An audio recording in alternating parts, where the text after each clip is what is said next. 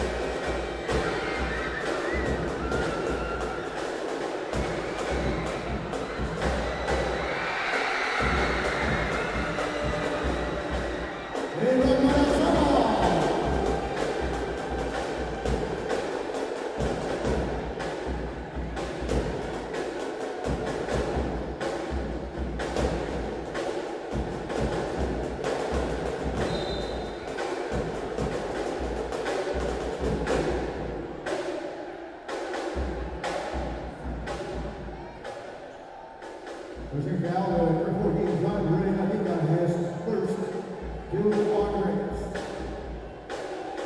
Two free throws for Beda Atlantis. Lawrence Vegas coming in for John Green, I think.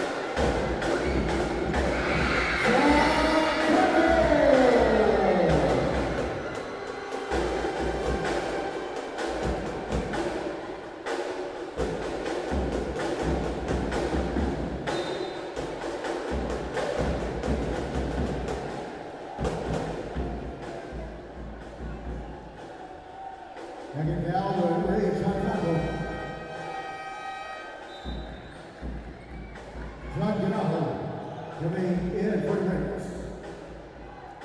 2 free throws for Kendall. There's also York Zorn coming in for the Junior Pirates. Jake Pasquale coming in for the rings.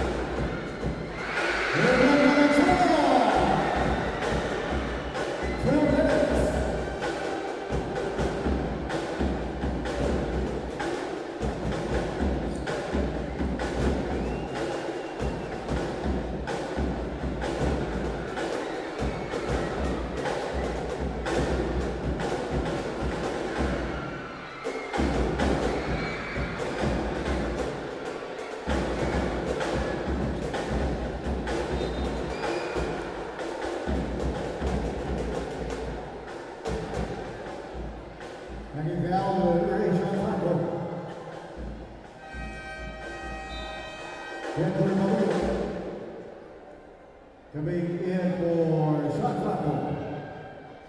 2 free throws for Jericho Uplands.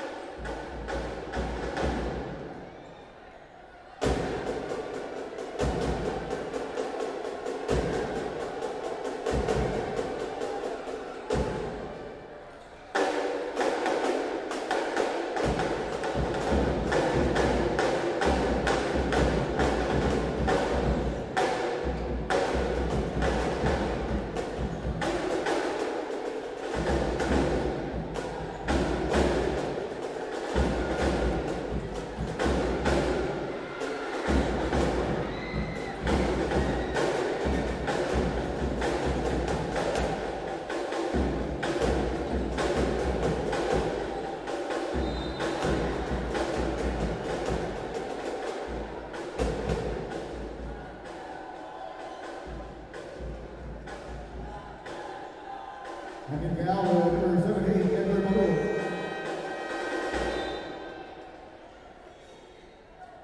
Jermaine Sample coming in for Jim Pasquale. 2 free throws for Kendall.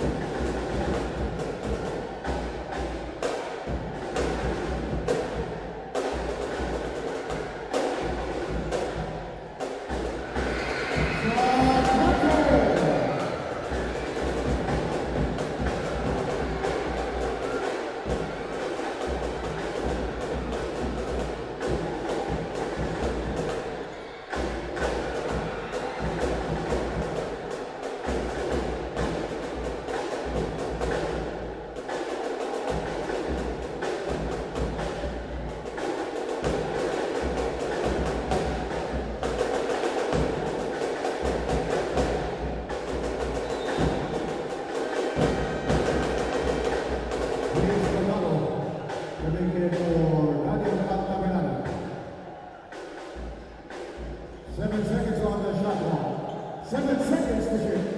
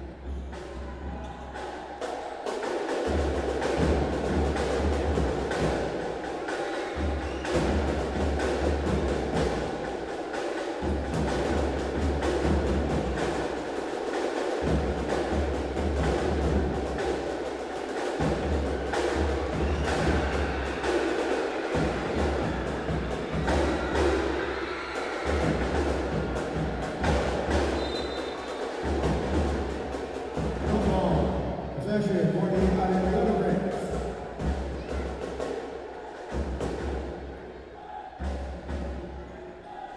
14 seconds on the shot clock.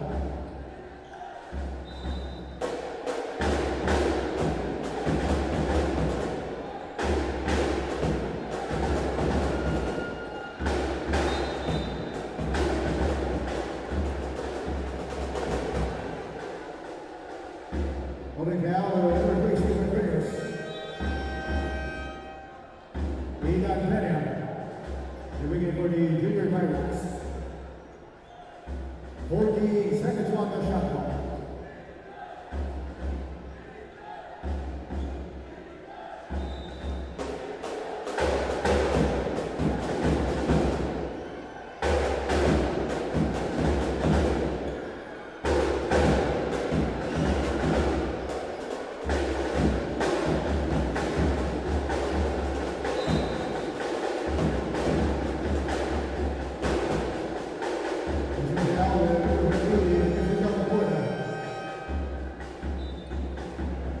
Chris Lee, the beginning for the Raiders.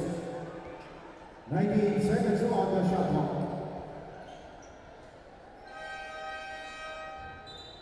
Jesus looks on. The beginning for Stephen Fingers.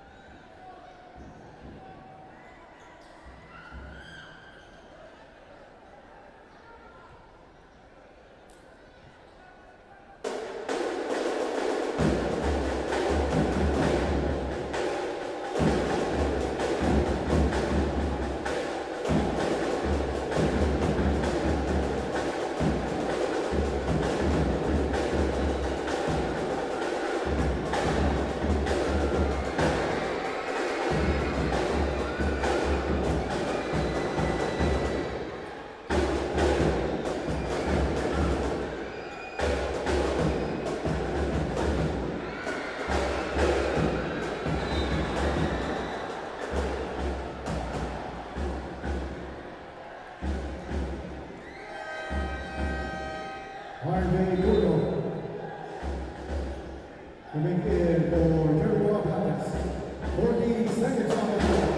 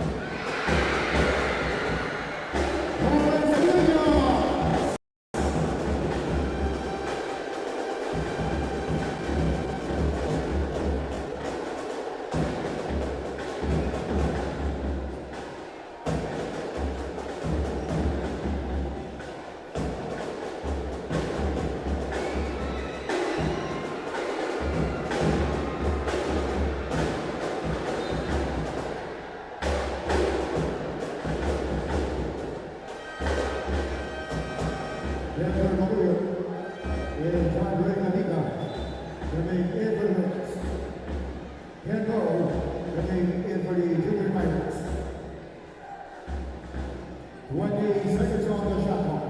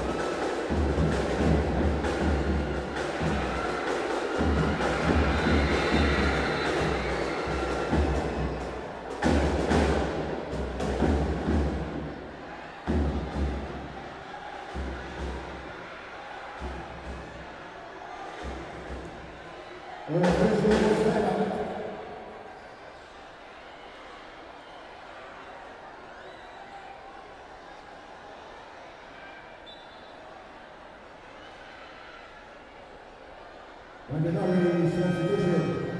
Aaron Canazala coming in for the next.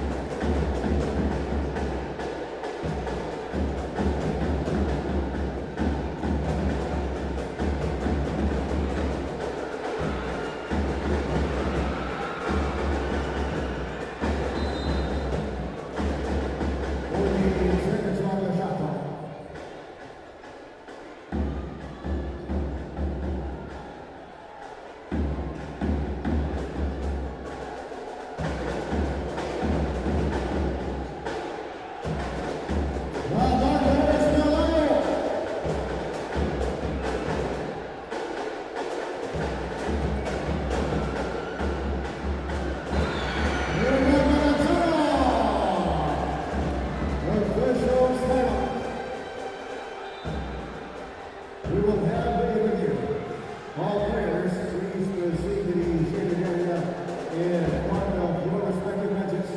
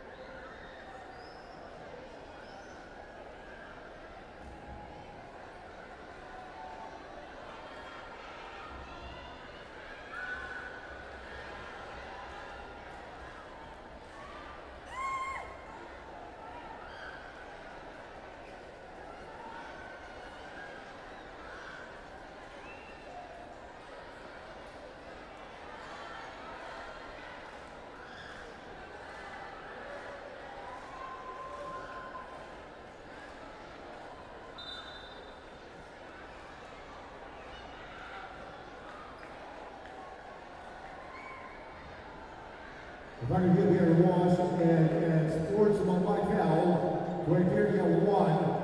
Number 78, Denver Blue. In second, 2 on the rings. Axel Mendoza coming in for the rings.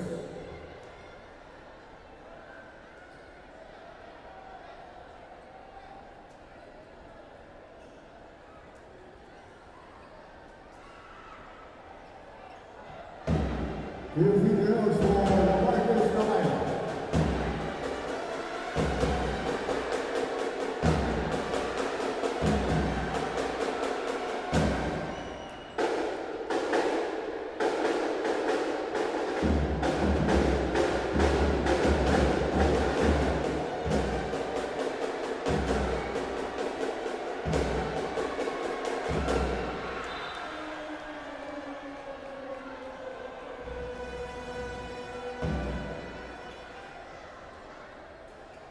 One possession stays with the LAU Junior Pirates.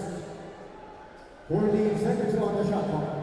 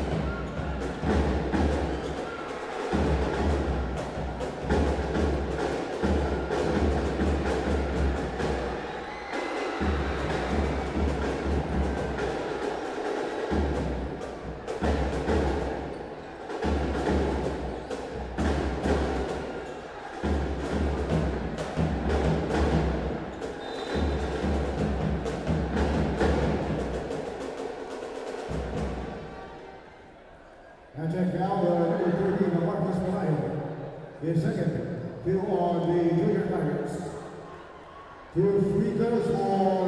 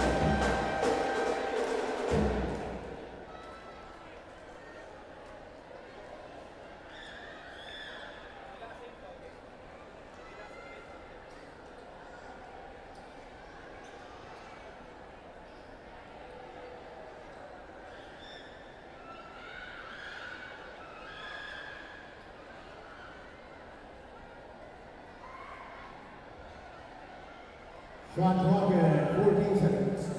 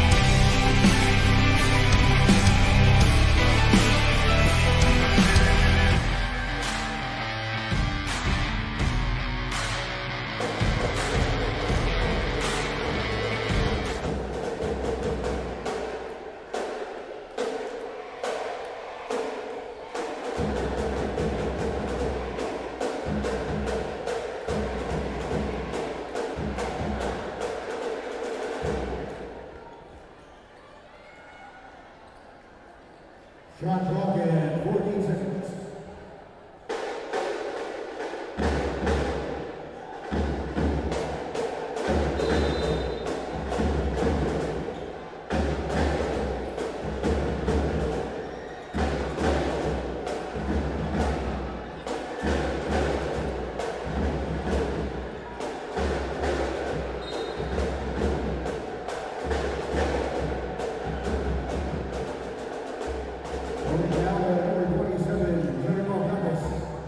It's 3 personal, 3 on the junior fighters.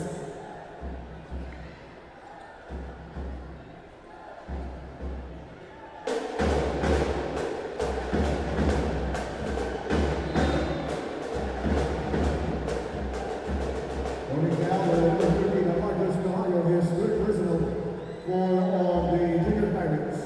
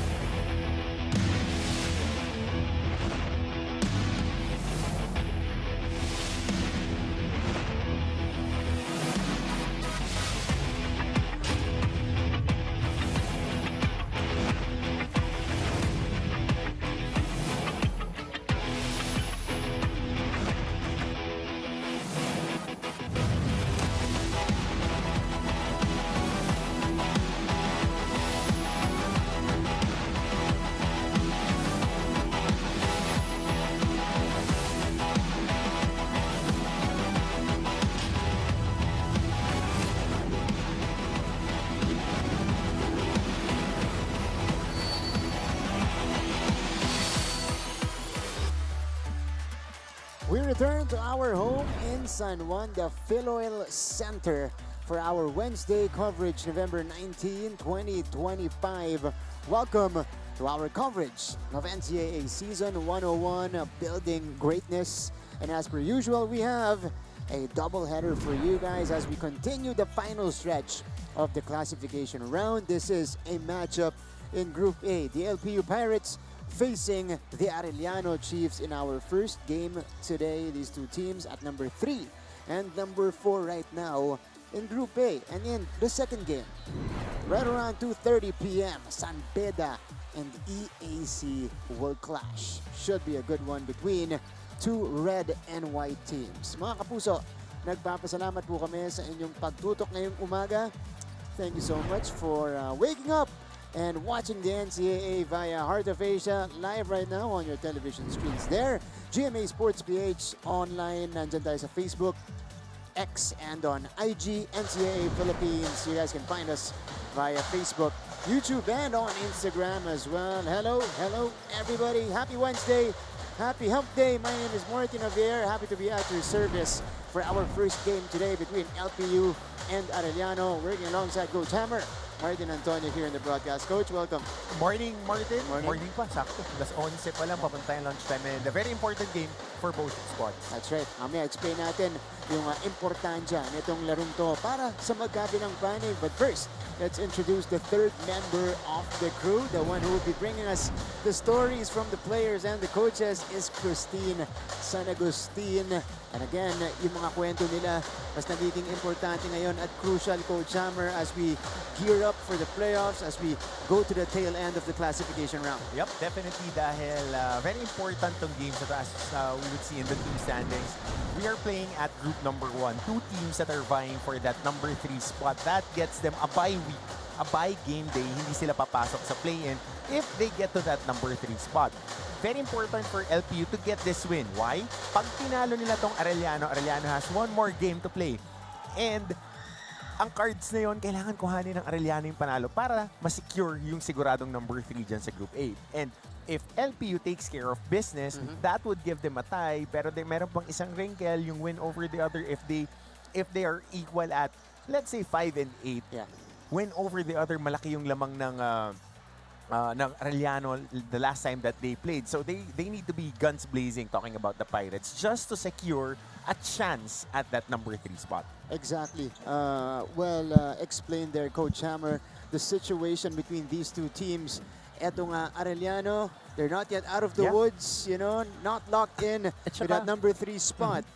Kasi LPU can still tie. But you mentioned the challenge for LPU now is not just to win against Arellano, but to win big against them. Yes, exactly. And the difficult part of it, yung consolation prize, is playing against a hard-charging San Sebastian Golden Stags in that play-in, which is a really tough outad. And the way San Sebastian has been playing the past few games that they played, especially now that they're humming, mahirap yun ang consolation prize. That's true. Ito yung sinasabi natin na unang laban itong dalawang teams natin.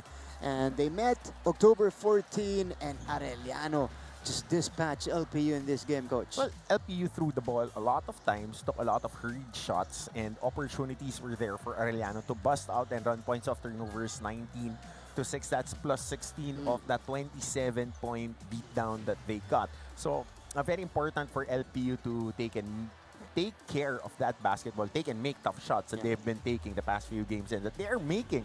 And hopefully LPU gets their stride. On the flip side naman, Arellano, very impressive in their last ball game. And LPU is coming off a huge win against San Sebastian, 88-74. Probably their best game of the season so far, Coach. Would you say? No, it's the San Beda game. They were able to knock down all the shots against San Beda. But again, this was very impressive. This was the biggest. Kasi yun ni Coach.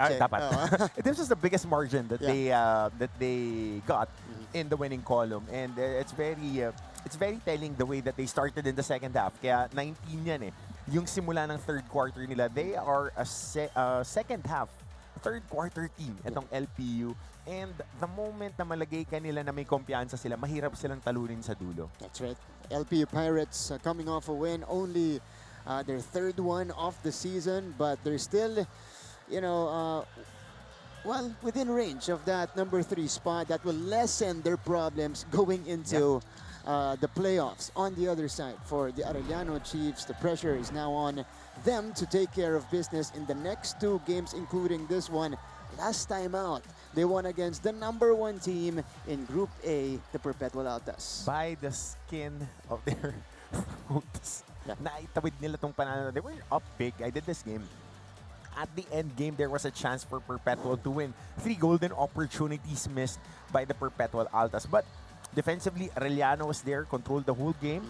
And we'll see if their defensive intensity can still bring them the W today. And this is the first winning streak for Arellano this season. That's right. Back-to-back wins for them. They want to continue that dito sa ating laban against LPU. So mga kapuso, the Chiefs versus the Pirates will face off in a little bit. Let's turn you over to our Coliseum announcer to introduce our starters. Magandang umaga mga kapuso! Mula sa Phil Oil Center, San Juan City. Ito po ang inyong NCAA Season 101, Building Greatness. Live ngayon sa Heart of Asia, Worldwide GMA News TV, at may live streaming pa sa gmanetwork.com, NCAA Philippines website, YouTube, and Facebook. This is the first of our Wednesday's doubleheader in Season 101 Seniors Basketball Eliminations of your NCAA. Let's first call out the starters of your LPU Pirates. At forward number 3, Ato Barba. At guard number 12, Josh Moralejo. The other forward, number 13, Gail Montaño. And center, number 15, Genesis Aviles. And the other guard, number 17, Alvin Peñafiel. Your head coach is Gilbert Malabanan. Check out now the starters of your Arellano Chiefs. Time to meet the starters from both sides. And this is going to be the lineup for Coach Gilbert Malabanan. Peñafiel will be starting today along with the veterans Moralejo, Barba Aviles, and a guy who came off a 22-point performance against San Sebastian, Gail Montaño. On the other side, Ernjay Geronimo will be the starting point guard of Arellano, along with Ongotan Valencia, Fabi Denoya, and ito si Demetria, one of the bigs of the Arellano Chiefs. Our officials, Rigor Boron, Fernando Mañalac, and Alan Manzano, with FIBA International referee Rigor Boron as our crew chief for the first game between Arellano and LPU, number 3 and number 4 right now in Group B, in a crucial matchup here in our first game today. This is Season 101. So it's going to be Demetria and Aviles jumping it up. Ball is up, game is underway. We thank you for watching NCAA on Heart of Asia, Season 101, as we continue to build greatness. Martin Aguirre alongside Coach Hammer, Martin Antonio in the broadcast. And the Arellano Chiefs, again, they're looking for their 3rd straight win. That's an encouraging start for them. Off a spin, finish with the left, Basti Valencia. Very different look to start off Arellano. Very deliberate. They executed well against that zone defense ng LPU. And now, Arellano, again, tighten screws early on here. Vinoya with the steal and the score. Good deny reversal by Mav Vinoya. Just being active on the passing lanes, nakakuha ng transition basket. At ito yung naging tinik para sa LPU against Arellano in their first matchup. You mentioned in the pregame, Coach, they were throwing the ball away a lot. Saka hindi lang yun hindi lang yung nagtatapon ka ng bola, pero yung nako-convert yung mga turnover, malaking bagay yun. And this is the first commitment of turnover for LPU as we see this beautiful move by Basti Valencia, the team captain of the Chiefs, and then Fabi Vinoya interfering with that pass and then went all the way. 4-0 start for the Chiefs. T-Mac Ongotan, poked by Montaño, recovered by T-Mac. Shot clock winding down, stopped on a dime, turned, fired, missed. And Moralejo tracks it down. Quickly ahead to Montaño. And Montaño saw different blue shirts, so he decided to wait, but he missed the shot. Okay, let's turn over now to our courtside reporter for the first time in this game. Let's have Christine San Agustin. Christine?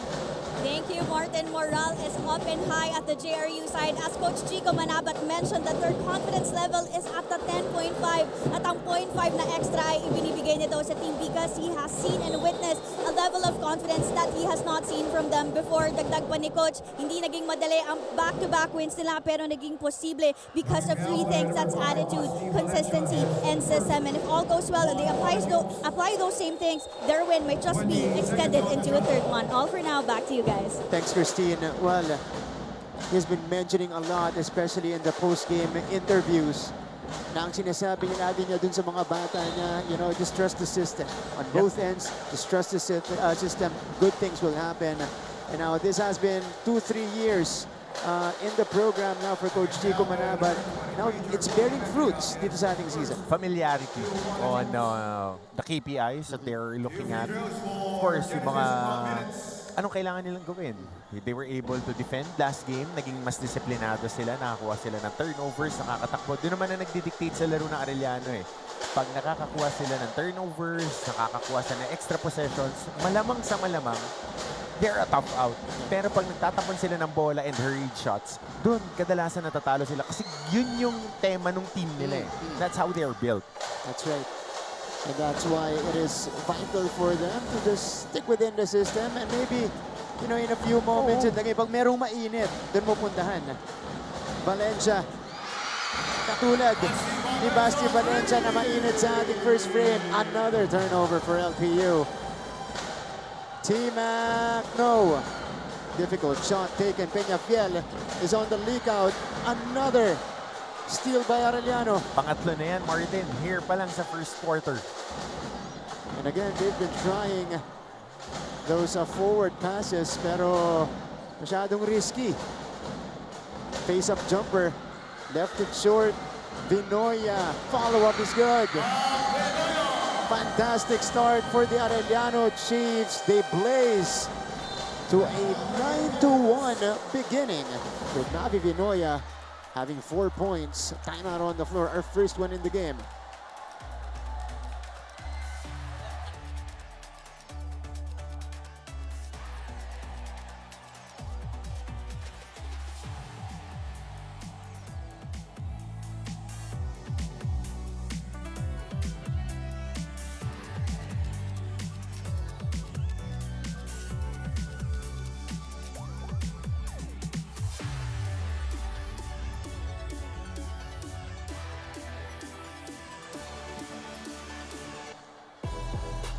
Welcome back to the coverage.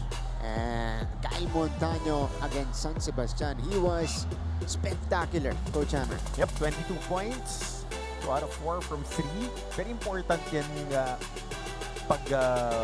paglabas ulit ng laro ni Kyle Montano. He has been giving the NCAA fits for the past few years that he has been here. Stretch 4, he looks sinewy.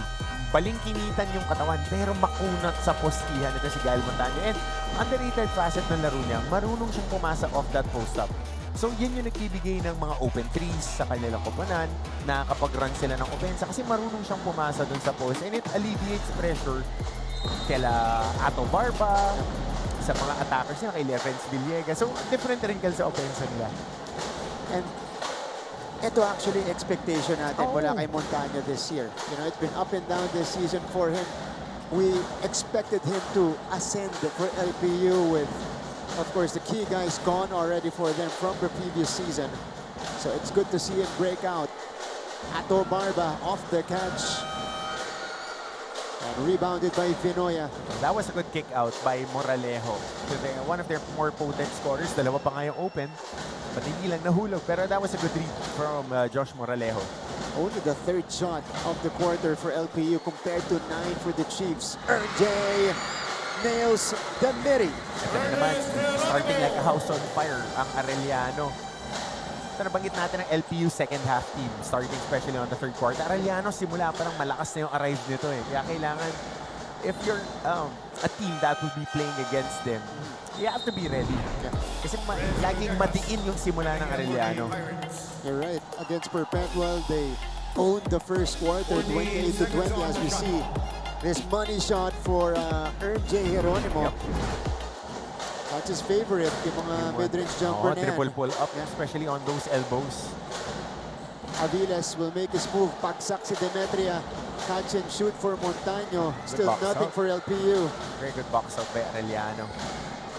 The Pirates start off 0 out of 5 from the field. J.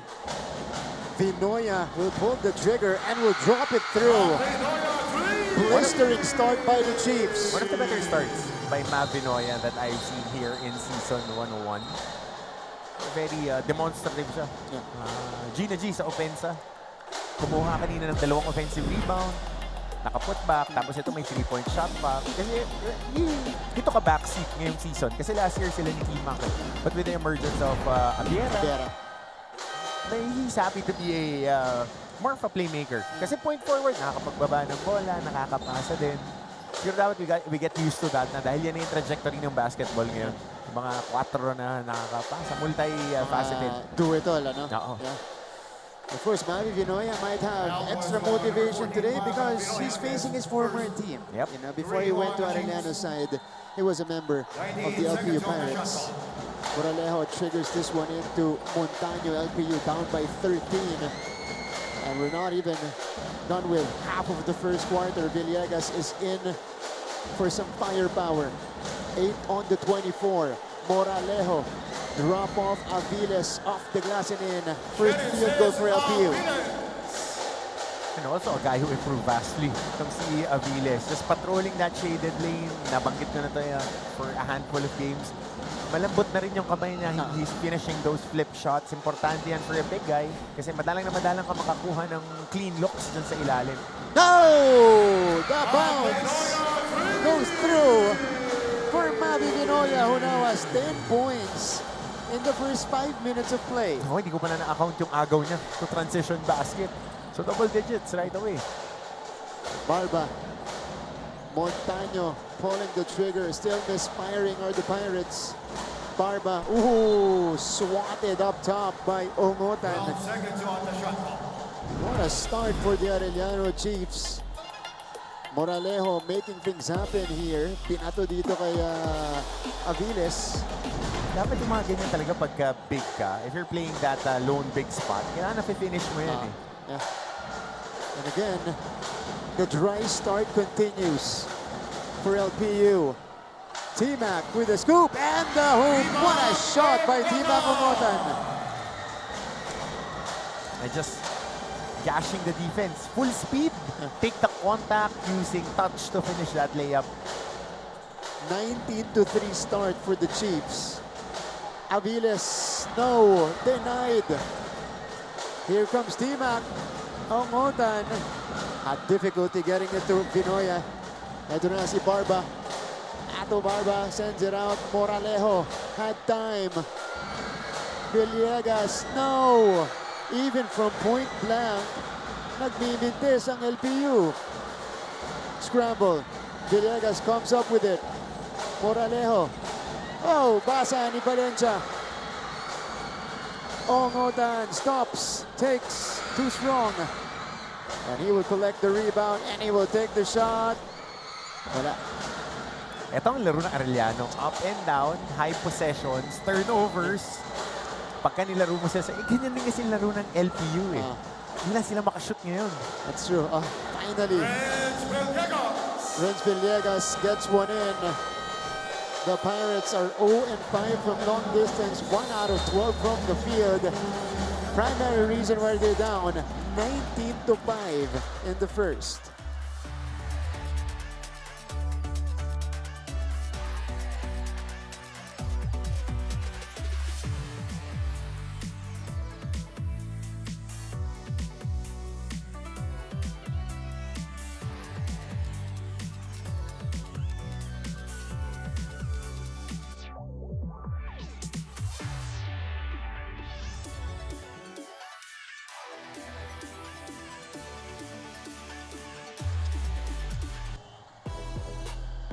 It's been a fantastic start for the Arellano Chiefs. Again, they're coming off back-to-back wins. Last time out, they got a huge win versus Perpetual. And their two guys. Ito, Coach Hammer, this is a rarity for Arellano this season. Yung sabay pumutok ang Ungotan at Abiera. And back-to-back games na yan. Na parehas maganda yung nilaro nila. Game before this, both of them had 20 plus points. And then 22 and 16. 22 for Ungotan, 16 for Abiera. I mean, Abiera won't pass up an open shot or even a contested shot. Yeah. He is a gunner. Yan ang role niya sa team na to. And ultra green light from Coach Chico Manabat. Si Timac Ungotan naman, we've seen him ascend. He improved a lot, especially with decision making. But a lot of his points coming off hustle. Yeah. Hustle points, he's not veering away from who he really is. Precisely. And this is the scheme of Coach Chico in each game. Have come Abiera off the bench to replace Ungotan halfway through the first. And that's a turnover for Arellano. So, ito, nagpalit na ng tao si Coach Gilbert Malabanan. Daileg is now in the ball game. And this is going to be a foul on Renzo Abiera. So, two takes for Renz Villegas, who is starting to take matters into his own hands, Coach Hammer, dahil grabe yung struggle ng LPU sa first quarter. Yep. Nabanggit po kanina, 1 out of 12. Dagdag mo pa rito itong Mintes na free throw. I mean, you just have to roll with the punches. The game of basketball is a game of runs. Yeah. So, yung isang team pwede magsimula ng madiin. Ganyan din yung nangyari sa last game nila. If you're looking at revisionist history, biglang nag-10-0 run in the third quarter to start off yung Perpetual. So, kailangan, kaya mo lang sumabay kasi kumbaga sa boxing, 12 rounds to eh. Kailangan meron ka lang baon na counter punch para pagka nag-turn yung tide, ready ka naman sumagot. Hernan. Kick out. Three-pointer is off. Versosa. Hernan saves it. Libang, no. Auriga with the board. Palingayan is on it. Palingayan. Daileg. No. Masyado malakas. Wala pang nahuhulog mula sa labas para sa LPU. Shoot or shoot. You have to shoot. You need to let it fly. Tulad ng open shot from Daileg. You don't need to be gun shy kasi once it goes in, it might open the floodgates. But it's not an assurance. Pero yan kasi yung laro nila eh. Ako I've been adamant about the way things are going now in basketball. You have to take that three, especially pag open. That's right. Hernan. Libang. Good big-to-big action for Arellano. Soft hands by Libang. So initially in our season, ito ang nagpapalitan yung Libang at Hernan. Dito, sinasabay sila sa second unit. Oh, lumalim yung team nila eh. Dahil si Demeteria got more minutes, he gained more trust of the coaches. Silang dalawa ni Buenaventura are given more opportunities now to just play big. And bonus points pag nakashoot ka. Basta rumipon ka lang tsaka dumipensa. It provides a lot of depth para sa team mo. And it allows Hernan to play in his more natural position as a 4. Actually, 3 nga yan si Hernan eh. Pero out of function dun sa sistema nila, he is more of an asset. Dahil wala naman mga dominating na 6'6" na 4 dito sa atin. Only a handful yung may double big na itinatakbo like Letrans and Beda, CSB, sila konting-konti lang yung may ganun. So, if you're playing against smaller teams, you need a guy like him. 3-4 guy that plays with a lot of energy. Yeah. Oh, Hernales, ang ano niyan, athleticism ang puhunan nito ni Joseph Hernal. 2 misses from the line for LPU. So, it's just generally a dry day on offense for the Pirates, at least here in the first quarter. 21-6. Palingayan will be whistled for the foul. A little too close for comfort and trying to guard Yuan Kamay. A minute and 40 left dito po sa atin, opening quarter. Whereas Kamay is more of a natural playmaker for them. Borromeo, Andrew Kabutahe, Kabotaje, pull-up jumper, rims out. And here comes Dalig. Jonathan Dalig handles it. Oh, swiped, stolen, forward, Borromeo, touchdown. Points off turnovers again. It's another conversion of a turnover for the Chiefs. Berzosa trying to force his way in, and he's going to be called for the offensive foul. Not the optimal possession for Versosa. See this transition basket by Borromeo off a turnover. Pero gusto mo kasi si Versosa kumukuha ng extra possession of a second jump to finish. But on a post, he can be, but it's not the most potent that he can be in. But it feels like he's acting on desperation now. Because LP, you can't buy a basket. Oh, relax lang. Kasi mangyayari. Offensive foul on the other side. So, balik ang bola sa LPU. So, babalikan natin yung report ni Cristino. Flipping it on the side of LPU. You have a system. You know what to run. You know your points of attack. Kailangan balikan mo lang. Kasi eventually, it would break through. Kailangan gamitin mo ng gamitin. Go through your actions. Go to your game plan. And if it does not occur in first quarter, first 8 minutes, saka ka mag-recalibrate. So, keep going at it. Oh, yeah. Aurigue left it short. Had a good look, though. Kamay, up and in. 2+1 for Yuan. Kamay. Inspired start by this Arellano squad. And looking at it, points of turnovers pa rin talaga, 8-0. Transition baskets. And points in the paint, 12-2. So that's a lot of advantages for you. Talking about Arellano. And compound it, dagdag mo pa yung masamang shooting ng Arellano. So, madadaling basket yun eh. Points in the paint at saka points of turnovers. Tumatakbo sila yan. Malamang eh. So, madadaling puntos. And definitely Coach Gilbert went through it in the scouting report. Pinaalala sa kanila yan kasi yun yung naging problema nila on their first meeting. Yeah, exactly. Of course, in the first meeting, Arellano used a big third quarter to create the separation in that game. Berzosa off the hustle. And he draws the foul. Exactly. That was what he needs to do.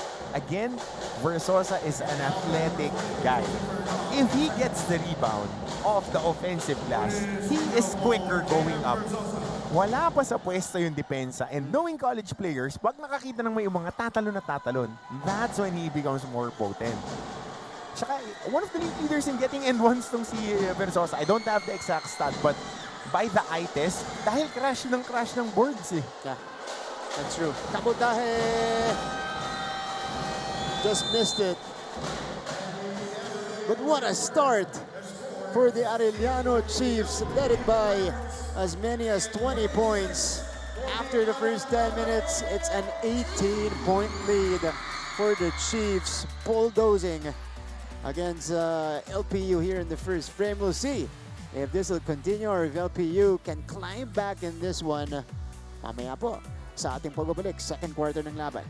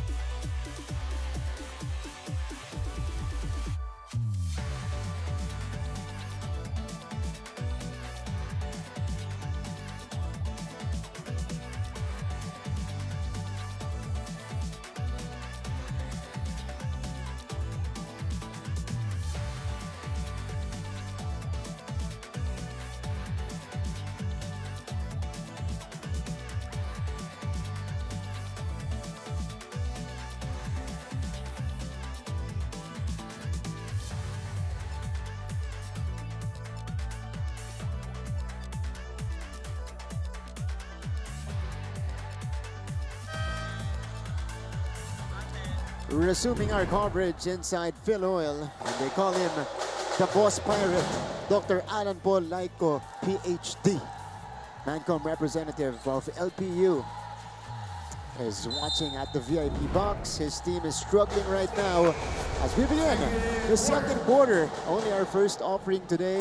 Mamaya po sa hapon, EAC kontra San Beda. Pero first quarter natin, Coach Hammer, it was all Arellano. Yep. We were able to engage that offense via stops. Binanggit natin. Ano yung mga kailangan gawin? Yung standards, KPIs, yung mga performance indexes ni Coach Chico. Depensa, points of turnover, tsaka hustle. So yun yung nagbigay sa kanila ng lamang. Hindi pa nga nasushoot yung mga outside shots nila. That's right. And then that's how they started the game. They got a few steals early on, converting them on their side. And after that, they got into a big rhythm in that first quarter as Villegas takes care of his free throws. New player on the court, this is Casino. Number 8 in now for LPU. Nakatatlong point guard na si Coach Gilbert. Actually, 4 na nga yan. Samo ko pa si Villegas eh. Naghahanap ng effective mix sa court si Coach Gilbert. Let's pass it on to our courtside reporter. Here's an update from Christine San Agustin. Thank you, Martin. Kung kumpiyansa ang dala ng Arellano Chiefs, nabanggit naman ni Coach Gilbert Malabanan that the LPU Pirates will be playing not just for themselves but for those who believe in them. He also mentioned that this is the legacy that they should be known for. And so during the huddle, he reminded the Pirates to rise and to restart on a higher note para na lang din sa mga naniniwala sa kanila, saying that whatever happened on the first quarter should now be shaken off. Yan muna mula sa courtside, Martin and Coach Hammer. Maraming salamat, Christine. That was an inspirational huddle from Coach Gilbert Malabanan because they have to dig deep in order for them to get out of this hole. Oo, ganun naman yan eh. Yung mga malalakas na team, hindi mo makikita pag lamang. Makikita mo yung mga may character. Pagka tinatambakan ka, tapos nakakagawa ka ng chance to, hindi. Yun yung Mapua eh, di ba? Nakikita natin Mapua has been down big the whole season, but they find the way. That's a championship character that coaches are looking for. Kaya tough out eh. Yung mga alam mong may championship tradition, talagang pagka ginugulpi sila, doon sila mas ginaganahan maglaro. Kumbaga, they just shake off if it's a bad start because they know what they can do. Oh, laban lang. And with LPU there, they have a handful of guys that actually all of these guys wala na natitira dito from that championship window that they had when CJ was here. It's more than what, 5 years na rin since they made the finals. The only one remaining might be si Coach John tsaka si Coach Gilbert. Either SNC, yung nakasalamin sa dulo na naka-black na jacket, tsaka si Coach Gilbert. Sila na lang yung part ng coaching staff niya. So kailangan ma-reignite yung standards din ng LPU. They're a championship contending team, but those years are well past. Ngayon, they're building or reigniting that culture. That's right. Well, for them, they've actually overachieved in the past few seasons. Final Four. They're always not included in predictions in any of the NCAA preseason radars. Pero pagdating sa season, sila pa yung nagpa-Final Four. You can say that it's a down year for them ngayong taon. And they just have to believe their system and their protocols. Kung yan yung mga ginagawa nila talaga, that gave them that success throughout this past few years. Tuloy ang pagbalasa ni Coach Gilbert. Si Abregana pumasok na. So a brand new lineup here with Ato Barba back in the mix. Casino crossing over. Top of the key 3, fouled by Valencia. And a lot of tough shots for LPU dito. They're trying to isolate this defense. And for the most part, first quarter and this a minute and 52 ng second quarter na lumipas. 1 point yung depensa eh. Nakatapat lang. Hindi sumusunod. Except for this one, pumaul sila on the jump shooter. Casino at the free throw line. It's gonna be a different year next year though for them.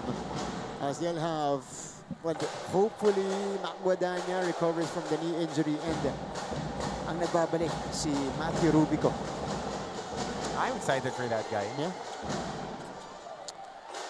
Triple-double threat in the juniors. How he would coexist with Villegas. Yeah. Kasi parehas sila na nilalaro combo guard. But Again, 2 tips to a spear. So magiging double-ended spear din. Pwede kang umatake sa kanan, pwede kang umatake sa kaliwa. That's true. And both are playmakers. And it's never been a problem for LPU. Yung luxury nila ng guards. No? Because they always have a play or have a place in this system of Coach Gilbert. So, 13 to 26. LPU slightly chipping away sa panimula ng ating second quarter. Manage lang yan. Maibaba mo lang ng single digits by halftime. Well, That's true. Yan, eh. That's true. Third quarter, mas mailapit mo. Okay. Leighton Buenaventura pumasok para sa Arellano. Omar Gordon in the game for the Pirates. And a turnover for the Arellano Chiefs. Now it's important now for Arellano to not let go of the rope, not put their foot off the pedal. Dahil dito, inuunti-unti sila ng LPU Pirates. This is Casino bringing the ball down. Tatlo lang yung pwedeng mag-give out ng big leads eh. Fouls, bad shots, and turnovers. So yung tatlong yan, kailangan i-limit mo if you're holding on to a lead. It's a miss for LPU. Again, they haven't made a single three-pointer. They've taken quite a lot already. 9 3-pointers already for LPU, but 0 makes so far. Yeah, one of the leaders in 3-point attempts itong team na to. Casino. Leaner is off. Borromeo secures the ball. Here's Ernjay, who is back in the game. Geronimo, closely guarded by Omar Gordon. Ernjay, navigating. 10 to work with. Renzo Abiera, still quiet in the game. Abiera, 4 to shoot. Inside pass is picked off. Here comes Casino. Casino. 3 minutes gone in the second quarter. So, after the first 3 minutes of the second quarter, Coach, wala pang nakaka-shoot from the field sa magkabilang panig. Omar, for context, 0 out of 9 ng LPU. League leader in 3-point field goals made. Tama nga ako. At least almost 31% from 3 ng LPU. So, law of averages, you just keep on shooting. Yeah. Until you make the shots. They've been getting good looks. Yeah. So, the Chiefs will try. Ooh! T-Mac running into a wall. At si Omar Gordon, yung nakatao sa kanya doon. That's like meeting somebody at the A-gap right there. No intent to hurt, pero he was just there, standing tall. Okay. Meet me at the A-gap. Ito is, T-Mac is visibly shaken up. You don't see that very often. Yeah. Na full head of steam si T-Mac na tatalbog. Kasi matibay din to eh. Di ba? Pag umaandaan siya, tatangin mo. It was Omar Gordon providing the wall. T-Mac at the free throw line.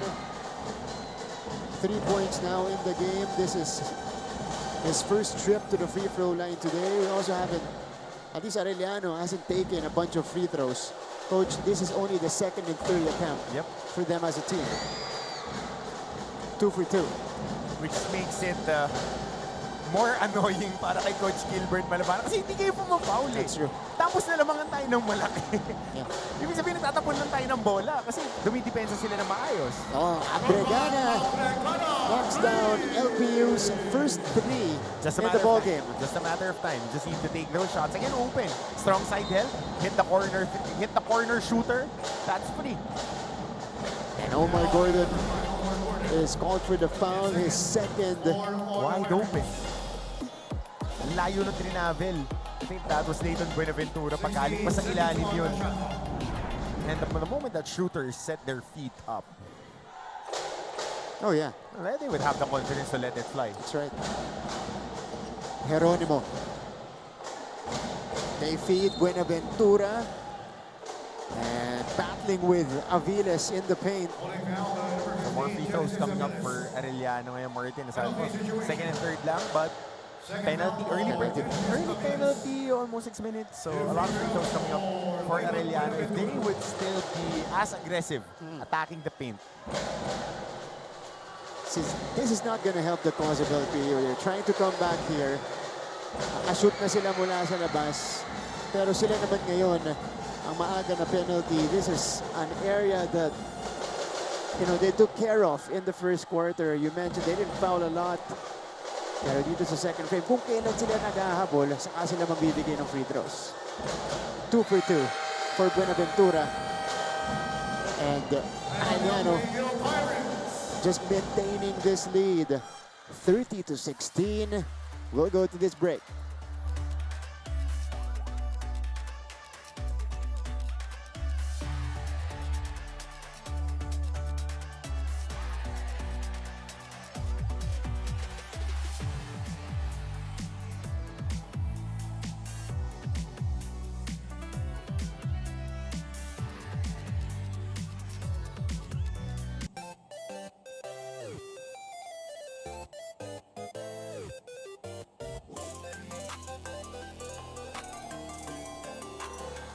Balik sa ating laban, cutie cam muna tayo dahil maraming tao sa Phil-Oil today. It's a Wednesday, so we thank you for watching. Students from Arellano who have been here since the first game. They supported the Arellano Braves who won over the Junior Pirates in our Juniors Division. Ito po sila. Hello! Good to see everybody watching here, made up, all smiles. On camera, But back to the ball game we go. Arellano fans cheering right now. Their team is still ahead. 30-16. 4 minutes gone here in the second. Casino. They tried to operate for LPU, but he's finding it hard to find options. Casino, Abregana this time from the top of the key. RJ.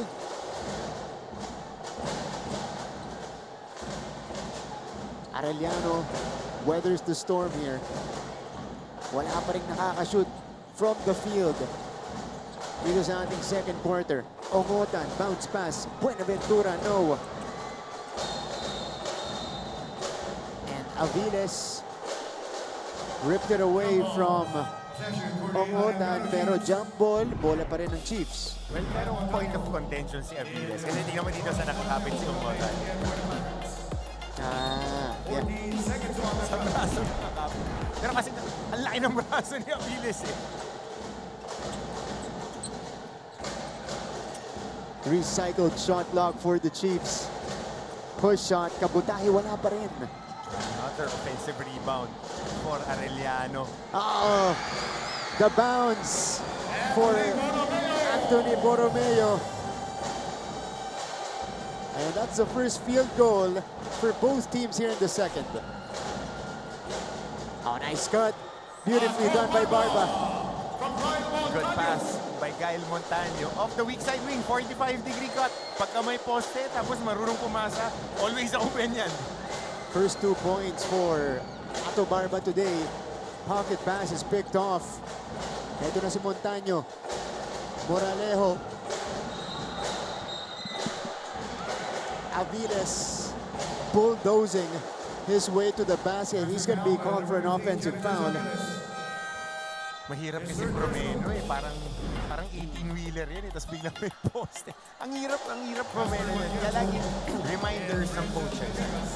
You have to know your personnel. Pag yung big man mo plays off 2 feet, parang si Aviles, hintayin mo muna siya makaset up bago ka mag-post entry. And may mga big man naman na kayang mag-1-2. Na ganun, kayang sumalo and then finish. Yung mga mas athletic na guys na nagka-4, mga Binoya, ganyan yung tipo niya. Pero for the most part, yung mga big man kasi gusto niya naka-anchor, naka-seal pag yung mga 5. So. We have a correction in the floor. The last field goal. Ganda rin nung abang sa kanya ni Buenaventura. Upon review It was a three-point basket. So, 3-pointer yung kay Borromeo. So 33 to 18. Balik sa 15 ang abante ng Chiefs. Dadagdagan ba? Mintis lang. And rebound for Villegas. Villegas flips it out to Matienzo. Moralejo is back in the game. Montaño puts it on the floor. Montaño floats it up, rims out. Matienzo, wala rin yung putback. Montaño gets it back for LPU.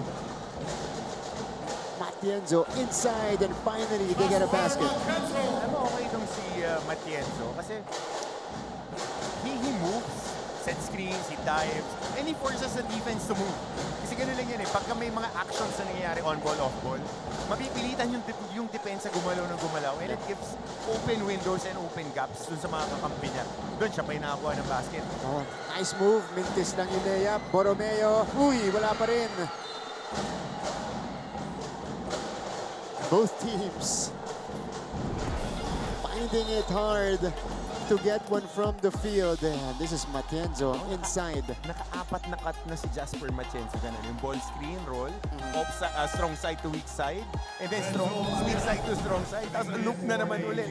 So yung Aktibo, na? Oo eh, pagka nanonood ka kasi, and then you see certain guys who are moving and moving, naglalagay ng pressure sa depensa. Yeah. Of course, isa sa mga homegrown to ng LPU from the Baby Pirates program. This is Montaño backing down, has the height advantage. Inside pass, squeezing it through. Matienzo up and in and one. Just moving without the basketball. Yun na naman, 45-degree cut. Ang difference nito, pag-cut niya, nag-abang ng konti. Dahil busy yung depensa, ayan o, yung cut na yan, maliit na bagay. Pero yun yung value ng Montaño na binabanggit ko kanina. Pag pinasahan siya sa poste, marunong siyang pumasa, tsaka threat siyang umiscore. So, yung depensa ngayon, nakatingin sa kanya. Kung meron kang big boy na ganyan, si big boy, galaw ng galaw eh. Da-dive lang, nakakasalo, nakaka-finish. Kaso nabati natin yung free throw. Magiging asset ngayon, complementary pieces. It's true. And here comes LPU. 11 ang hinahabol nila. Good poke coming from Montaño. It stays with Arellano. And Coach Chico, nararamdaman na yung paghabol ng LPU dito. He called for a timeout. We'll be back after this.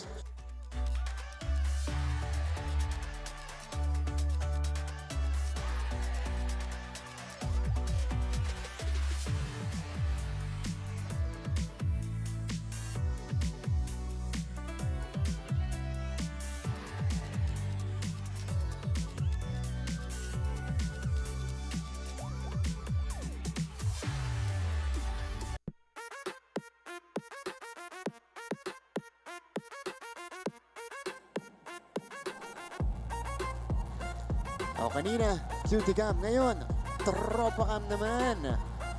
Siyempre, andito yung mga students natin ha. Alam mo, Martin, pagka ganyan, dapat nagpapakita ka nga sa camera para may resibo ka doon sa teacher mo. Pag hinanap ka, kahit wala kang ticket, meron kaming picture, na-share ko na sa social media kami. Correct. Present.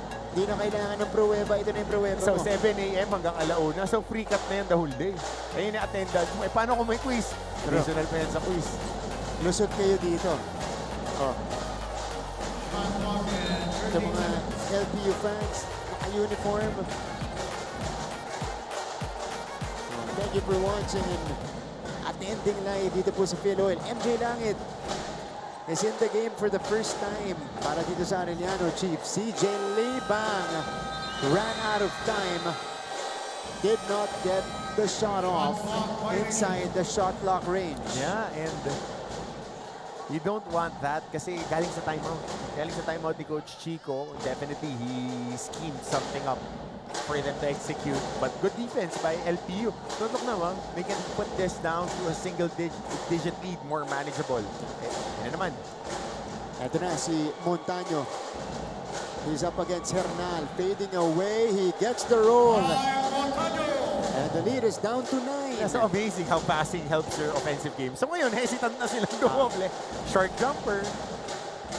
and is comfortable And he's in their that best, block. he's their best post-up player. Si Gal Montano.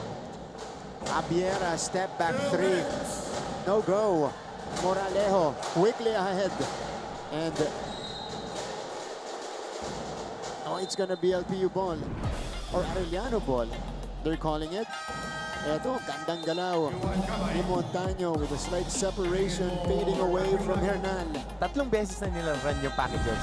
Isang beses dun sa kanan. Nakakuha ng pasa si Machenzo dun sa baseline cut. 2 beses dito sa kanan nila. Isang beses dun sa kaliwa pag nakaharap tayong ganyan. 2 assist. 2 basket si Machenzo. Isang basket si Montano. So, alam mo na nung pag hindi ka makasot sa labas, may pupuntahan na yung offense. Better flow right now for LPU. Meantime, it's Arellano who is finding themselves in a bit of a dry spell here. Hernan misfiring. They've been settling for the outside shots. Barba, they count it.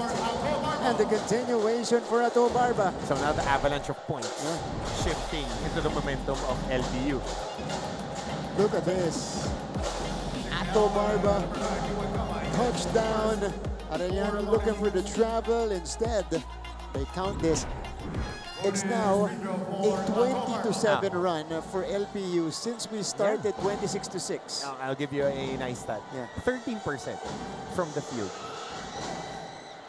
1 out of 13 rather. Less than 10%. Yeah. 1 out of 13 ang Arellano, which how LPU started. So it's a game of runs. You just need to withstand it. At 7.7%. Yeah. 1 out of 13. Oh.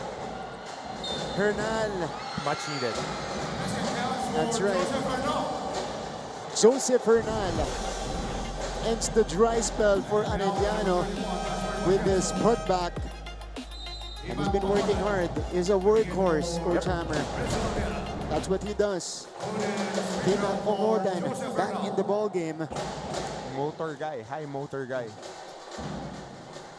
Maganda rin nilalaro nito ni Hernal. Kailangan mabawasan lang niya yung mga extra actions niya, extra motions niya. Uy! Maganda ba para sa LPU? Off a miss. Omodan cleans it up. So a quick 4-0 spurt for the Chiefs.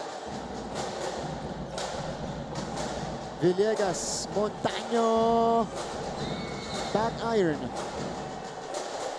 And there's a foul underneath against Matienzo. Parang yung judo hit throw yung ginawa. And right here, just Gael Montano taking a nap in between reps. And somebody that you shouldn't be letting go in a free throw or a box out situation, rebounding situation. You gotta take T-Mac Ongotan out of that picture. You gotta take out Hernal. Of course, maya mo na yung tatlo. Sige, guha kayo ng bola. And Kyle Anama, returning player para sa LPU, will take the free throws. Yung nakakiskisan nito ni Matienzo sa kabila. So both teams in the penalty already with 53.1 seconds left in the first half. In and out on the first. This is an important final 53 seconds for LPU to continue chipping away and put themselves in a better position when we begin the second half. 0 out of 2 on that trip. So here come the Pirates. Moralejo. Villegas against a big. Stops, turns, scoops, misses, and he gets it back. Recycled shot lock. Ato Barba. It sticks with LPU with 8 on their side. Ang hirap ng mga actions na ginagawa ng mga guards kasi nakukontain yung ball screen ng Arellano. They're on point with their ball screen and perimeter defense today. This is more up in his alley, pero Mintes mula kay Barba. Bagsak si Ongotan dito. T-Mac is hurt. Hit here on that scramble. Hindi natin alam kung nabigyan sa bodega nun sa huling atake ni Ato Barba, no? Ito. This is when Ato Barba went airborne. Ooh. Parang hip tumama sa bodega. Yeah. Si T-Mac yung nag-contest dun. Good contest for T-Mac Ungotan bothering that shot, but nagmula dun sa knee area to the hip. Yun ang tumama kay T-Mac Ungotan. Oh, sasaban lang siya dito. There's no foul. Definitely not a foul dahil hindi naman in-extend. Dahil nasa cylinder pa rin ni Ato Barba yung tuhod niya. Definitely tatawagan ng charge yun kung medyo may sipa. Pero ang take-off kasi niya, you could use your legs to protect your shot. That's part of your cylinder. Shoulder and the hip. Di naman niya in-extend yung paa. So that was a good attack. Warning on the Arellano Chiefs So, bench. although T-Mac will stay in the game, bola ng Arellano, 18 and a half. Left in our second quarter. Palingayan is back, replacing Joshua Moralejo. Whereas Palingayan is more of a defensive-minded guard. And he'll play defense against Yuan Kamay. 12 to shoot. T-Mac looks for the screen, provided by Buenaventura or Demetria. T-Mac, no. Rebounded, Aurigue. LPU could not get a shot off, so that's how we will end the first two quarters. It is Arellano still with a double-digit lead, 37 to 27. And we'll give you the story after this break alongside the numbers and performances from our cheerleading squads. Kaya ngalis, magbabalik po kami sa NCAA Season 101 on Heart of Asia.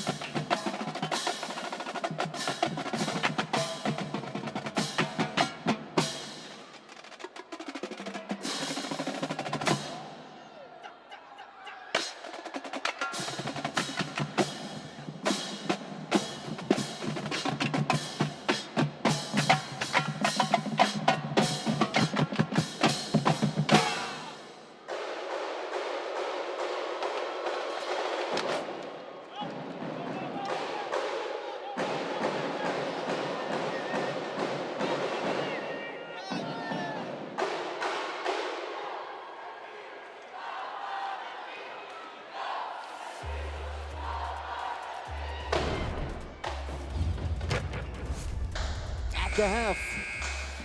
It's a 10-point game back inside Phil Oil. You just saw the performance of LPU's drumline squad. Beautiful performance at the half. And right now, it is a 10-point lead for the Arellano Chiefs. Coach, story of the first half here. Let's go first to the first 10 minutes. Arellano dominated that quarter. Turnovers, and a whole lot of turnovers. Yan ang nangyari sa LPU, and sprinkle it with a lot of missed shots. Yeah. So yun yung naging story dito. That's why they were down big in the first quarter. That lead was as high as 20 points. Malaking bagay yun dahil malalim yung pagkakabaon sa LPU Pirates, especially towards the start of the second quarter. But they recovered their bearings and outscored Arellano in the second quarter. That's right. Ito yung nangyari sa ating first half. Everything clicking for the Arellano Chiefs. Big-to-big action there. Carnal to Libang. LPU just couldn't buy a basket. You know, when Verzosa entered, kaunti nakahabol itong LPU Pirates. But ending, it was the inspired play by the Arellano Chiefs that brought them that 18-point lead, 26-8 at the end of the first quarter. But Coach Hammer, you mentioned the tables turned here in the second frame. Kahit konti, kasi naibaba ng LPU yung abante into single digit for a time before Arellano countered. 19-11 in that second quarter. A lot of positives going into the dugout for Coach Gilbert Malabanan, and nakita natin in that quarter that they were able to attack on the post. They were fabricated open looks, and they took care of the ball a little bit better than how they started it. Pero Coach Hammer, kahit nung humabol ang LPU dun sa ating second quarter, we witnessed them really plead for their points. You know, there were possessions, isolation na talagang hirap na hirap bago sila makapuntos. Ang pinakamahirap gawin sa NCAA kasi mag-isolate. Dahil ang DNA ng mga players, dumepensa ng one-on-one at saka dumugin ka. It's the character of the NCAA league in itself na kaya nilang dumepensa ng one-on-one, and pag humel, G na G talaga. Send the house pagka help. Kaya ang hirap kumuha ng isolation looks pag di nandito ka naglalaro. Coach, what sticks out for you here in our halftime stats? You mentioned a couple already, yung turnovers tsaka yung points of turnovers. That's what, 0.8, 0.9? Points per turnover na lead nila dyan. Kasi plus 6 turnovers ang Arellano. And they had 10-0 when it comes to turnover points. And then, you know, yun yung lead na yan. And you can attribute it to the Mav Vinoya steal, and then 2 counter steals na na-convert into a layup, and then missed communication on the fast break na makakascore sa kabila. So, very important that you tighten up the ship. Dahil definitely, pinag-usapan nila to during their days to going to the game. Kasi ito rin yung tumalo sa kanila last time, and we're looking for better ball control for LPU. And on the flip side, mas promessure pa ng promessure itong Arellano. And our leading scorers here, only Mavi Vinoya, and all of his 10 points actually came in the first 5 minutes of the game. Since then, he hasn't scored for LPU. Scoring has been lacking. So ang leading scorer nila, si Villegas at Barba with 5 points. Jasper Matienzo providing the spark off the bench, Coach. And again, he did a lot of positives when he entered the court, moving without the basketball and finding some shots inside. Well, siya lang at saka si Villegas ang may positive na plus-minus sa kanilang squad. Villegas was +5, so every time that he is inside, they outscore their opponent by 5 points. Si Matienzo, +4. So malaking bagay yan. Thank you for watching Heart of Asia on your television screens and on social media. Naka-livestream din po tayo sa GMA Sports PH and on NCAA Philippines, Facebook, YouTube, and on Instagram. Only our first offering of the day. LPU versus Arellano in Group A. And we start off the second half with Arellano leading it by 10, 37-27. Coach, you mentioned LPU has been a good third quarter team as we see that pass from Coralejo setting up Versosa inside. But in their first encounter, it was actually Arellano who used a big third to create the separation. Dahil for the most part of this season, LPU has been behind the 8 ball. pagdating sa second half natin. Kaya malakas sila sa third quarter. Para sila ng mabuha. Minsan nalalamangan ng malaki. Pero pag third quarter doon sila bumabawi. And that is vital for LPU to come back here. Dahil naiwanan na sila dito ng Arellano, but the Chiefs have been steady. Peñafiel. They swing it back to Versosa. Versosa against Demetria. Versosa against 2. Peñafiel to beat the clock, just couldn't make it. Demetria secures the basketball. Eto na, ang Arellano Chiefs. Still ahead by 10, looking to create more damage. Basti Valencia bottoms on the 3. Second three-pointer by Basti Valencia, 8 points for him.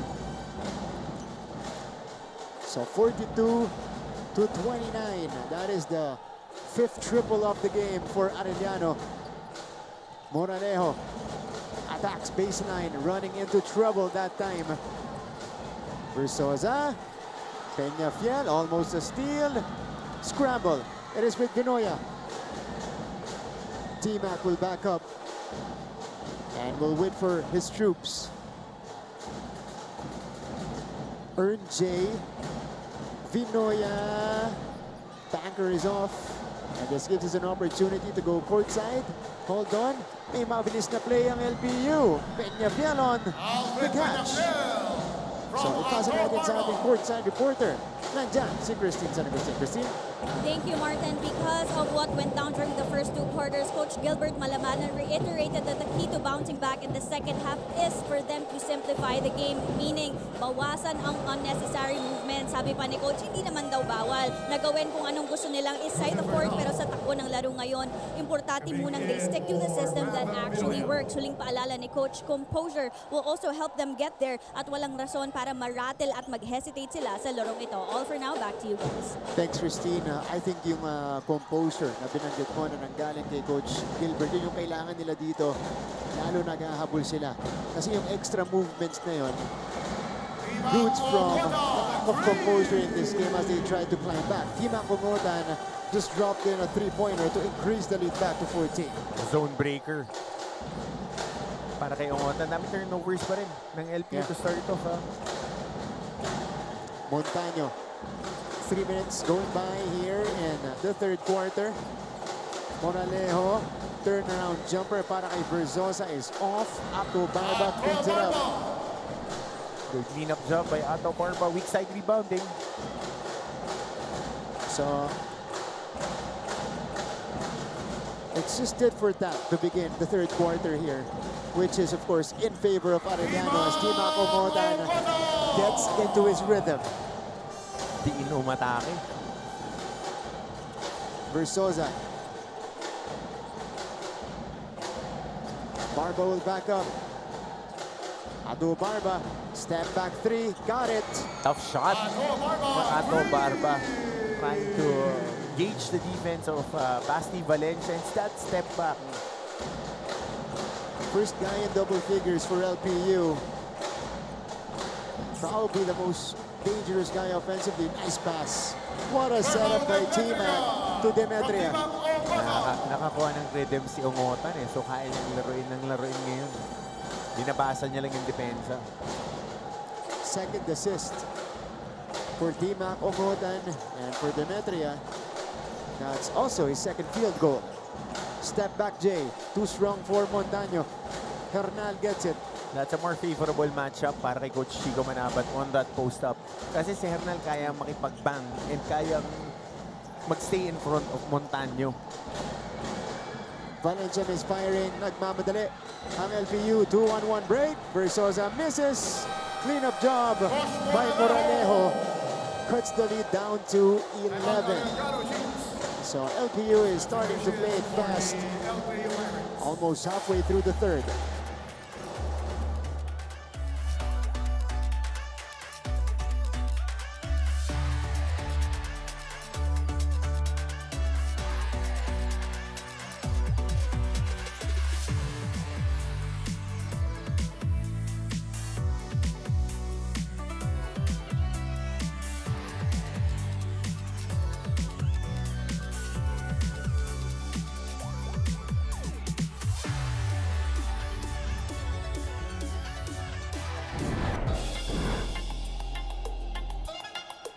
Balik sa ating laban.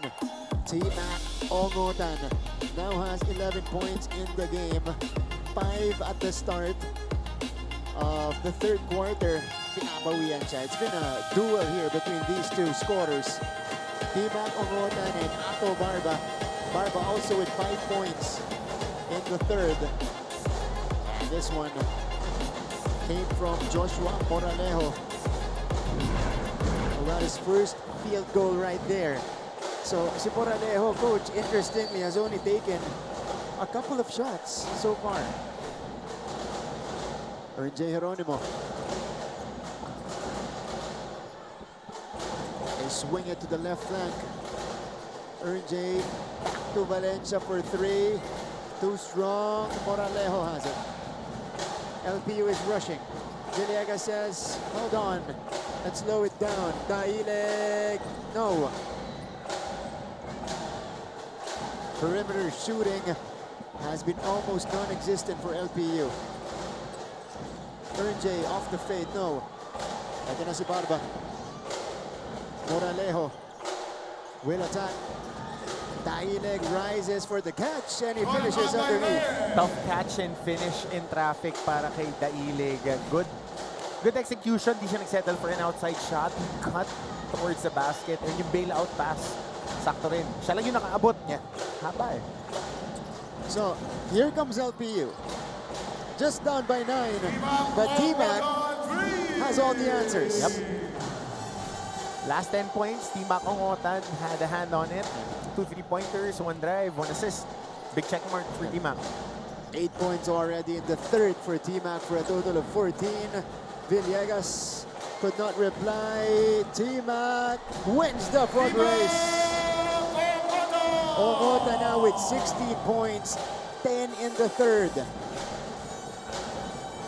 And the lead is back to 14. This is now hurting LPU's cause. They could not stop T-Mac Ongotan, who is single-handedly maintaining this Arellano lead as we see this nice pass. Moralejo, and again, Daileg with a tough catch and finish.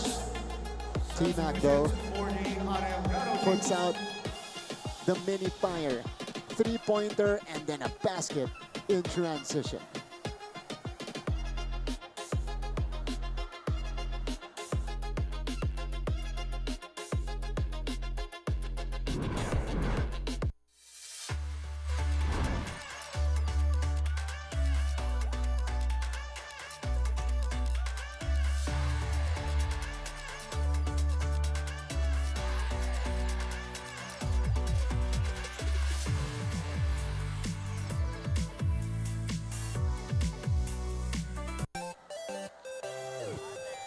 Back to the coverage.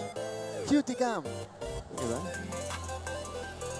Kunwari, hindi nakikita sa camera. Diba? Yung mga nonchalant reacts. Ito. Yan, game si Ate. Kanina pa natin siya na-feature. We're seeing students in black today. And of course, from LPU's side, naka-maroon/red. Nandiyan yung ibang atleta din ng LPU. Nakita natin, mga naka-jersey sila. Ayan. Hello to our Arellano students. Hello, hello. Meron nag-hi mula sa stats team natin. Dito sa YouTube. Bash, magsimba ka ha? Magsimba ka. Baklaran ngayon ha? Layo na sinoutout niya. Maraming work na dinaanin yun eh. 54-40. Casino is back in the fold for the Pirates. Shot clock is winding down. I don't think Villegas knows it.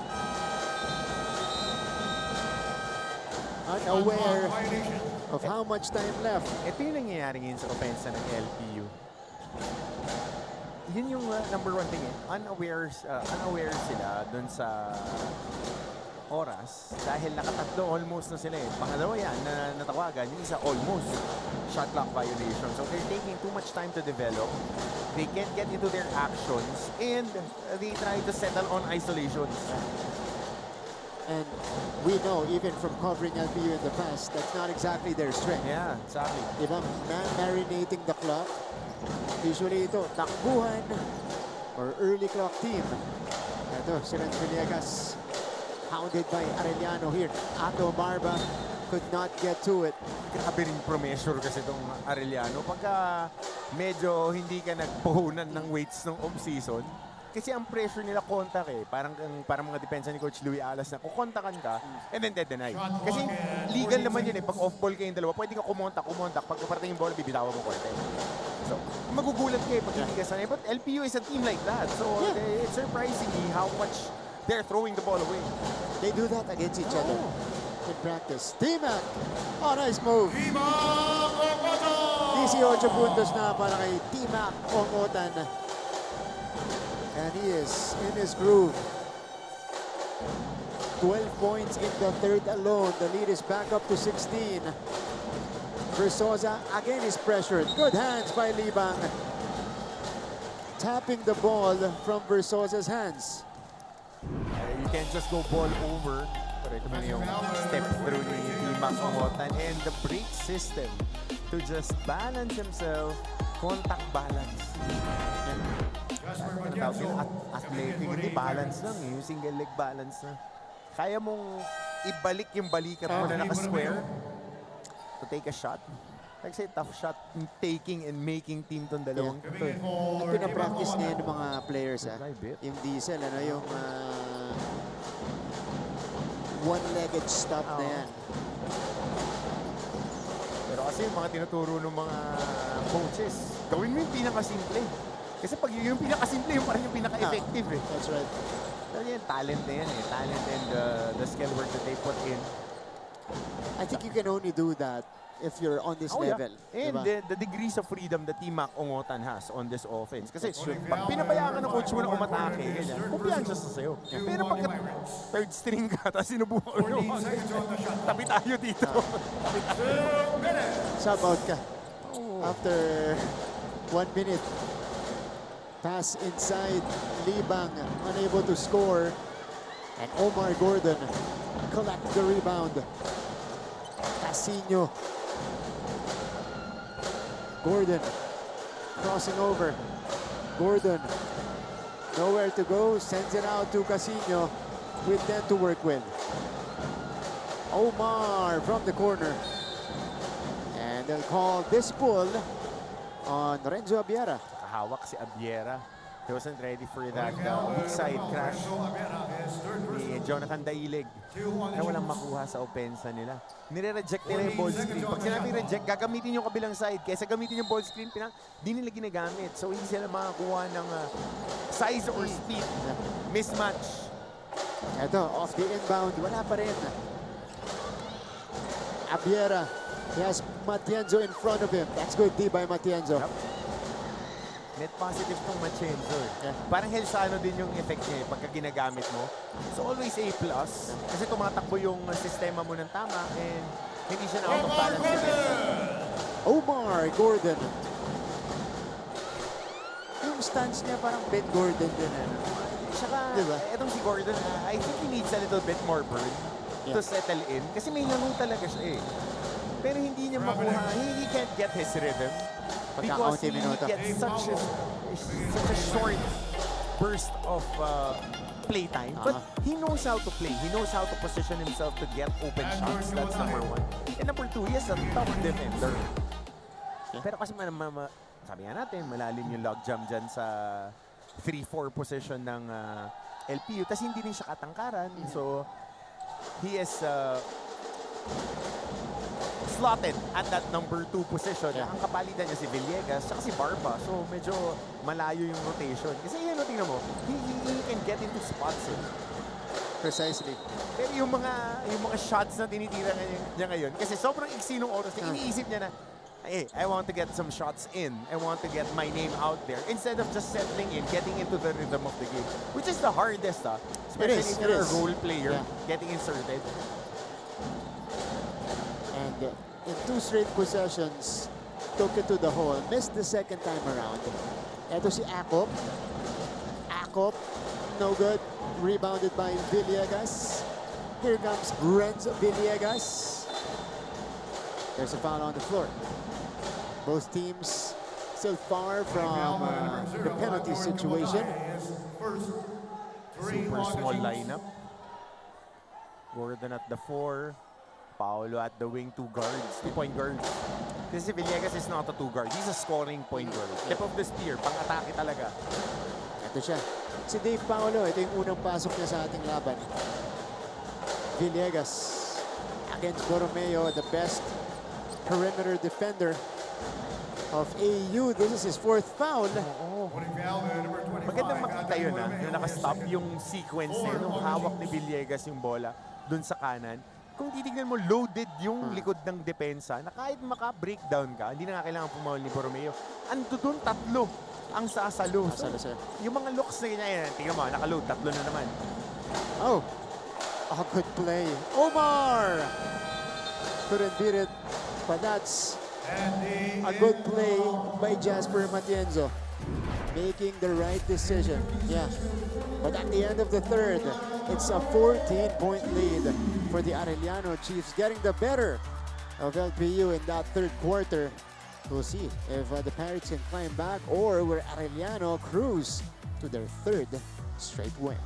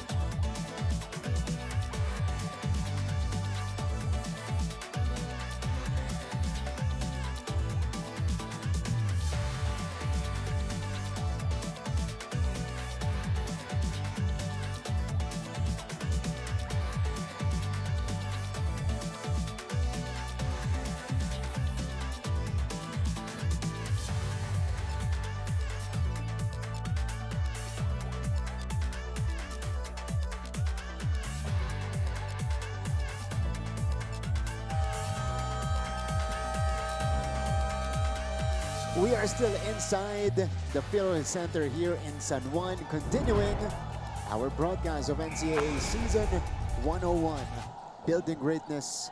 First game today between Arellano and LPU. Coach Hammer, this is how our quarters have been played so far. AU with a slight lead in that 3rd. Yep. And they were able to take care of business defensively. Dahil, again, bumabalik na naman yung dating habits na to shoot contested shots and layups. That's right. Dito, LPU, this is gonna be an important first 5 minutes for them in the 4th quarter if they wanna come back in this one. 3rd quarter natin, it was Tima who took over for Arellano.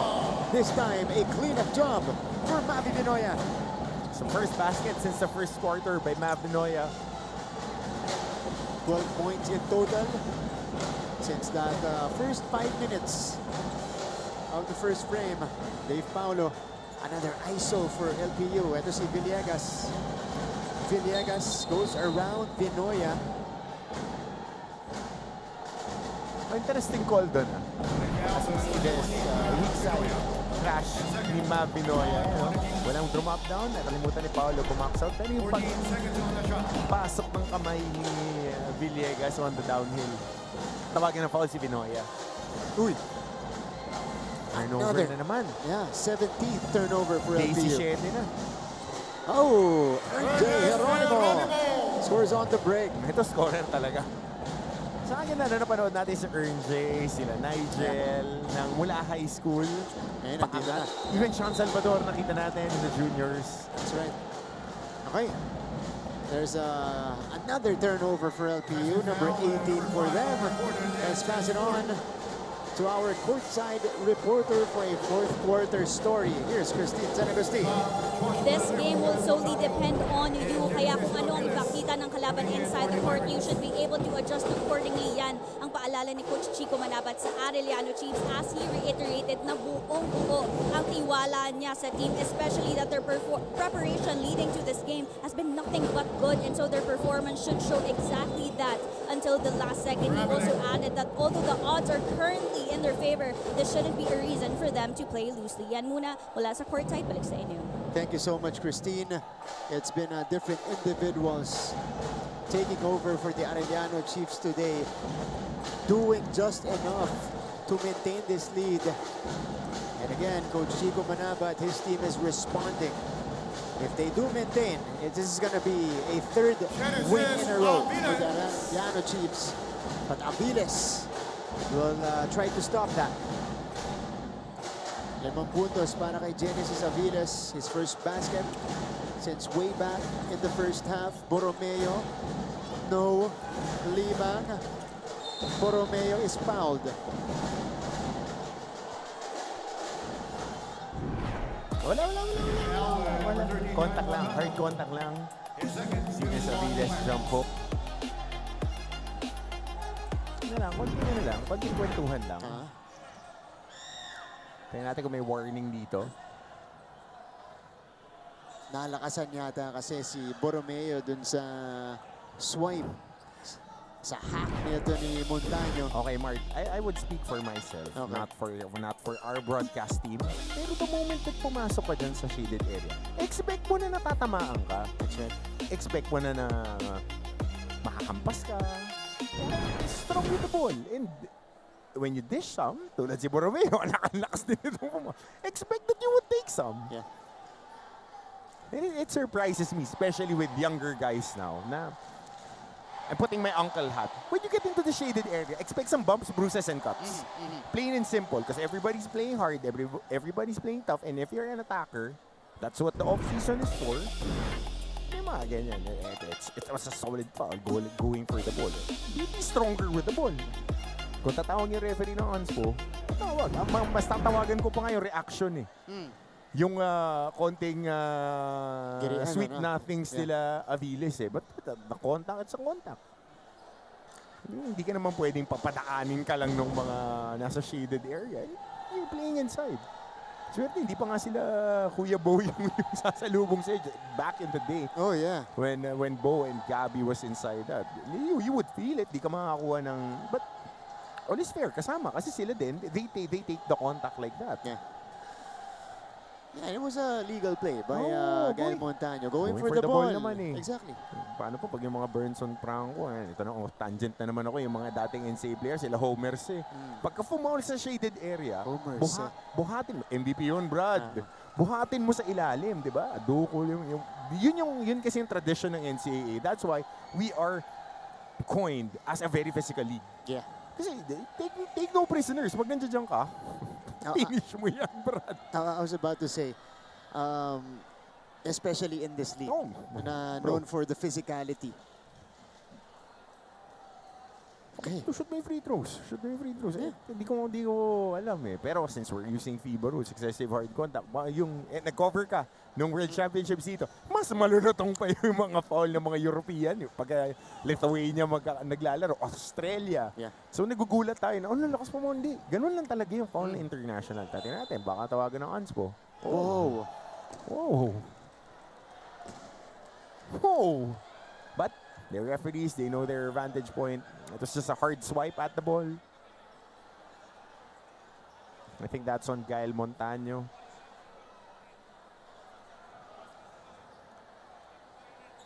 All right. No. Wow. I am surprised with that. But again, different vantage point of officiating. But swiping for the ball with excessive hard contact.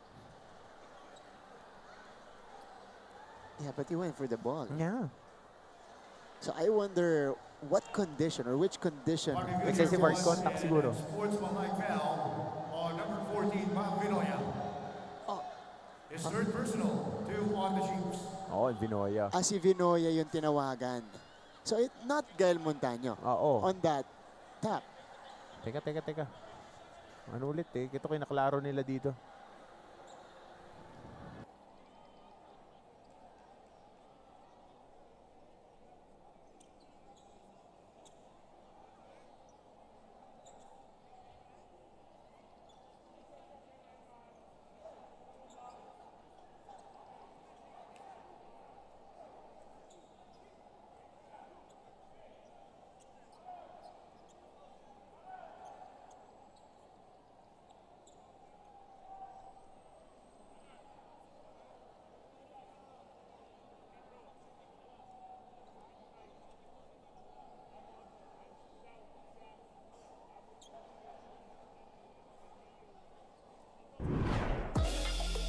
Alright, so, malinaw. Yung tulak ni Mavi Vinoya, yung tinawagan ng sportsman yung foul. second motion na pagtulak.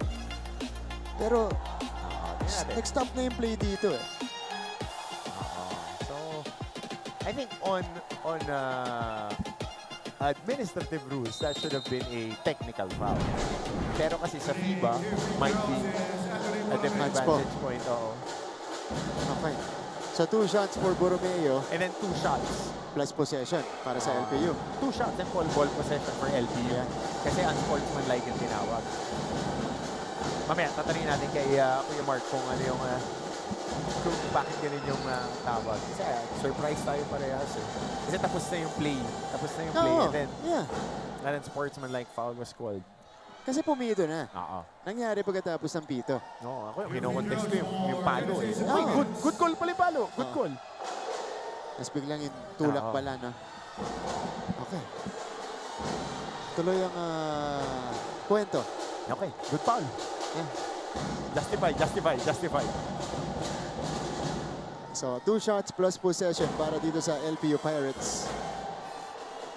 Much needed to itong free throws, sayang na mitis lang, and yung possession, very important dahil namagana naman itong lamang 17 na sa size 20 and you only have a quarter, 8 minutes and 5 seconds.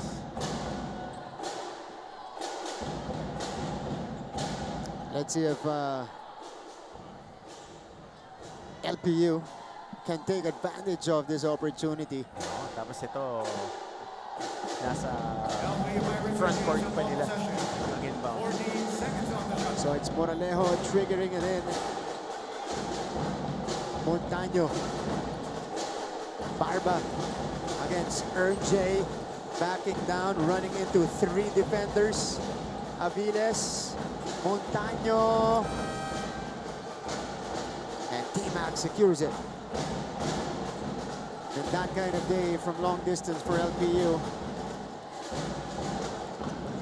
Only 2 out of 19 from long distance. Yun talaga yung missing link ng offense nila ngayon. Kasi yun yung pressure release ng mga penetrations nila.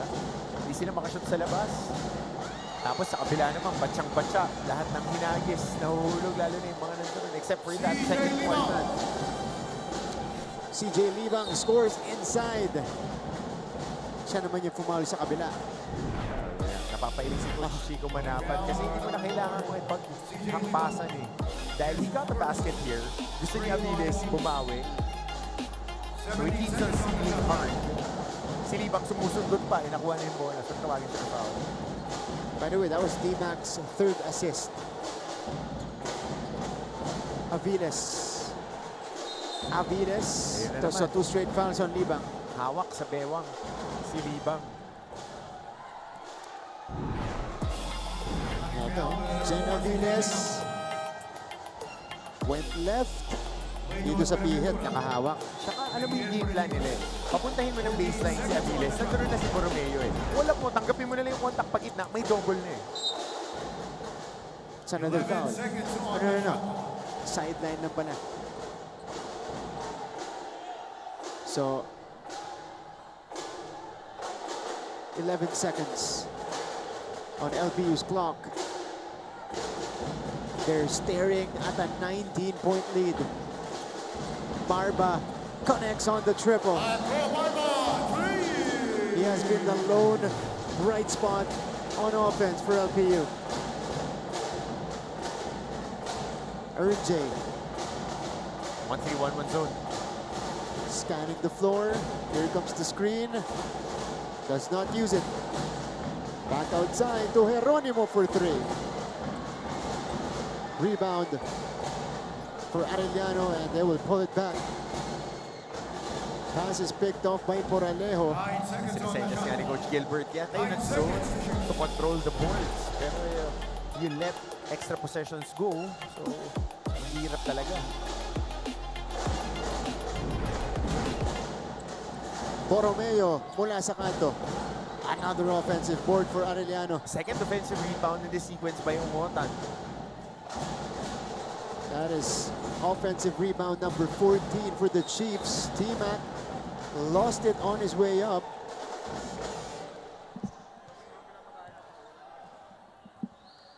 So there's a foul number 13, Kyle Montaño. against Kyle Montaño. His third personal, 3 on defenders. Third foul on Montaño.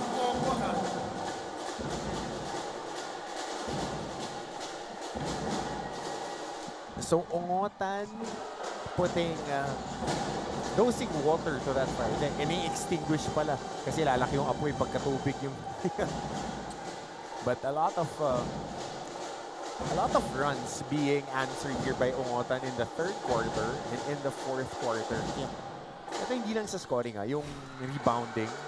Kasi nakakuha sila ng rhythm 3. And then he gets 2 offensive rebounds and 2 free throws. So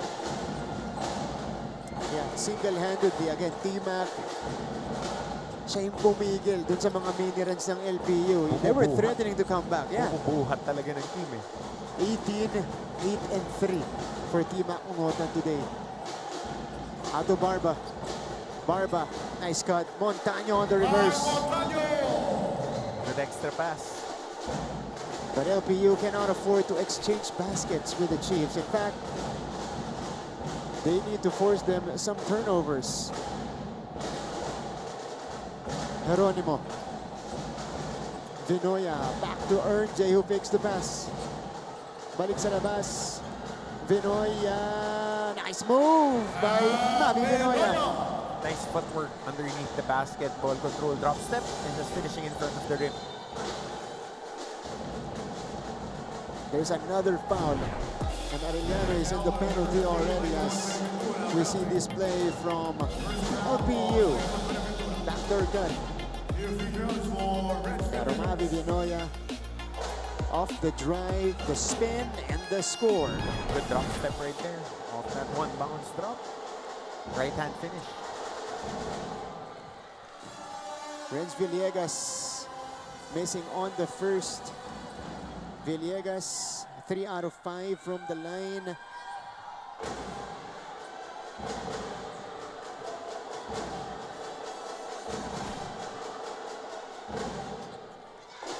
One out of 2. Only 6 points for Renz Villegas.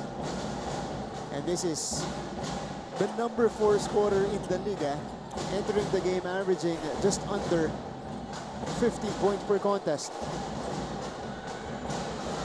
Renz. Good recovery from Borromeo. 20 seconds on the shot clock.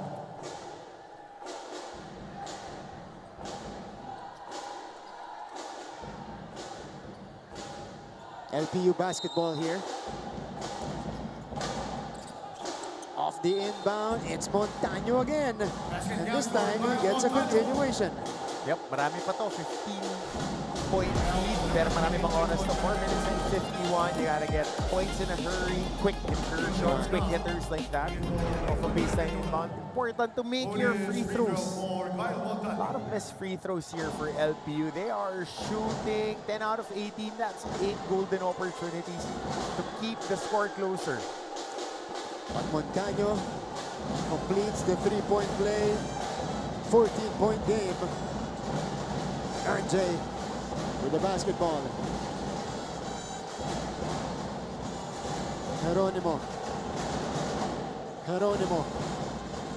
May tanan pa rin ang bola. Shot clock is at 4. RJ, drop pass. recovery by Montaño and 1 second to shoot. left on Arellano shot clock. Oh, makakuha ka lang ng 3 stops dito, papasok ng 3 minutes and 30 and you convert it. Different ball game to. T-Mac! And that's the stop that they wanted. Violation. Could have counted if it was a few more nanoseconds But again, earlier.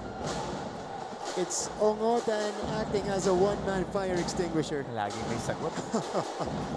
Ito yan, 1 stop. Ito. Villegas, too strong on the layup. They will flip it out to Barba. Ito na, si Aviles. Foul against Vinoya. So 2 shots coming up. Continuation. Hindi. Kaya ko binigyan eh. Oo nga, hindi pala. So 2 shots lang para dito kay Genesis Aviles. So, you gotta make your free throws. That's the first stop. Get it into single digits. Aviles. Oh!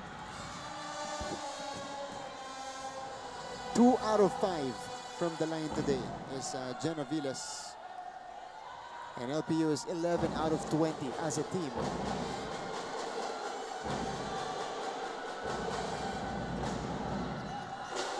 Empty trip from the line. Exactly 4 minutes left in the ball game. RJ. Jeronimo or Borromeo. Ongotan. Yes! T-Mac has 20 points. 22 now, rather, for T-Mac Ongotan. Equaling his production last game. And having all the kill shots in his arsenal today. Huh? Yeah. And Aviles misses. Arellano slowly building back the momentum. Borromeo.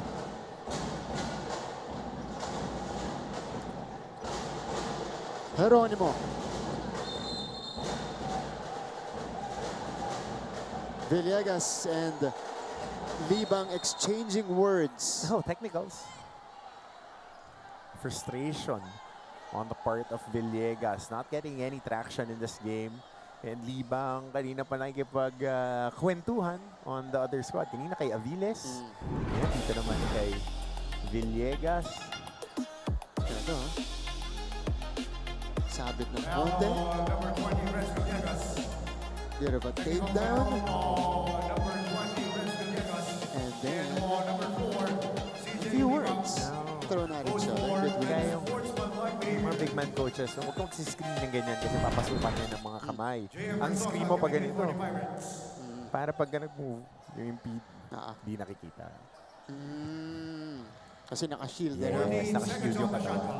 Kasi pagka merong nakaangat yung elbows mo, papasukan niya ng kamay, tapos iaangat nila. Pwede ba dislocate balikat mo? Matatawagan ka pa ng foul. That's right. That's true. At mahilig yan, matik yan para sa mga gwardiya. Once they feel that contact, T-Mac, kinukulit ni Moralejo. Ball is loose. It stays with the Chiefs. They're looking for a review.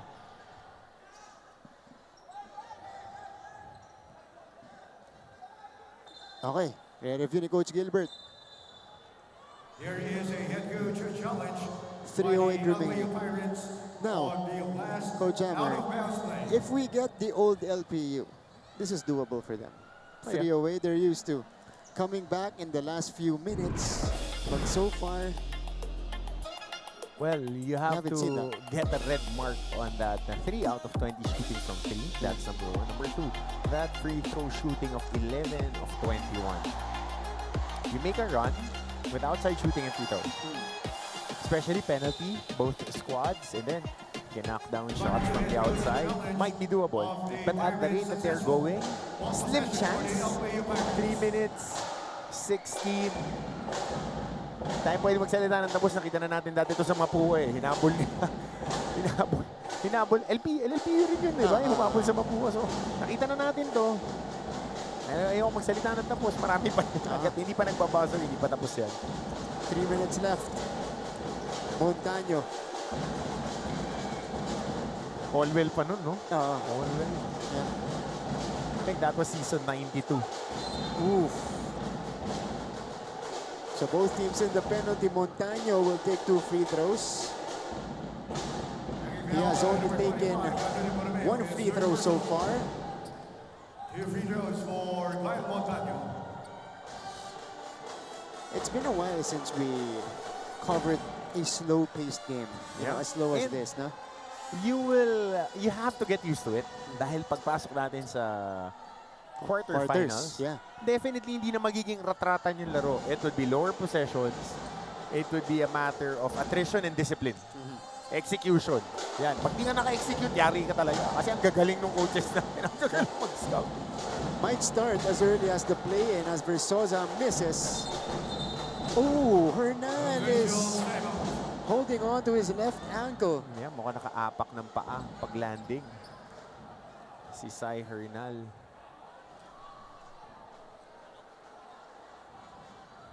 Yeah, he is hurt. And on that landing, yeah, we gotta see what happened here. Naka-tape naman. Mandatory substitution. So he'll be helped to the bench of Arellano. We hope he's okay. Let's see what happened here. Left ankle. Right. Oh. And then, yun. Oh. So it wasn't even on the initial landing. Left ankle. Yeah, a twist. Oh. Sumabit sa paa ni Montaño.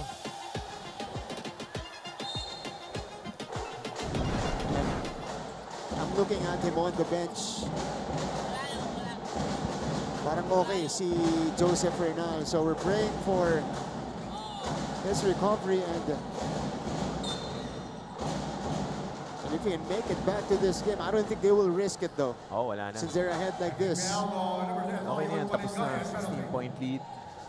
Just kakampi na nila yung oras. Knockdown lang ni RJ itong dalawang free throw. More manageable. Take care of business. Get out of this healthy and secure that number 3 spot. One more play date na makakapagpahinga ka. So Arellano, it's pretty much out of the woods pagdating dun sa play-in discussion. So they secure at least number 3. So, ang premyo mo dyan, it's either San Beda o St. Benil. Grabe yung premyo na yun. Sa quarterfinals, ano? Yeah, because Twice to beat. twice to beat. That's right. And siksikan yung group din na yun. So, we'll see kung sino makakalaban itong Chiefs when it comes or when we go to the playoffs. Hindi pa final yun eh. Kasi if Letran, if San Beda loses today and Letran wins on Sunday, triple tie pa yun. Oh yeah. So marami pang kwentuhan na pwedeng mangyari. If it's a triple tie, we'll follow a quotient rule. You're right, ano? So for San Beda, they just need to take care of business today. Yeah. And sabi nga ng mga coaches, ng mga players na naglaro sa San Beda at sa Letran, matalo ka na sa lahat ng team. Huwag lang sa Letran or sa San Beda for both teams. Yan ang mantra nila. That's right. Okay. Ay, Deo, di ba? Na-print pa. Matalo ka na. Yun ang kasi ganun eh. Rivalry game eh. Matalo ka na sila. Huwag lang dyan. Yeah. Salvage yung season. So huwag ka lang dyan. Huwag ka lang dyan. Pride for both programs. Salvage yung buong Salvage season. the season. Yeah. Huwag ka. Uuwi tayo na yun yung dala natin. Di ba? Ganyan yung usapan ng mga alumni, players. That's the reality of it if you're playing in a rivalry game. But it's going to be interesting if we do get a triple tie as Omotan. This is from long I don't want range. conflicts like that. You don't want to be. If you're like that, you don't want to be in conflicts like that. Oh yeah, you got to take care of business. Abregana. LPU 3 out of 21 from long distance. Versosa scores underneath. Uy, teka lang ha. Ang Arellano Chiefs, they can still tie with the Mapua Cardinals. Yep. They lost to Mapua by 3 points, but their next opponents are the Cardinals. So if they beat them over 3 points and Mapua loses their next game, Arellano pa ang pwede mag number 2. Tapos parehas na coming of winning streaks. Yeah, Yan, that's true. Yan ang magandang kwentuhan. Hindi pa pala natin alam talaga eh. Hanggang final play day. And they'll be playing on the last game day, diba? Sila yung first game. Tama ba? The 21 sila. Oh, si Saturday, Friday. Friday, yeah. Two teams on a collision course. Actually, good to for Arellano kasi they have the momentum of this game. Yeah. Ang hirap kalaban talaga Mapua eh. Galing din sa panalo. Tapos tough win. Yeah, that's true. Oh! T-Mac adding on to his total. 24 points, 10 rebounds, 3 assists, 2 blocks for T-Mac Ongotan. Grabe, no? So 28, 22, 24, almost 25 a game. Yeah. The past 3 games. Balling out for the Chiefs. And they'll just send this one across. Arellano Chiefs started like a house on fire. 26-8 lead after the first quarter, and they never looked back. Coach Chico Manabat and the rest of his boys are on a 3-game winning streak. They beat the LPU Pirates 74-56. Yeah, it would be an interesting matchup with Mapua. Probably a very interesting game. What a development here for the Arellano Chiefs. Look at the numbers from T-Mac. 24-10, 3-3 for Arellano superstar T-Mac Ongotan. The pride of Bulan Sorsogon consistently carried Arellano in this game, especially in moments when LPU was threatening to come back. So Arellano moving up to now 6-6 in the team standings, just a game behind the number 2 team in Group A, the Mapua Cardinals. Let's listen to their school hymn.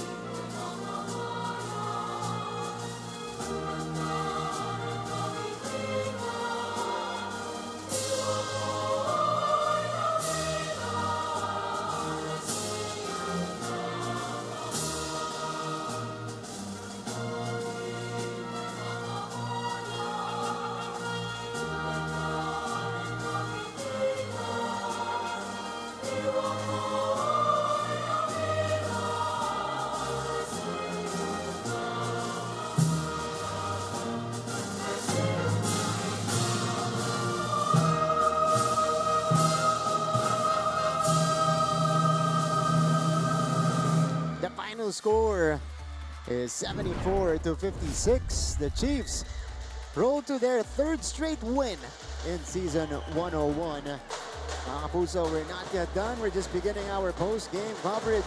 Una nating kakausapin pagbalik ay si Coach Chico Manabat of the Arellano Chiefs.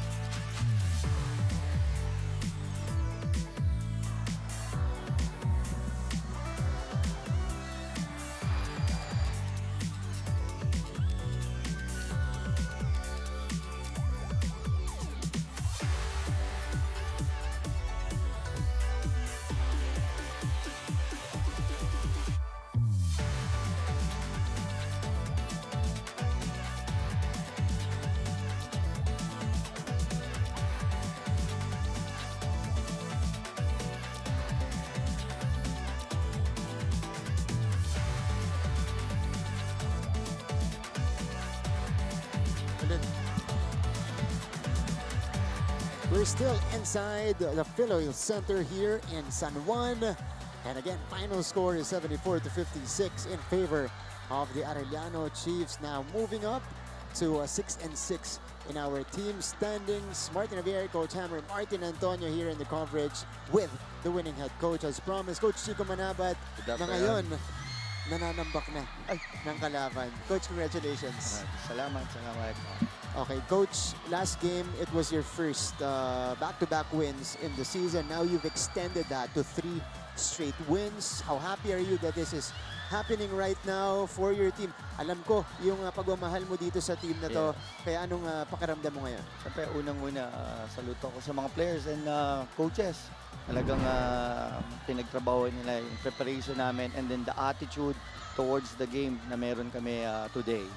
Coach, you mentioned the attitude, and of course, you also want to talk about the game plan that you had because LPU, they're coming off one of their best wins of the season against San Sebastian. In this game, you neutralized them. First quarter, 26-8.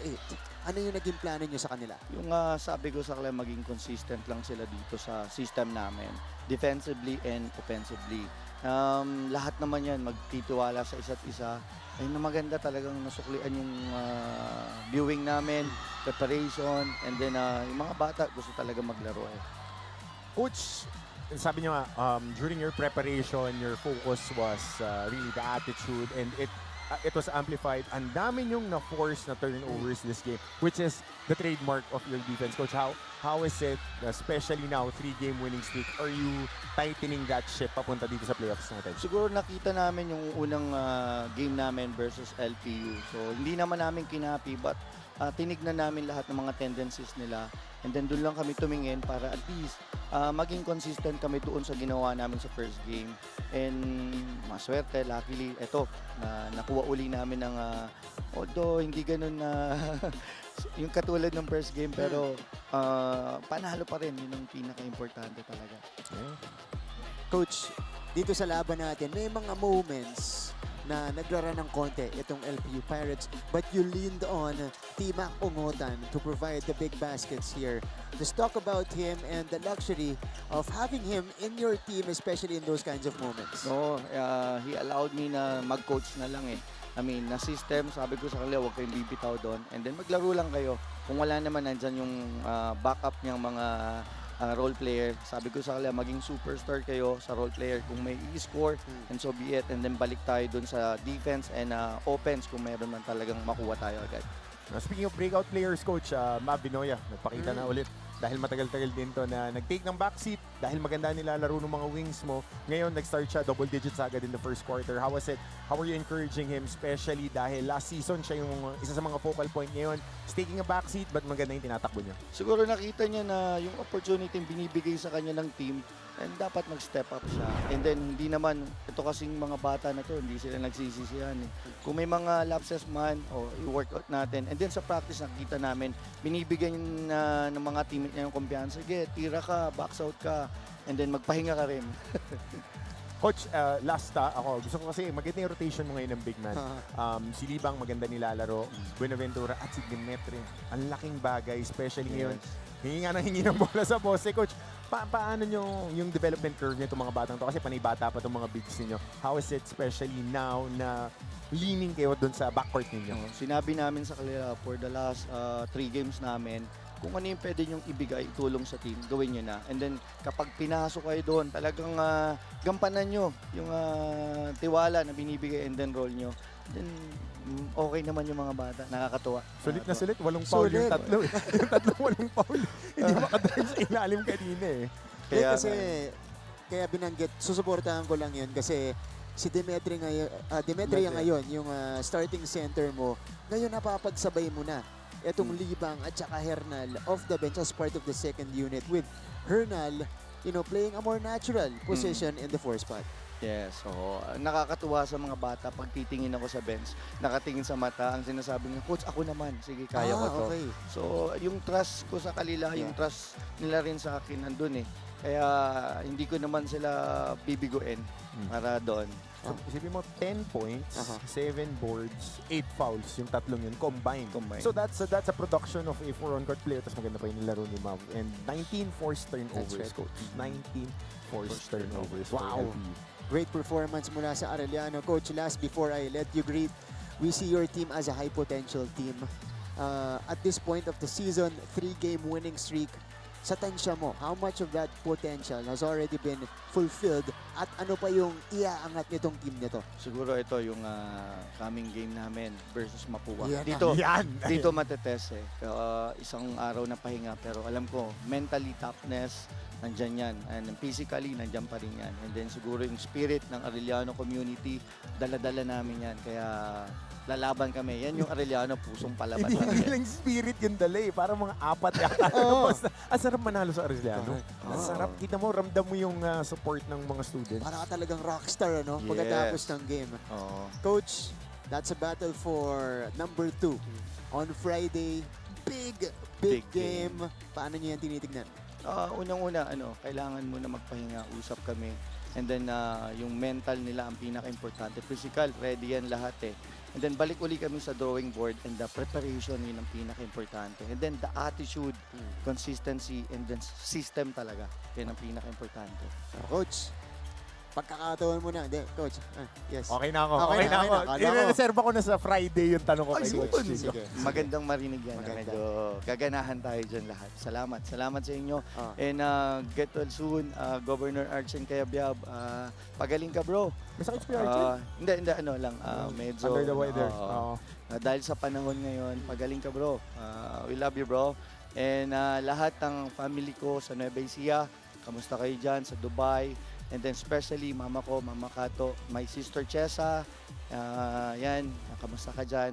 And then mga pamangking ko, kamusta kayo lahat dyan? And syempre, my wife, Dindin. Andyan siya nanonood. And then my daughter, kaso wala, hindi siya nakapanood kasi may training siya. Nag-scouting. Oo. Ginagawa yung scouting. And then mga family ko sa Bagong Baryo, we love you all. And then Arellano community and then family ng mga coaches ko and then mga players. Maraming salamat sa inyo. Coach Chico, Thank you. congratulations. Thank you, bro. Nagka-flashback ako nung sinabi si Kuya Ano? Archen tsaka ikaw, yung mga practices doon kay Coach Nash. Oo nga, oo nga. Naalala ko. Naalala mo. Oo. Okay. Thank you so much, bro. Coach Chico, congratulations. Okay, let's go first to a quick break. After this, kakausap tayo ng mga player mula sa Arellano Chiefs.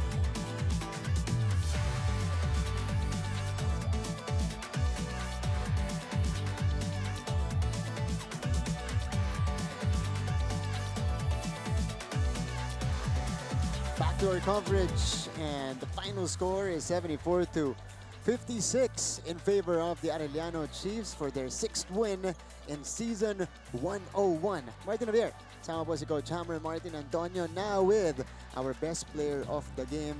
Binuhat yung Arellano, especially in key moments in this game. Thank you, Coach. Tima Kongotan, kamusta? Masaya, pero pagod. Pagod. Oo, pagod. Grabe yung mga numero mo, Brad eh. Brad, balak mo maging bombero. lahat nung run ng LPU, sinagot mo eh. Okay. Hindi, ma'am, kasi T-Mac, 24 points, 10 rebounds a day. That's a monster double-double. Pero gusto nating mag-zoom in doon. Kasi nagrara ng LPU, ikaw, chill lang. Tapos sasagutin mo, i-end mo yung run, magsa-start naman kayo ng sarili nyo. Ano pumapasok sa isip mo kapag ganong moments na nakikita mo yung team? Teka, humahabol to ha. Ako naman. Yun nga, laging sinasabi sa akin nila, Coach, na maging pahabain ko yung pasensya ko, lalo na ako kasi nga yung mata ng mga kalaban namin napupunta na sa akin. And yun, ginagawa ko lang naman yung pahabain ko lang pasensya. Pag may pagkakataon na rumaran sila, kakaunterin ko. Yun yung parang yun yung inaantay ko na pagkakataon na para hindi makahabol sa amin yung kalaban. Okay. T-Mac, dito sa laban na to, meron ka pang 2 blocks. Okay, end-to-end action. What's your mentality especially on the defensive end? Kasi kanina, nakikita ka namin grabe rin yung hustle mo. Yun nga, laging sinasabi ni Coach na, yun nga, nilagay ni Coach Chico sa whiteboard namin yung consistency and effort and team tsaka yung attitude. Yun yung ginagawa ko lang naman kung ano yung binibigay, yung ano sinasabi nila Coach, ginagawa ko. And kada game, yung mga ginagawa kong positive, parang dinadagdagan ko, dinodoble ko para sa mas maging better yung team namin. Mac, mula nung nagsimula ka sa NC, yung calling card mo, hustle, nakakatawa kasi habang nadadagdagan yung range mo, yung skill set mo, hindi nawawala yung hustle. Paano ka nagpe-prepare? Kasi hindi biro yung ginagawa mo na ikaw yung umi-score, ikaw pa yung dumidepensa. Tapos hindi nababawasan yung energy mo sa magkabilang ends ng laro. Paano ka nagpe-prepare? Yun, kumbaga, lagi ko lang sinasabi na pag umaga lang ako natutulog and pag may game kami, laging pinaprepare ko lang yung sarili ko and makain ako ng maayos and pinaghahandaan ko talaga yung bawat game and kung ano talaga yung ginagawa ko nung una pa, parang yun din, di ko binabago kasi alam ko na sa una, yun din yung pagdating ng mga crucial game, dun ako babalik sa kung ano yung mga ginagawa ko nun. Kasi Mark, ilang taon na ito kinocover? 3, 4 na taon? 3 taon na natin kinocover si T-Mac. Never ko pa nakita na mababa yung energy. Kasi mapapansin mo pagka nagsimula kang hustle player habang nagpo-progress, dumadagdag yung skill set, medyo nagsasuffer yung isang side dahil mas marami kang responsibility. Siya palaki lang ng palaki yung responsibility. And ako, hats off ako dun dahil consistently, depensa, opensa, hustle points, pinakamahirap gawin. And he has been consistent with that. I want to talk about that, the consistency of T-Mac Ongotan, especially in the last few games. Dahil sunod-sunod to, kaganda ng numero mo in scoring. Back-to-back games back na to back. back to back. Almost 25 points in 3 games. Yun ang ginawa mo, T-Mac. Ngayon, nasang area ka na dun sa progress mo, confidence-wise, at saka yung pagkakomportable mo sa court with your teammates in this role now as the star of your team?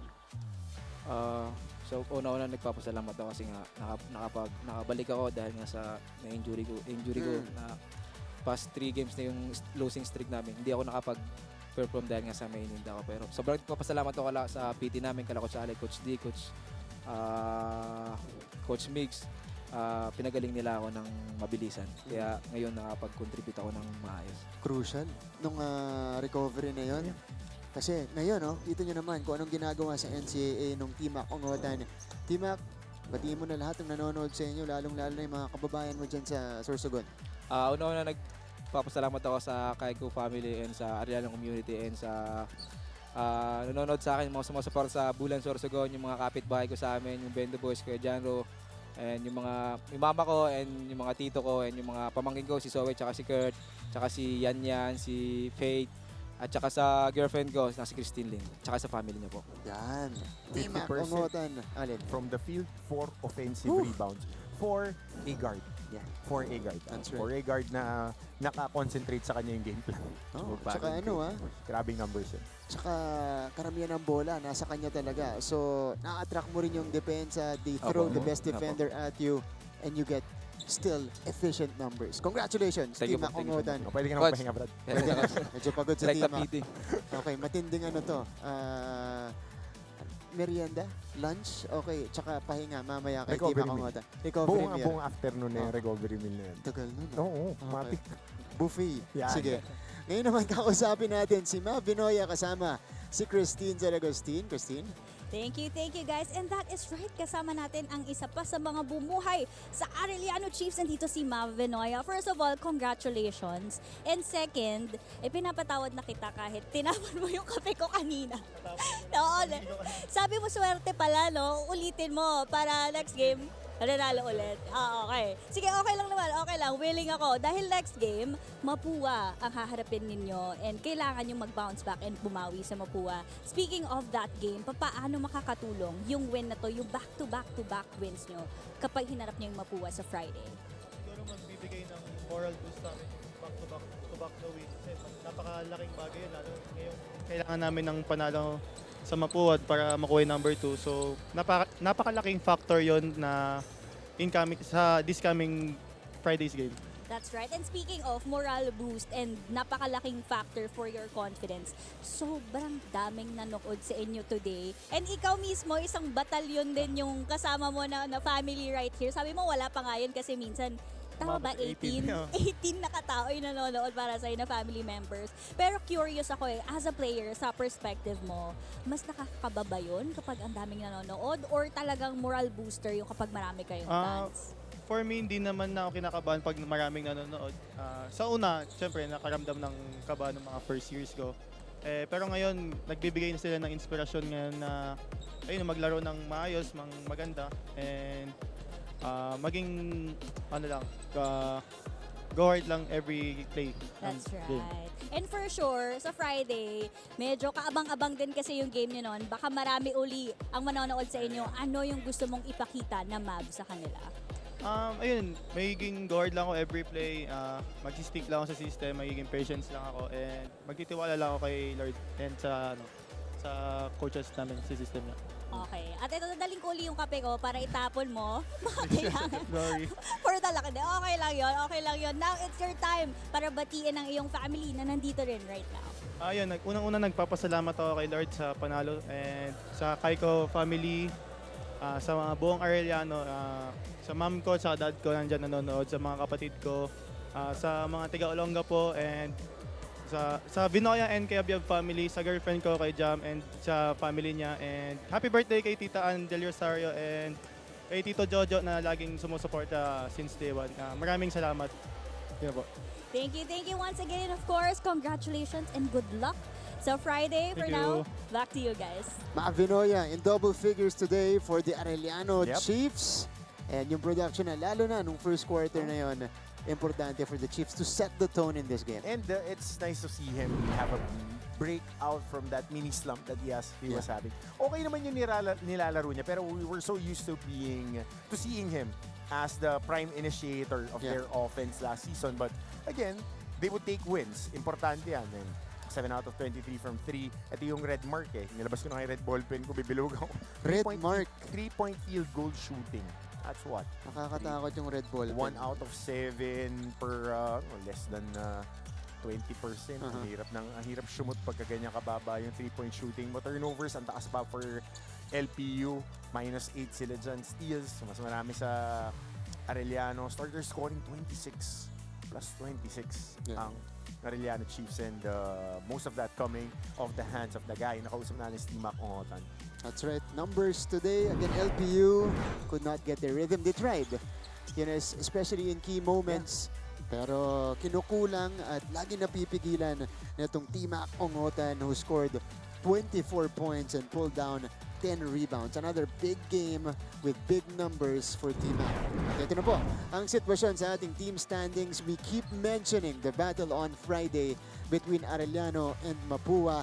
That's gonna be for the number 2 spot and the twice-to-beat advantage in Group A. Yep. So, itong scenario dyan. 7-5 ang Mapua. They won against Arellano by 3 points. So, if you're going head-to-head, win over the other, you split the season series, it would be point differential. So, if you want to be number 2, number 1, kailangan talunin mo muna. Talunin mo, and then you win by 4 points. Pero kung ikaw ang Arellano, if you want to win convincingly. Para hindi ka na madisgrasya ng mga last second shot. Para wala nang yung mga coaches na sumasama yung loob pagka sinutan sa endgame kasi quotient. Yan, point differential yan. Especially sa mga ganyang situations. And at the bottom, LPU and San Sebastian will be facing each other for that play-in position for the rights to face the number 1 squad in Group B na malalaman natin in the next few days. That's right. Okay, ngayon mga kapuso, punta muna tayo kasi week 5 na tayo, magtatapos na ang ating classification round. Ang bilis, ano? Oh, almost done with the classification round. Now let's check out our awesome plays of the week dyan sa week number 5.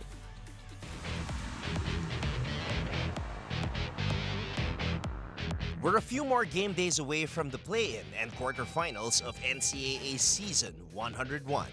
So before that, let's have a look at the awesome plays in our 5th week of collegiate hoops. At number 10, Borromeo. Ongotan gets it from Beda. Ongotan flips it up and in. Oh my God! we've got T-Mac Ongotan with a nice little scoop shot in the paint. T-Mac Ongotan with a wild one. And that's a Salado finish. Here at number 9, Lazarte. Escamis for 3. Escamis grabs his own miss. Escamis. Clint Escamis with a pretty finish. Clint Escamis shows that he can finish in the paint as well as he glides to the basket for an easy lay. Now this was more than a layup at number 8. Run and effort. Hindi mo matatalo sa effort tong team na to. Yo! Did you see that takeoff? Jonathan Daileg takes off and kisses it off the glass for 2. But you don't always have to jump high to score, as evidenced by this Jomel Ancheta move at number 7. Another steal for Benilde. Ancheta will score! Pinoy step, di kumagat, pinausog si Yukian Andrada. Puntos para kay Ancheta. Sa number 6, San Beda has the basketball. Sahonya for 3. Got it! Brian Sahonya, nagpakawala ng isang clutch 3-pointer sa laban ng San Beda kontra Benilde. Isa pang mabigat na 3 puntos sa number 5. 8 remaining on the shot clock. Gabat to JDR for 3. Juniel De La Rama! Back-to-back triples! Juniel De La Rama, JDR, pinatahimik ang Perpetual. Back to basics tayo sa number 4. To JRU Heavy Bombers, you have to put a body, a quicker guy to stop this itong si Alan eh. Turnaround jumper. Bagay puts it up and in. Jude Bagay, pinostehan si Alan Lorenaria at fumade away. Pero bumawi naman ang rookie sa number 3. Ochavo, bali may bagay sa poste. Turn around. What defense played. Same move, different result. Lorenaria blocks Bagay. Ooh! And after that defensive stop, another Heavy Bombers rookie hits a big shot at number 2. And here comes JRU with a chance to take the lead. Salvador for 3. Kaboom! Sean Salvador makes the JRU fans erupt inside the Phil Oil Center. Finally, at number 1. Escamis accelerates. Venegas with a deflection. Venegas shovel pass. Oh! Jonathan Daileg! It's the dunk of the season by LPU's Jonathan Daileg. I believe I can fly. And those were our awesome plays in Week 5 of NCAA Season 101, Building Greatness. We love the play, that facial by Jonathan Daileg. But how about, I think, Yun yung highlight talaga. yun yung, ang highlight, di ba may number 1 play. Ang 1A play, yung vocals nung Anton Rojas, ano? Abot eh. Grabe. Wow. Yun ang naging falsetto. Oh. Tumama eh. Hit the right notes. Pag nakapikit ka, parang post-credits ng Space Jam, ano? Pero, but that was the, Maba yung kamay. you know, oh, number 1 play, Jonathan Daileg. Well, it's been that kind of season. Yep. Season 101. Again, first time applying this format. And I feel like it had an effect on the teams and players because each game, ramdam nila yung importansya. Yep. And they're playing with a lot of sense of urgency, giving birth to many, many highlights this year. Tsaka maraming scenarios. Yeah. Up to the last day of the qualification round on Sunday, hindi pa natin alam kung sino yung magkaka-matchup. So, hats off para sa ating mga Mancom and the guys who voted for this format to be implemented. And this is the perfect season to implement it after our century mark last season. Yeah. Something new, something fresh for everybody to look at. But Coach Hammer will be staying in the venue because of this matchup between two red and white teams. EAC Generals facing the San Beda Red Lions. So it's number 5 versus number 1 in Group B. Dangerous EAC squad. I'm telling you, they haven't hit their stride yet this season. They're up and down, but in any matchup, they can show up and pull that carpet under you and get an upset. And the San Beda really needs to take care of business early. That's right. So, Coach, thank you. Yep, thank you, Martin. Enjoy the coverage. Okay, on behalf of the entire team, my partner, Coach Hammer, Martin Antonio, of course, our courtside reporter, nandyan si Christine San Agustin, our team, of course, Pacasenya, panel director, Roy Tulio, floor director, si Direk Abed Ramos at the helm of it all. This is Martin Javier saying thank you for watching our first game today. Is Manny Gabutina our game producer or R. Romano? Either of those two. Martin Javier saying thank you for joining us here. A big win for the Arellano Chiefs. They dominated LPU here in our first offering, 74-56, behind T-Mac Ongotan's monster double-double, 24 points and 10 rebounds. So wrap up the coverage in our first game here, but please do stick around for our second offering in just about an hour. It's gonna be San Beda versus EAC here in NCAA Season 101. Together, we own the future. Sa puso mo, the sky is the limit. Tara na, magsama-sama. Dahil together, we own the future. Kaya natin, kabaelan day-day-toy. Kaya natin ini, kaya ta ini, kaya natin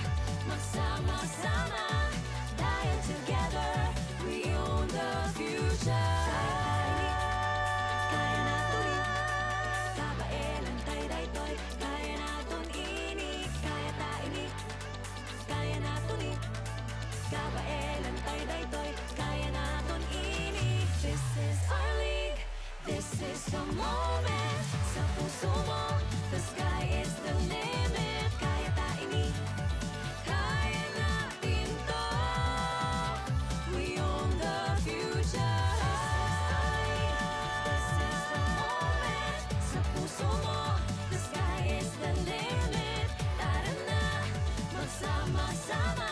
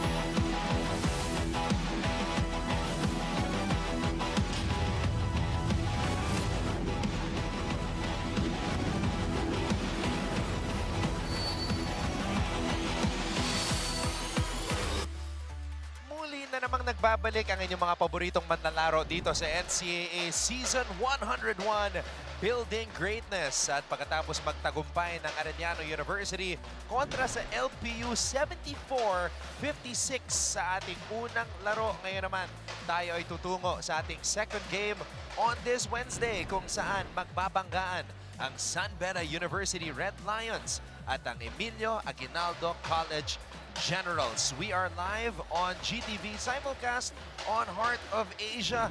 And of course, paalala lang po sa lahat ng mga mahilig sa social media dyan, do follow and subscribe to our social media platforms on Facebook, X, and Instagram at GMA Sports PH. And a huge shout out sa lahat ng mga nanonood sa NCAA Philippines dito sa Pilipinas and all over the world. Maraming salamat po, mga kapuso. Mabuhay Pilipinas! My name is Anton Rojas, working alongside former NCAA champion, a 17-year pro, and a guy who is doing back-to-back games on back-to-back game days, Mr. Bo Belga. Bo, maraming salamat. Welcome back ulit. Yes, Dito lang welcome ako back. kahapon. Ngayon na naman. And I'm not gonna say no kapag meron. Wala sa schedule natin. Siyempre. Tama sa And we're very glad to have you here sharing with us your knowledge and experience. And of course, talking about these young student athletes. Magandang bakbakan ito. San Beda, Bo, looking to clinch the #1 spot with a win today against EAC. They want to solidify their spot also. Kasi nga, may mga upcoming games pa sila. They might end up at the #3 kung pagka na-disgrasya sila dito and they play against Letran on Sunday. So they really want to win today so that pwede ka nang magpa-easy-easy kasi you were on the #1 spot na. Pero syempre, hindi basta-basta ibibigay yan ng EAC. And to tell us more about both these teams, the Red Lions and the Generals, makakasama natin at courtside si Aaron D. Nakausap ni Aaron ang mga coaches, ang mga players. Malalaman natin in the first quarter kung sino ba nandito, sino ang wala, at kung bakit. So babalikan natin si Aaron in the first quarter. Pero sa ngayon, Bo, silipin natin ang team standings para mas lalo pang malinawan ang ating mga manonood. As you can see, San Beda right there at the top. Again, a win today will secure them that top spot in Group B. Yes, pag tinignan mo yung standing natin, dito sa Group A, halos walang naging sa panalo kanina ng Arellano with 6-6. Bumagsak sa 3-9 itong LPU. Pero dito sa it really matters with San Beda. Kasi nga itong EAC Generals, pag nanalo sila dito, they will still be at the #4 and 5 spot. But with the loss of San Beda, kung sakasakali today, they will tie with Benilde at 8-4. They will play against Letran on Sunday. So pagka nagkataon, na imbis na #1 ka na, mapupunta ka pa sa #3. So they really wanna win this ball game as much as the EAC wants it. Tsaka, Bo, nakita na nating madisgrasya itong San Beda. When we covered the game at Rizal Memorial against LPU, ayaw na nilang maulit yung nangyaring yun. So we know players like itong si Wilmar Oftana, Jude Bagay, very capable of having a Josh Moralejo-like explosion in the fourth quarter. Pero ito nga nangyari nung unang nagbanggaan itong San Beda and EAC. Ito yung first meeting nila. From the very beginning of the ball game, first quarter, hanggang sa dulo, they never look back sa EAC. They really step on the gas all throughout the ball game natin. And pag tinignan mo dito sa yung stats natin sa game na yan, walang naka-double figure para sa EAC. Samantalang sa San Beda, si Janty Miller, itong si Jomel Puno, alam mo yun, pasundot-sundot pa lang yan. Hati-hati halos yung scoring sa game na yan. But yun nga yung sinabi natin kanina, from the very beginning, from the tip-off, wala na, hindi na sila bumalik. Kaya ito, sobrang blowout ng game na yan. So ito yung klase ng laro na kailangan ni Coach Yuri Escueta papasok sa quarterfinals kasi ayaw ng coaches na sloppy yung team nila bago pumunta sa susunod na kabanata ng ating tournament. Yes, as much as kung anong confidence na makukuha mo dito sa end of elimination classification round natin, kailangan kuhanin mo na ng kuhanin para pagdating mo ng playoffs, ng quarterfinals, ng semis, mataas ang kumpiyansa ng buong team mo. Kaya hindi pwedeng ngayon okay, the next game bad, the next game okay. Hindi na pwede yun kasi nga one miss, posibleng mag-shift yung momentum ng game. So kanina nabanggit ko na nadisgrasya sa LPU itong San Beda. In the first meeting, nadisgrasya rin itong San Beda sa JRU. But last November 15, nakabawi na ang Red Lions Heavy Bombers. Oo, yun naman yung kailangan din nila kasi nga they really want to be on the top of the standing. Hindi ka pwedeng madidisgrasya ka ulit ng JRU for the second time. Kaya naman pagdating ng ano natin, wala na.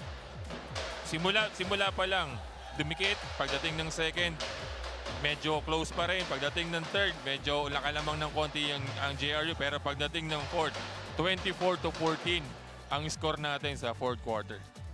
Ngayon naman, pag-usapan natin ang makakalaban ng San Beda. Let's go to the EAC side. Kitang-kita, nag-uusap sila ngayon. Focus to try to get this upset win against Letran. They showed signs na kaya nilang maka-upset. Had some good quarters, lalo na yung first and third quarter. Kaya lang, kinapos sila nung dulo. Oo, doon naman sila na, kumbaga, kung gaano ka sila katindi nung third quarter, naubusan naman sila dito ngayon pagdating ng fourth. Ganun, same story. Kasi second quarter, 18-27. Pagdating ng third, umarangkada na naman sila, 26-21. Pagdating ng fourth, medyo naubusan na ng gasolina. Reserve na yata yung natira na kanila doon. Pag tinignan mo yung key stats natin doon, points of turnover, lamang pa EAC, 25-15. Free throw shooting, medyo same lang din. Kaya lang, hindi ka pwedeng mag-miss ng 8. Diba? If you're trailing also, sayang yung anong yun. At least kahit pa paano, 70-80% of the field goal percentage sa free throws, ma-shoot mo for you to have a better chance. Nakakapanginayang kasi mas marami silang inattempt dun sa Letran, yet hindi sila nakapag-convert. So let's see if things will change para dito sa Emilio Aguinaldo College as they try to score an upset win over a team that is looking to clinch that top spot in Group B. Let's get to know the starters. Let's turn it over to our Coliseum announcer.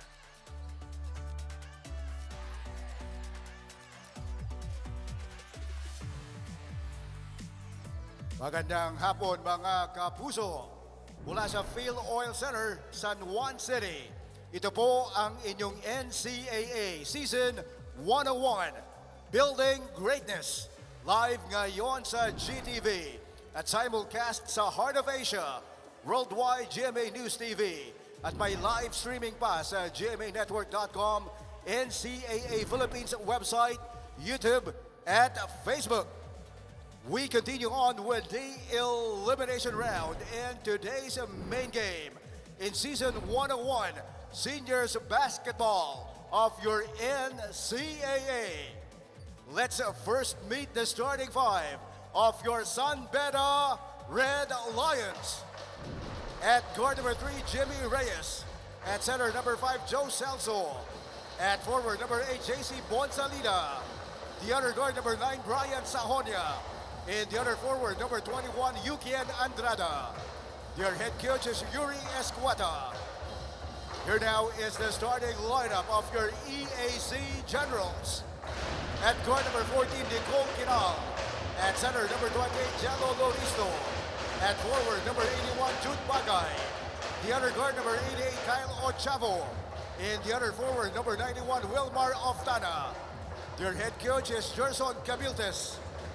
Officiating this ballgame, our crew chief, Ray Yante. Umpire 1, Garchi Ferrer. And umpire 2, Dennis Escaros. Alternate official, Ian Danyas.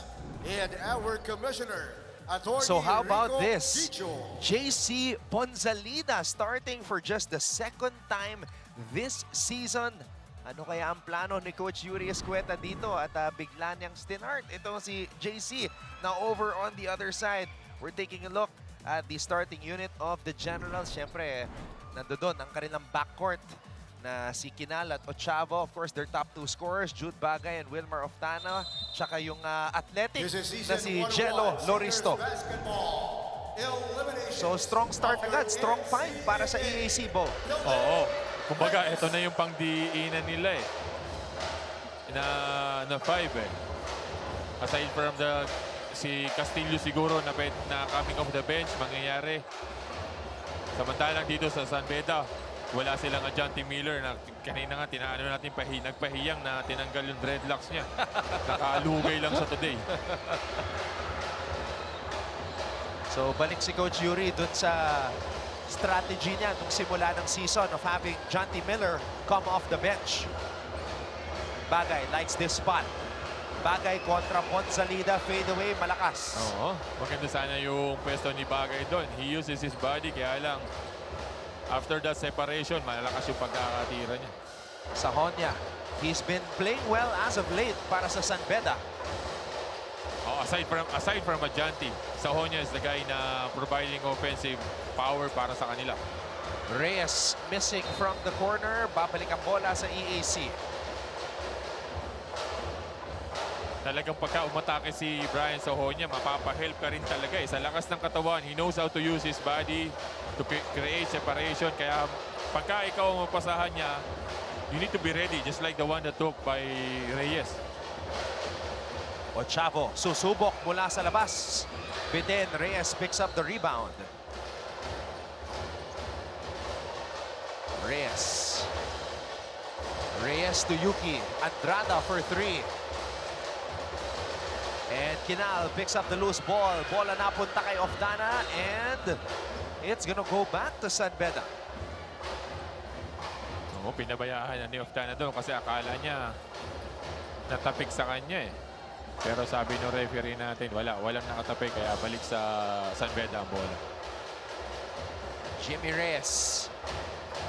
Kinal. Inaasawa itong si Sahonia. Di makatanggap. Ayun. Nakalusot, Brian Sahonia. Ayan na yung sinasabi natin na he knows how to use the screen, he knows how to use his body. Kaya naman iwan na iwan si Nico Quinaldo coming off a screen para dito kay Brian Sahonia. Ochavo. Oftana for 3. Oftana, no. And Loristo picks up the loose ball. All right. Makibalita muna tayo kay Aaron D. Great to be working with you today, Anton and Bo. Coming into these last 2 games, the #1 team in Group B, the San Beda Red Lions, still have a lot of stake. Got a chance to talk to Coach Andre Santos just before the game, and sabi nga niya na if they lose against the EAC Generals in today's ball game and against the Letran Knights in their next one, there's still a chance that they could fall to #3. And like you guys mentioned in the pregame, a win today would secure the #1 spot for them. Of course, I also asked Coach Andre at what level he thinks his team is at now, and out of 10, 8 daw ang magiging rating niya.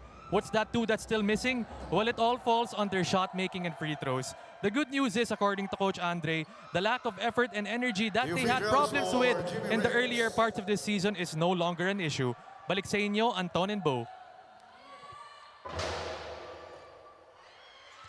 So bakit kaya wala si Jomel Puno? Gusto mo mag-comment ako?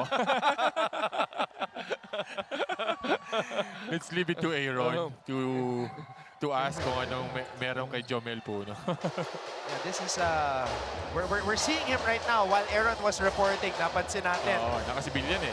Yeah. Sa likod ng bench. And not really a good season for Jomel Puno kasi nga injury na alam mo yan, bumabalik sa laro, nagkakaroon ng ano. Chavo knocking down a triple. Reyes. Uy! May tulak doon. Tinawagan ng traveling si Jimmy Reyes. Hindi nabenta ni Kyle Chavo yung offensive foul na yun ni Reyes. Actually, marami tayong nakikitang wala dito ngayon. Even Coach Gerson Cabildes. So, Aaron will have that information for us later. Maganda yung pinapakita ni Loristo ngayon. Mga singit-singit niya. Kanina, nagagawan sa bola yung dalawang San Beda. Napunta naman kay Loristo dun sa ilalim for that putback. Tapos, ito naman, a simple ball screen on top. As you can see, Jomel Puno na nakasibilyan in today's ball game.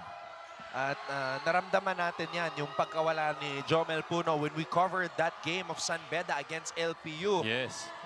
In Rizal Memorial, na-miss nila yung size, yung activity niya sa rebounding. Yun yung game na nagwala si Moralejo noong fourth quarter. Oo, sa fourth quarter. 3-3 ang pinukul ng Moralejo sa ball game na yun. Sahonya. Sahonya from the left wing. Ito, speaking of stress, ito, hindi ito mahihiyang tumira ng stress pagka nakakita ng butas. That's his 5 points para dito kay Brian Sahonya. Bagay. Ayun naman.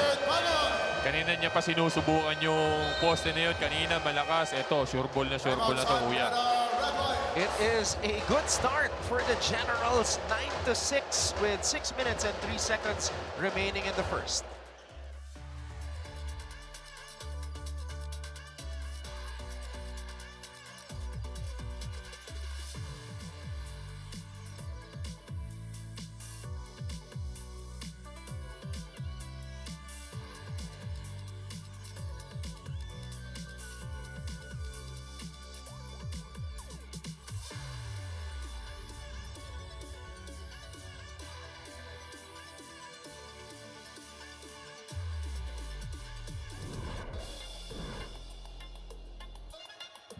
Brian Sahonya, his offensive numbers have picked up as of late para dito sa mga bedista. Oo, siya yung kasunod ni Janty Miller sa scoring leader. Ito naman si Jude Bagay. Favorite spot para dito sa kanya sa poste, konting bump. Parang ano din parang si Sahonya rin itong si Bagay. Marunong pumoste, he knows how to use his body. Hindi siya takot na, alam mo yun, sa kiskisan. Naalala mo yung ginagawa ni Coach Gilbert Malabanan para kay Gael Montaño sa poste? Yes, parang ganun yung nangyayari ngayon kay Bagay. Nabibigyan siya ng post-up opportunities against Bonzalida. Even if it's a bigger guy guarding him. Mas malaki doon si Bonzalida sa kanya, pero okay lang, kaya yan. Sahonya, nalibre na naman. Back-to-back threes by Brian Sahonya. Tuloy-tuloy ang pananalanta nito ni Brian Sahonya for his 8 points dito sa first quarter natin. At ready nang pumasok si Janty Miller. More problems for the EAC side.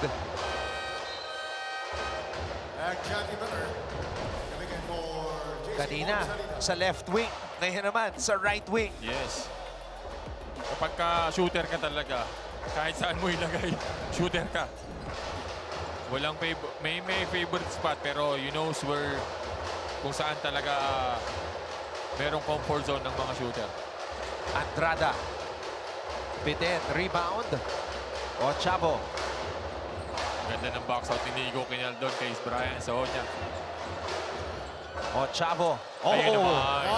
On his second serving after missing that 3-point shot, sinundan niya yung tira niya. Sa kanya pa rin napunta. Perimeter naman ngayon para dito kay Kyle Ochavo for his 5th point in this ball game. Ito. Nice two-man game. Sahonya and Andrada. Dahil alam nilang pag hindi nila dinipensahan itong si Brian Sahonya, magtutuloy-tuloy ito. Kaya naman in-involve doon si Yuri. Ay, si Yukien. Ayun pa, isa pa. Mula sa kanto, Yukien Andrada. Kita mo yung pasan niya yun. Ano na, malalim na eh. Pwede niya nang itira, but still. The trust of Brian Sahonya sa kanyang kapitan. Ito Bagay. naman. Other side. Anong dito sa kabila? Kaya ko rin sa kabila. Same result. In and out sa unang 3 puntos attempt ni Janty Miller. Ochavo. Ochavo, pinomba pa. Even if it's 3 guys, ito yung unang tira ni Ochavo, short. Napunta sa kanya sa may free throw. Ito naman yung gandang feed ni Brian Sahonya papunta kay Yukien. Ito, pwede na itira eh. Hindi niya nga kita si Yukien eh. Di ba? Alam niya lang na naandun yung si Yukien sa corner. Ibigay natin. Ito naman yung... Kita mo yung bump ng Bagay, di ba? Alam niya nga kaya siyang abutan ni Sahonya. Binangga niya si Brian to create a separation. Later, Aaron will give us an update on the coaching situation of EAC. Pero base sa observations natin dito, Bo, Coach Ariel Season is the one at the helm.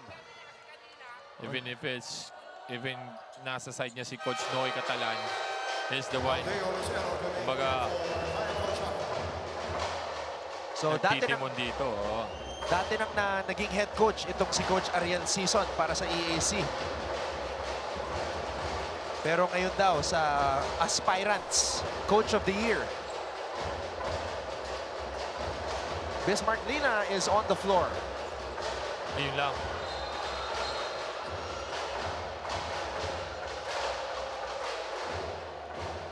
Naninibago ako na wala yung headband ni Janty. Oo nga, no? Pag tinignan mo. And sportsmanlike foul, criteria 3 on number 7, Miss Martina. Oo, kasi wala sa kumbaga, wala lang attempt to sa bola He just really hold on to the guy na naka-steal sa kanya.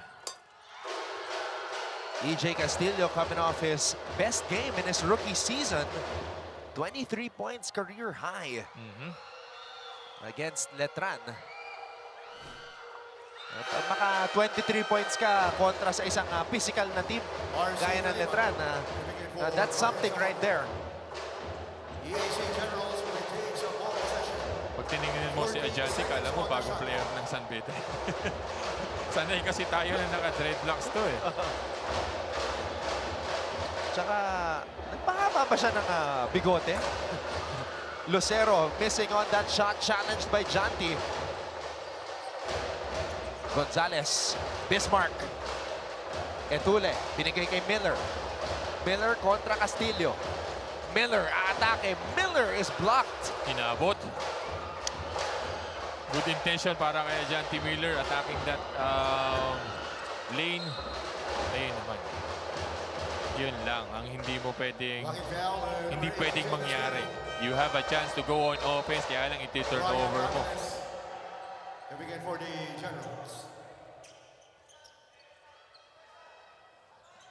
Brian Angeles.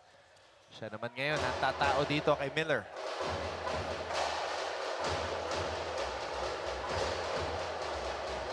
Kalimak.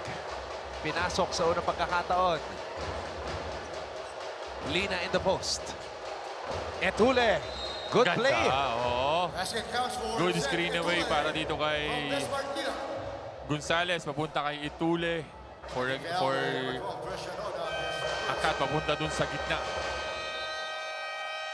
Maganda execution ng San Beda, pero lamang ang EAC dito. Oo, yun nga 17-16 with 2 minutes and 59 seconds remaining in the first.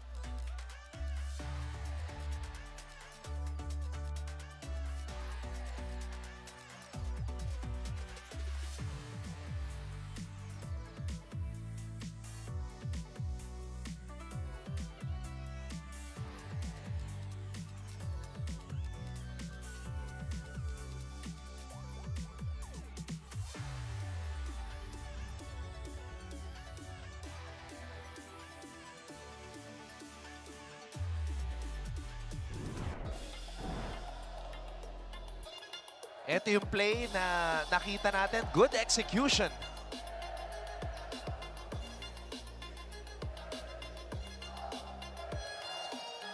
Ayun. Medyo natutulog sa pansinan si Shanoda doon. Hindi niya nakita na yung bantay niya kumakat na sa gitna. The thing about that is, iwan ka na nga, nag-commit ka pa ng foul, plus sa free throw tuloy ngayon para dito kay Etule. At sa slow-mo, iisipin mo na sana hindi na lang niya finaul. Oo, kasi nga, ang layo na Palay-up na si Etule, nasa likod ka na talaga. Kumbaga, there's no chance for you to block that shot. You were really behind. Kumbaga, just let it go. It's a made basket already. Tabla na po tayo, 17 all.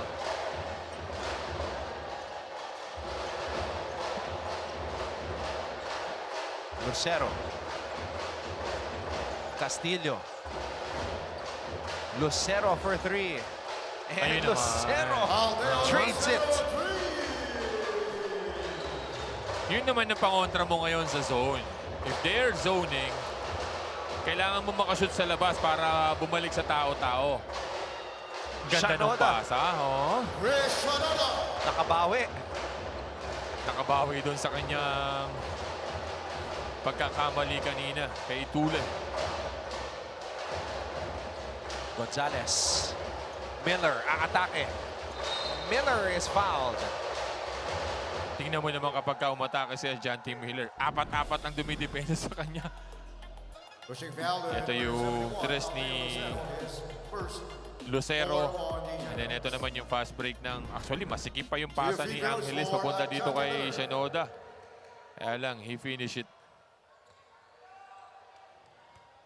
Janty Miller, #1 scorer in the NCAA, averaging 18.8 points per outing. Mintis sa kanyang unang free throw.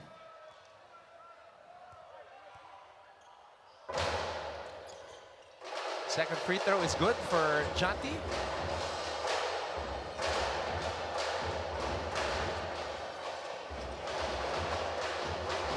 Lucero. Lucero. Spin move. Ooh! Grabe yung creativity ng Lucero. And he is challenging Janty to defend him. Di ba? Yun naman yung gusto mong makita rito sa mga taga-EAC. You know that Janty Miller is really important in this San Beda team.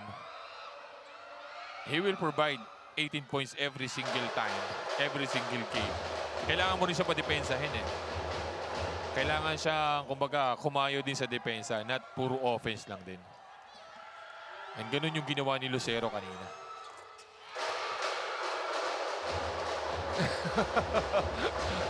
Si Lucero, lahat pinapansin eh. Pati yung San Beda Pep Squad na nasa kabilang side.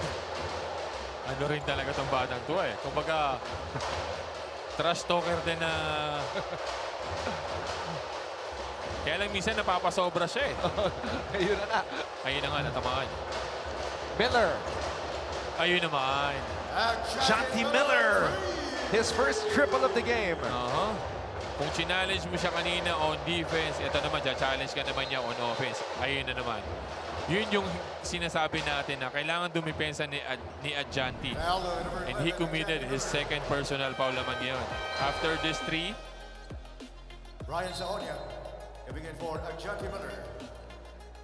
You need to put Janty on the bench kasi nga he committed his second foul already after making that 3 on the right. So binalik agad ni Coach Yuri si Brian Sahonia. Yeah. Sahonia di pa nagmimintis. 3 out of 3 from the field. Dalawang tres yan, tsaka isang layup.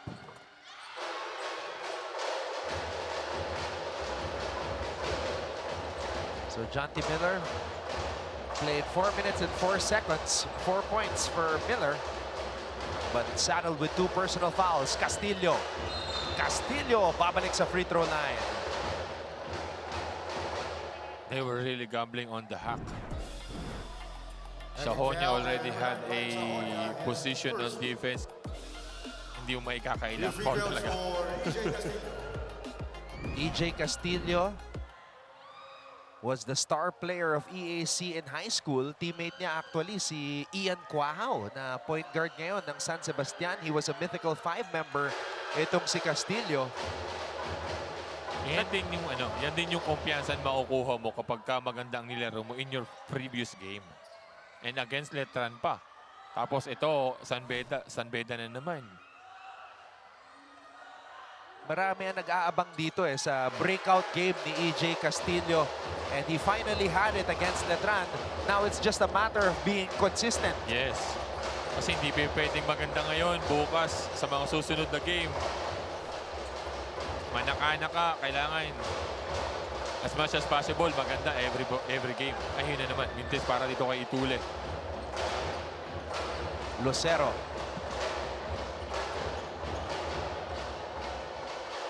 Lucero on the pull-up. Lucero, dalawa na yun! Grabe yung Lucero. Grabe yung kumpiyansa niya. Sahonia, libre. First miss. Gonzalez, binalik kay Brian. Brian, aatake. Deceleration by Brian Sahonia and he draws a foul. Blocking foul, number 12, Chris Sharona. Eddie Estacio. To begin for the red line. Biglang pull up itong si Lucero.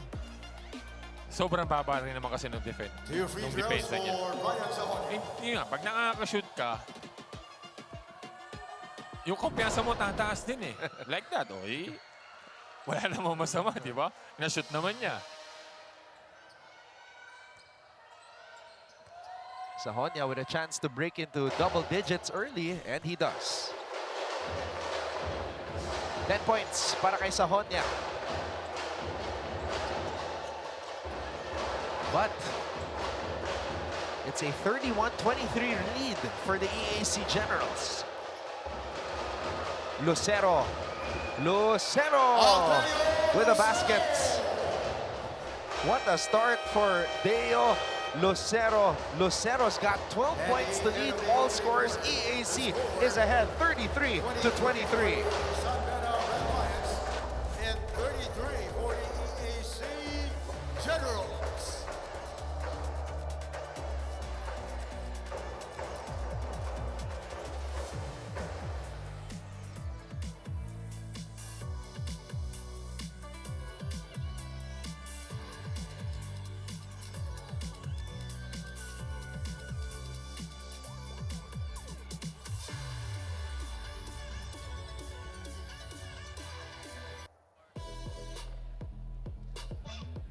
Ang recruitment sa panahon ngayon sa collegiate basketball, ang tindi. Grabe yung labanan.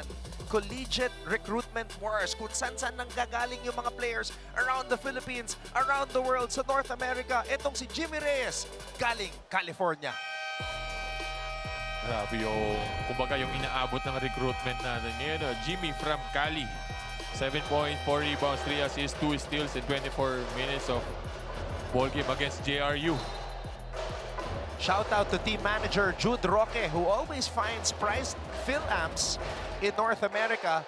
Ngayon naman, itong EAC, hindi na pinakawalan ang kanilang Kobe ng Imus. Player na nila nung high school, sinigurado nila that he would stay in EAC for college. Ito naman, dito lang sa Pilipinas. Kung kanina nasa California tayo, ito dito lang sa Cavite. Kobe ng Imus, 23 points, career high para dito sa batang to, na si Castillo. Yung moniker na Kobe ng Imus, hindi galing sa amin ni Bo yan. Galing yan sa social media, sa mga fans na nakakanood ng highlights at games nitong si AJ Castillo. Hindi naman nila tatawagin Kobe yan kung walang similarity ni Kobe, di ba? Ako, Bo, what I see from him is yan, yung skills, yung footwork.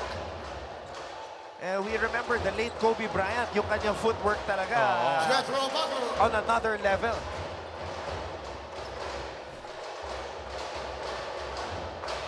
Ito, 12 na ang kalamangan ng EAC dito sa panimula ng second quarter natin. Masikip. Lalim talaga ng rotation. Itong San Beda, Estacio, ngayon lang pinasok. Estacio, another high school standout. 11 seconds on the shot clock.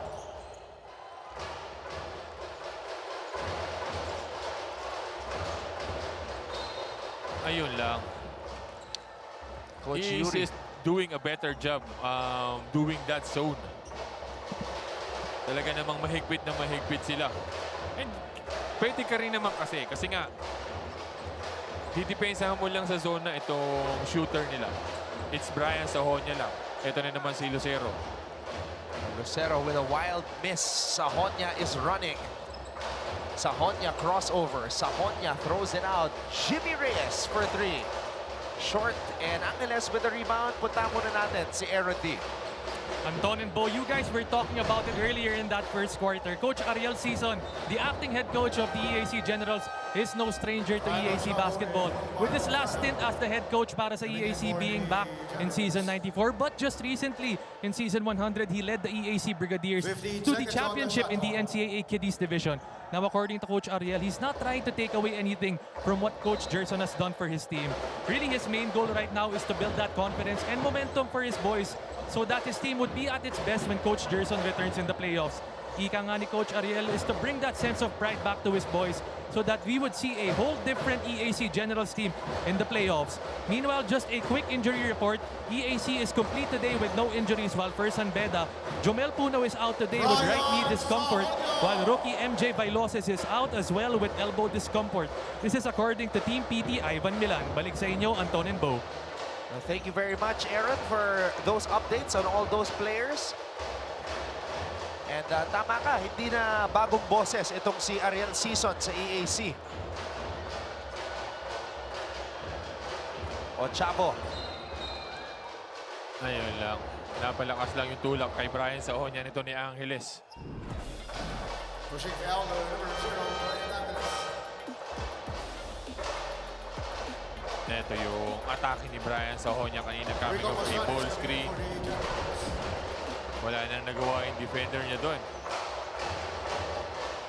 So Sahonia leading San Beda with 12 points. Lucero with 12 points for EAC. 12 points in less than 4 minutes.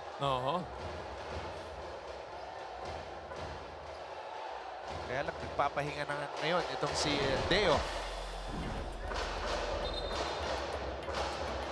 Here is a review on the last foul. All players, please proceed to the... They will review the previous incident between Sahonia and Ochabo dahil may iniinda itong si Kyle Ochabo na tinamaan yata ni Brian Sahonia. Yun yung nagiging problema ngayon ng San Beda. Tuloy-tuloy ang zone ng EAC dahil hindi nga sila maka-convert sa labas. Para bumalik sa tao-tao itong EAC, you need to make something sa labas. Ito yung atake ni Brian Sahonia. Sumabit sa damit ni Kyle Ochabo yung kamay.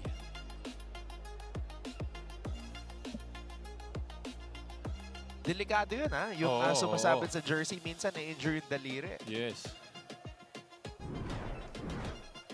Yung alam yung nadidislocate yung daliri. Minsan may mga na puputol pa. Kaya naman nire-review ng ating mga referees natin na yung incident na yon kanina. Kaya tawa na lang si Brian Sahonia tsaka si Kyle Ochabo. Hindi naman sinasadya eh. Ikaw naman yun. Naipit lang, Kyle. Naipit sa damit mo eh. Kasalanan ng damit mo. Hindi ka kasi nakatakin.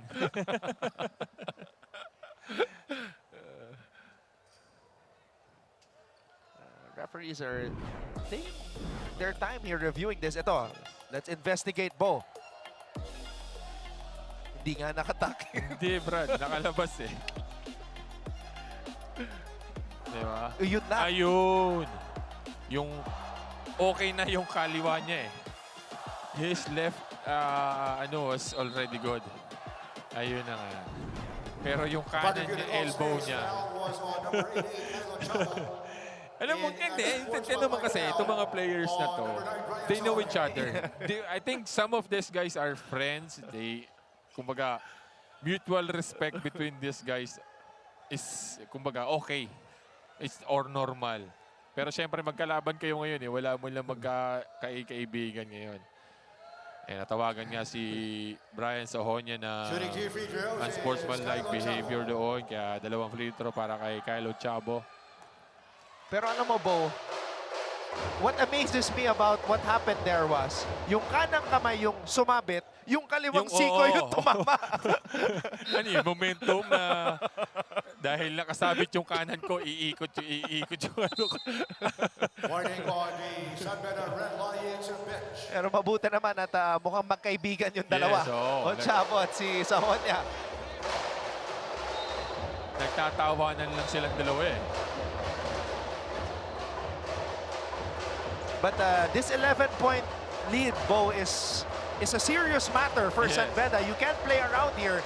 Tandaan natin, #1 spot ang hinahabol ng kupunan ni Coach Yuri dito. Oo, samantalang itong EAC, kumbaga, kumpiyansa ang hinahabol nitong mga to going into the playoffs, going into the classification round natin. Na ayaw mo pumunta doon sa knockout game ninyo na galing sa talo, di ba? So, mas malaki ang mawawala sa San Beda as compared dito sa EAC. Kumbaga, kumpiyansa lang ang hinahabol ng EAC. Samantalang ang San Beda, positioning sa #1 spot. And EAC continues to build on this lead. Brian Angeles with a scoop shot. And it doesn't help that Miller has 2 personal fouls, Bo. And Sahonyo also. Oh my. Sahonyo. Ayun naman. Ganda nung anticipation ng Kylo Chavo. Oh, Chavo. Wild shot. Reyes. Coldora. Estacio for 3. Wala na naman. Medyo maalat sa labas itong San Beda. Angeles. Angeles. Another one for Brian Angeles. If you make the previous play, possible na maulit-ulit ito. Kaya ito na yung kalamangan nating malaki. At 15, nababagad yun sa 13. Much needed shot by Andrada. Uy! Oh! Coldora with a steal. Coldora. Reyes. Wow! Sorry miss by Jimmy Reyes. Miscommunication na doon between Bostanes and Ochavo, pero hindi na maximize ng San Beda.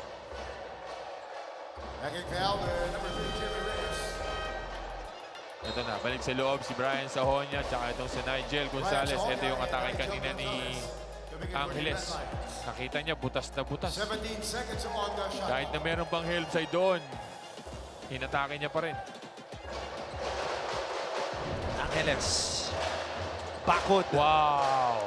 Ganda ng gising nitong EAC. Tuloy-tuloy parang ayaw mag-miss. Coldora. Short. Celso. Ayun naman. Right place, right time para dito kay Joe Celso. Plus a foul. Ito yung hanap ni Angeles dito kay Bakod. Tulad nga ng sabi mo, maganda ang gising ng EAC Generals. Mintis na kanina. Na-convert pa. Para dito kay Joe Celso plus a foul. At sa aming pagbabalik, bonus free throw para kay Joe Celso.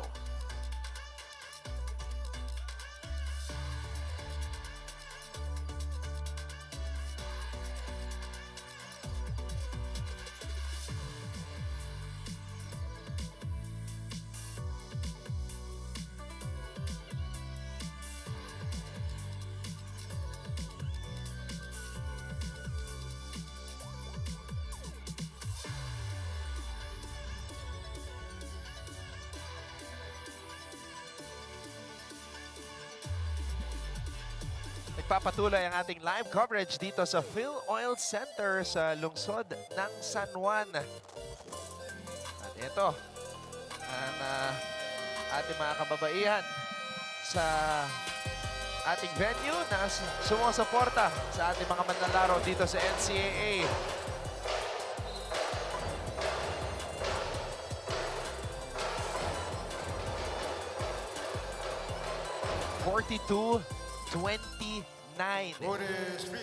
Hindi po panaginip to. This is real life happening right now. EAC up big against San Beda. Hindi po mali ang inyong mga television. Lamang po ang EAC ng 13. And this is without their head coach, Gerson Cabintes. Paano kaya yun? Pagka nanalo ang, kung sakasakali manalo ang EAC, hindi na muna kaya mag-coach si Coach Gerson. Hindi, tinambakan niya sa Beda pahinga muna. Kaya alam naman natin na maraming responsibilities itong si Coach Gerson Cabintes.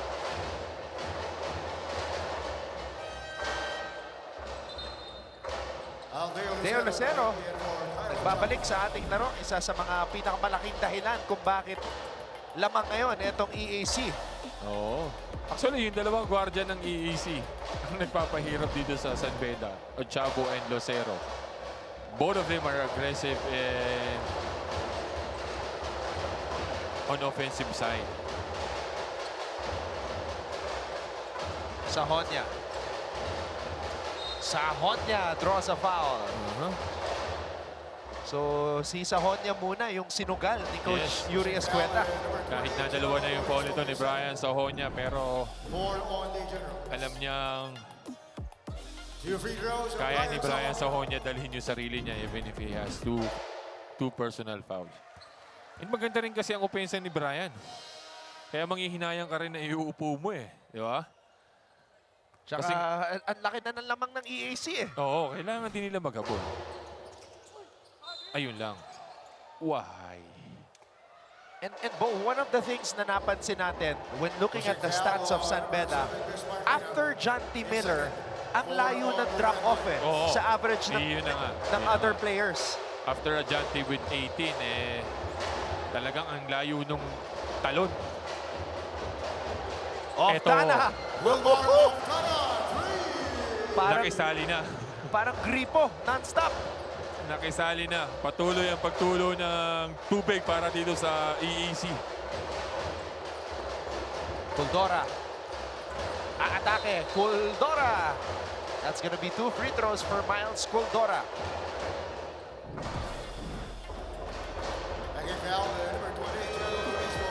Ito na, Wilmar of Tana nakisali na. The leading scorer of the Generals, averaging 12.5 points per game. Free throws for Miles Kuldora.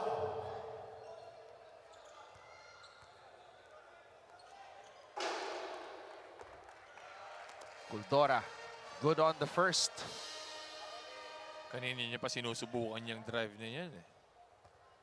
This time na foul siya ni Loristo na wala sa position to go on the help side defense. Russell Dominguez.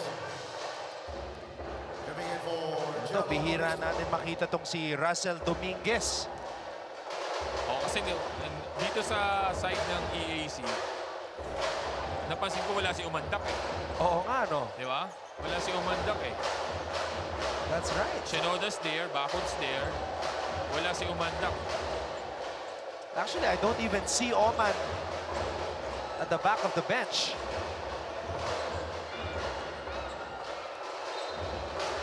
I think he's there. Yun, sa likod. Ng bench. Oo, naka-civilian din. Nakita ko na, sa second row. Oo, sa second row. Naka-ID. Laking bagay na, ha? Oo. Oman Dak. He has started 4 of 11 games para sa EAC. Tsaka yung Umandak is veterano. Oo. Di ba? Subok na naman si Yukin. Wala. Rebound para dito kay Celso. Sahonya. Iyon naman. Ganda sana kung nakompleto. Na-finish niya, oo. Ito yung hinahanap natin na si Umandak. And even Adam Doria right beside him. Oo. Pareho naka-civilian. So that's 2 players down and a coach, a head coach, not around for EAC yet. Nauuna ngayon ang mga general. San Beda without Jomel Puno with a sore right knee, as reported by Aaron earlier. John T. Miller saddled with 2 personal fouls. Ayun lang. 2 missed free throws para dito kay Brian Sahonya. Kanina 1 out of 2 siya. Ngayon 0 out of 2 naman siya. Bagay. Ito na naman si Bagay. In and out. Favorite? Oo, kanina pa nila hinahanap. Yung anong yun.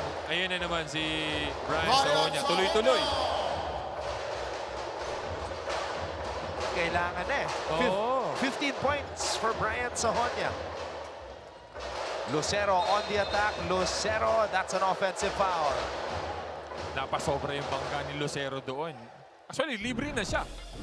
Libre, ito yung atake ni Brian Sahonia. Hindi pwedeng nasa gilid ka niya. Kailangan nasa harap ka niya. Ayun. Napasobra yung bump niya doon kay Nigel Gonzalez. Naghahabulan, Lucero at Gonzalez. Oh, Sahonia diving for the loose ball. Jump ball. Possession for the San Beda Red Lions. 18 seconds on the shot clock. Ayun, di nasalo na maayos. Oo, atake na sana si Brian eh. Kaya lang di niya nasalo. The good thing they retained the possession. Ito na naman. Brian. Aatake. Brian Sahonia. No go. He is really aggressive on the offensive side. Sa bagay, ikaw lang din naman yung kumbaga bright guy dito sa San Beda who's really doing well on offense. Few free throws for Joe Celso. So we have this report from Aaron D. This is according to Coach Noy Catalan, whom Aaron got the information from. Wala daw injury itong si Oman. They just chose to reserve him today para mabigyan ng tsansa yung ibang mga players niya. Okay. Kaya lang yun nga. Foul trouble itong si Loristo. You need a body. So... Christian Oda and Joshua Tolentino. Ang hirap din ang trabaho ng coach, no? To make decisions like that kung sino ang i-reserve. Actually. And yun din yung ano ko. Yun din yung, kumbaga, on my part, mahirap din as a player na lagi ka nasa reserve, lagi ka nasa ano. Kasi nga, sayang din yung playing years mo eh. Di ba? Kung hindi ka makakapaglaro. And Oman stated na one and done lang siya dito sa EAC. Oo, kasi galing na siya sa LPU eh. Still by Sahonia. Sahonia. Sahonia! Wow! Yung kumpiyansa ng Brian Sahonia eh umaapaw. Kaya tuloy-tuloy siya dito.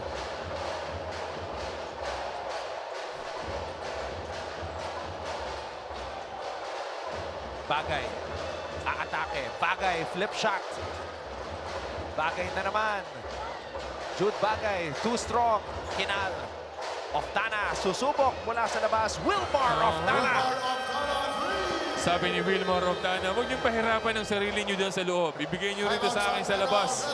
Ako ang bahala. 48-38 in favor pa rin ng EAC.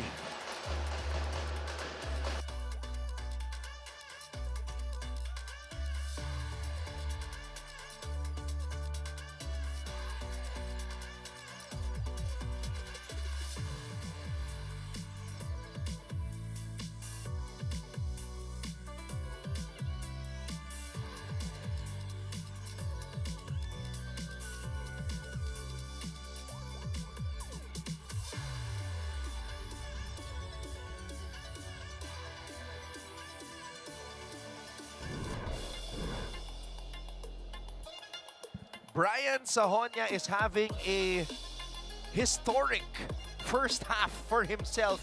17 points. Ang ina-average lang nito, 10.6 points per game. So he has 17 points in almost 14 minutes. Walang takot eh. Even si Shinoda, binangga niya doon. Kahit na mas malaki itong si Shinoda. Kaya naman, wala eh. Sa kanya lang din na, kumbaga, mag-rely si Coach Yuri. Kasi he is the only guy na maganda ang ipinapakita sa on their offense. But yun nga, he needs some help. Hindi pwedeng it's all Brian Sahonia lang. Binalig na ni Coach Yuri itong si Ajante Miller na mayroong 2 fouls but he has 1 triples. So it's now Jante's turn.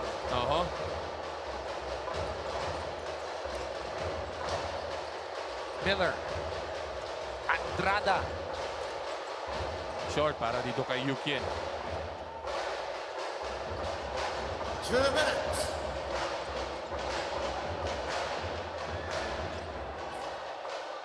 Goldora. Celso. Celso on the drive. As it counts for Joe Celso. Big man on the move, Joe Celso. Napaplex pa si Joe Celso doon after that finish with contact against Shinoda. Tsaka bihira yan na aatake si Joe na galing sa free throw line halos. Coming of a dribble, usually yan, put-back lang yan dyan, mag-aabang lang ng offensive rebound.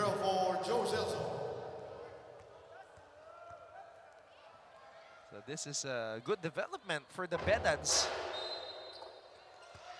3-point play, nakompleto ni Joe. Baba sa 7, kailangan ng EAC.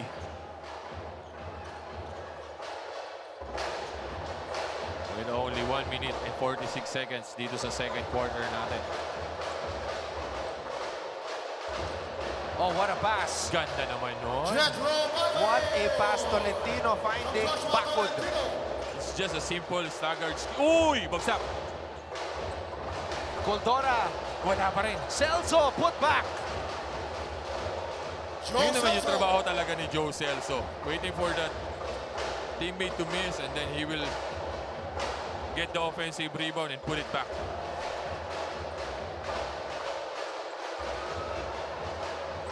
Castillo. Oftana. Floater. And a steal by Etule. Etule is running. Etule. No. Oftana binigay kay EJ. EJ Castillo on the attack. EJ Castillo. Wow. EJ Castillo. Pinausok yung depensa. Yung alam mo yung mabilis, isang ataking mabilis, sabay biglang babagal. Babanggain yung kalaban. Grabe yung atake. Ito yung hanap ni Tolentino kay Backward kanina. Ito naman yung atake ni Goldora Gomez. Ito si Joe Celso for the putback. Ito yung atake ni EJ Castillo. Yung creativity nung Castillo medyo kakaiba. Halatang lumaki sa YouTube highlights ni Kobe. Oo. Yung mga bata ngayon, doon na unang na-expose sa basketball Oo, tas gagawin sa court sa kanila. Lalo na sa kanila. Batang Imos na maraming court sa Cavite. Baka sa mga pusta-pustahan pag ginagawa nitong batang to yun.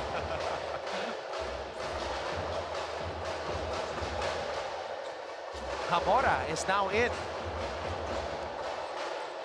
Hamora, this is only his second appearance, Bo. Second appearance all season long. Oo, gamble for Sabagay, sinab niya si Adjante kasi baka ngayon mag-commit si Adjante ng third foul. Kaya naman sab niya naman si Hamora, balik itong si Adjante na naman for offensive purposes. Pati itong si Brian Sahonia. It's rare that you see an offense-defense substitution in the collegiate ranks. Normally parang football Normally sa professional lang natin nakikita yan, yung offense-defense substitution. Sabagay, si Coach Yuri naman is an assistant coach sa pro. Kaya may alam niya rin yan, siyempre. Learning from the great Coach Chot Reyes.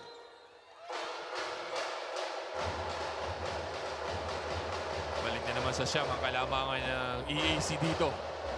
Uulitin po namin, hindi ho kayo namamalikmata. Talagang lamang ho ang EAC. Pero eto na mga Bedista trying to get back in this game. Gonzalez with a finish. As fast as they can. Oo. Last shot para dito sa EAC. Tolentino. Tolentino. Etule. Half-court shot. Uy! Oh! Muntikan pa yun. So San Beda might be down, but they have the momentum in this game, Bo. Actually. Maganda yung run nila sa dulo ng second quarter. From the high of 15, bumaba ngayon sa 7 para matapos itong first half natin. We have an entire half to go. You're watching season 101 of the NCAA.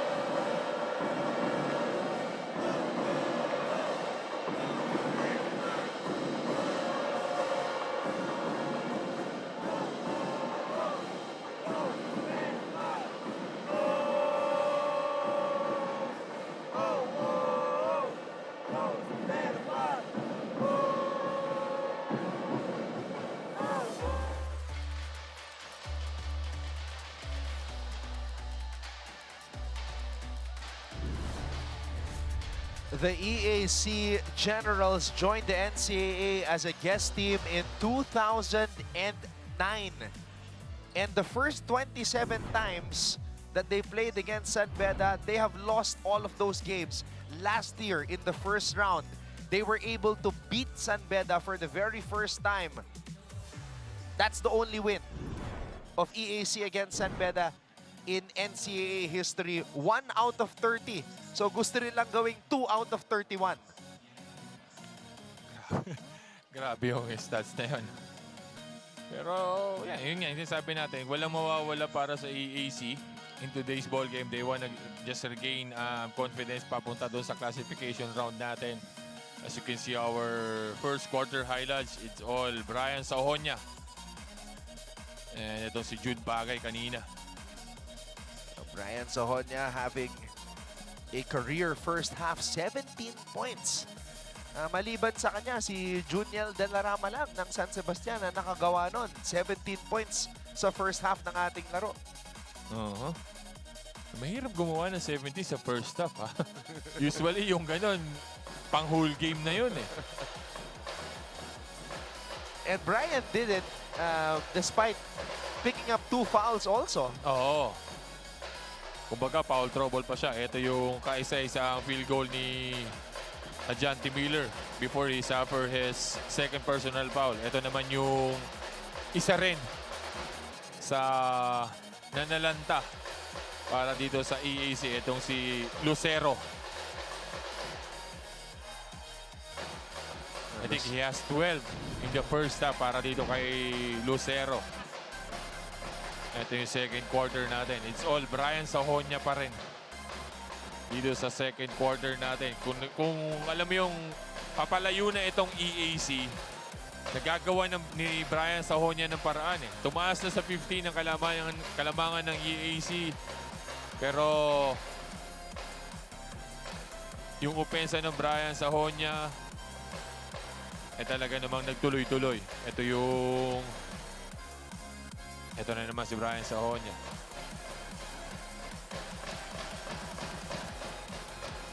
Ito yung gandang pasa ni Tolentino papunta kay Bakud. Ito yung pahabol na yung San Beda. Gumagawa sila ng run. Pero yun nga, nagkakaroon ng run ang San Beda. Napuputol din ng EAC eh. Nagkakaroon din sila ng sarili nilang run eh. Hindi magtuloy-tuloy na continuous run para dito sa San Beda. As you can see, our halftime stats, 47-54 in favor of EAC. Field goal percentage natin, 50 for EAC, 40 for San Beda. Assist, hindi masyado nagkakalayo, 10-8. Dito tayo magkakaroon ng diferensya sa bench points. 32-13. Dahil ito kay Lucero na with 12 points, 8 para dito kay Ochabo and Castillo with 6. Samantala dito sa San Beda, Brian Sahonia with 17, Celso with 9, Yukin Andrada with 7. Ito yung starter naman ng San Beda na talagang nagtuloy-tuloy. Sa bench naman sila nagkukulang ngayon. Even they put Ajanti Miller off the bench. Kaya lang he suffered 2 quick personal foul sa first quarter natin. Kaya medyo inupo muna siya doon ni Coach Yuri. Tsaka yung 9 points ni Joe Celso, career high na yan para kay Joe Celso dito sa NCAA. Grabe. So first half pa lang.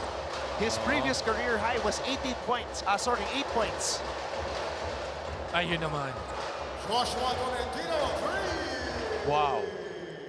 Akala ko pipilitin na ni Castillo dun sa gitna eh. Buti na lang nakita niya itong si Tolentino sa ibabaw. Miller, aatake. Niluwahan ng ring.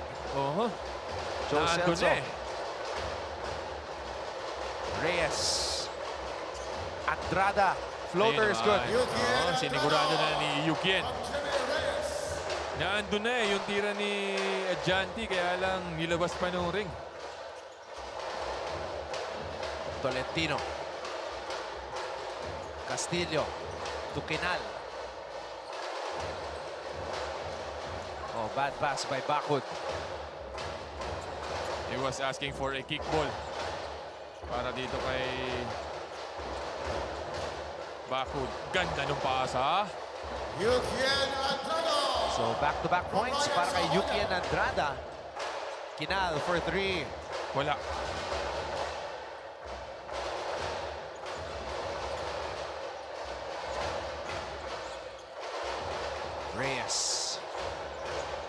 Reyes. What a pass. Grabe yun. What a pass and what a shot. Nakita niya pa si Yuki doon sa likod.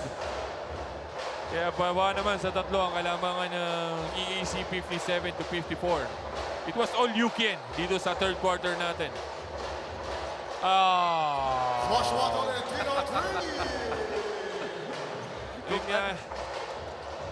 Celso. First double-digit game in the NCAA for Celso. Yes. He was just running down as fast as he can. Kaya pinid siya dito ni Janti. Ito na naman si Tolentino. Medyo pinilit ni Tolentino yung atake niya doon. He was asking for a flop. Ito yung unang pasa ni Torres kay Yukien for that floater. Ito naman yung galing kay Brian Sahonia. And ito yung hanap ni Joe Reyes. Ang layo eh. Kung sa corner si Yukien, okay lang eh. Pero nandun sa may... Oy! Miscommunication. Kinal. Tolentino will head to the line. Lahat ng point guard ng EAC is really an offensive-minded in today's ball game. Kanina, Ochavo. Pag-sub si Lucero. Ito naman ngayon si Tolentino. 2-3 na pinukol nito. Ngayon, libre si Kinal. Tinuloy-tuloy niya na lang din.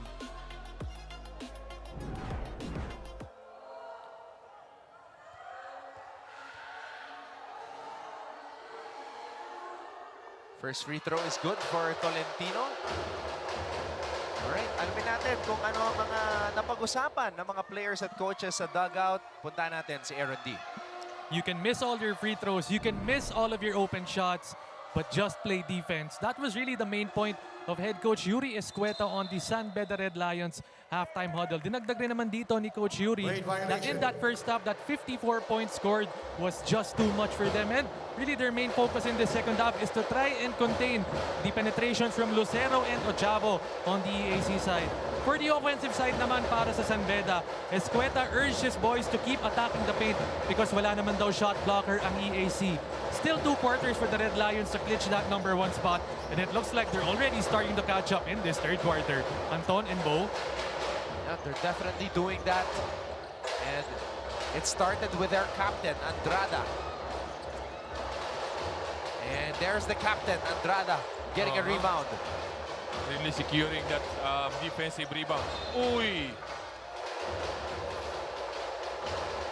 Nawala sa balanse. Oo. Nasobra sa pagmamadali itong si Brian Sahonia. On that possession. Na out of balance siya eh.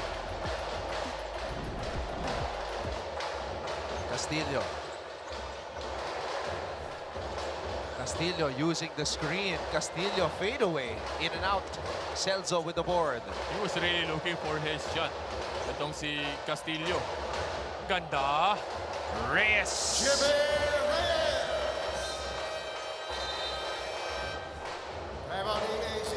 And that lead of EAC is down to just 3.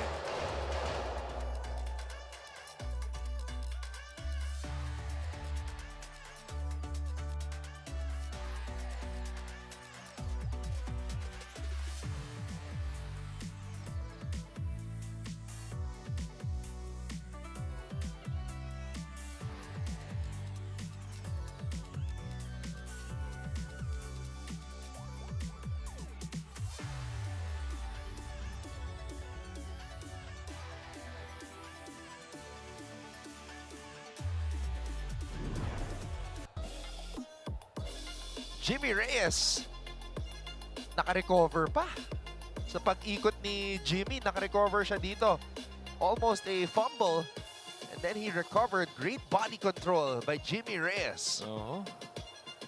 Fumble na doon. Kaya lang, masama rin ang help side dito ni Tolentino. Naiiwan pa siya ni Jimmy Reyes doon. Nag-fumble lang. You need to be in front of Jimmy Reyes. Kaya lang, Inikutan lang. Inikutan lang eh. Mag-isa na doon sa ilalim. Tama rin si Coach Yuri kanina sa halftime na let's attack the paint kasi nga wala ring shot blocker. No help side on that possession by Jimmy Reyes. Walang help side para dito sa EAC.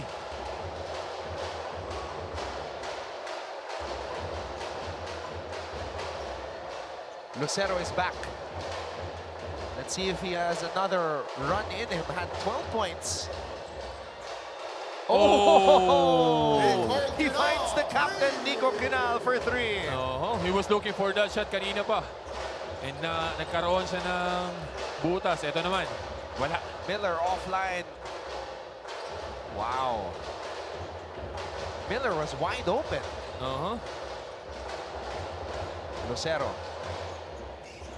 Lucero sumasayaw. Binigay dito kay Bakod. Bakod, wala. Malakas naman yung floater ni Baco doon. Miller, aatake. Miller draws a foul. Good foul by Nico Quinal. Buti nilang hindi tinira ni Miller yun. He has a chance to take the shot pero he tend to pass it.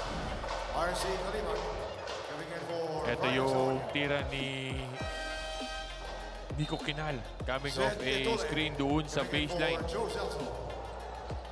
Itong Quinal and the guy Argente sa JRU, pareho sila ng ng weapon eh. Yung konting puwang lang sa labas sa tres, magsasuffer ka talaga eh. Gonzalez, dinabas ang bola. Miller, binigay kay Kalimag. Gonzalez to Andrada. Shanti Miller, offensive rebound and put back. They already did a better job on defense. Kaya lang naiwan nilang si Shanti Miller sa labas. Ito na naman si Lucero. Hindi na pick up agad ni Shanti Miller itong si Lucero. Kaya tuloy-tuloy doon. Even if Yuri Yukian is there. Wala siya nagawa doon. Oh, what a pass. Ganda. Grabe. Deo Lucero making things happen for EAC. Balik sa 8 ang lamang ng Generals.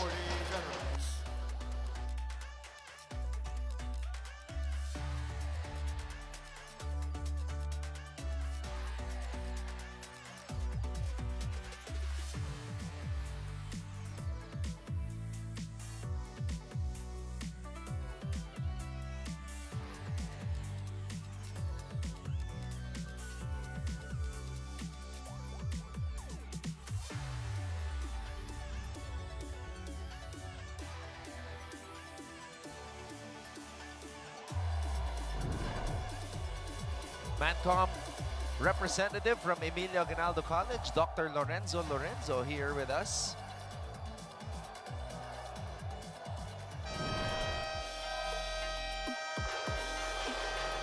Look at that rebound by Miller. Kinuhanan niya doon si Jude Bagay. Ito naman, after that Miller put back, tuloy-tuloy itong si Lucero and then itong pass break papunta kay Jacob. Etule, downhill drive. Wala na naman. Malakas. Ang ganda nung screen ni Nigel, kaya lang hindi naman na-finish ito ni Etule. Yung layup na yun. And they're doing what Coach Yuri wants. They're really attacking the basket, but they're just not finishing the basket. Naandun yung mga tira sa loob eh. Kasi nga, sabi ni Coach Yuri, walang shot blocker itong EAC. Which is, tama rin naman. 2 on the Red Lions. 14 seconds on the shot clock.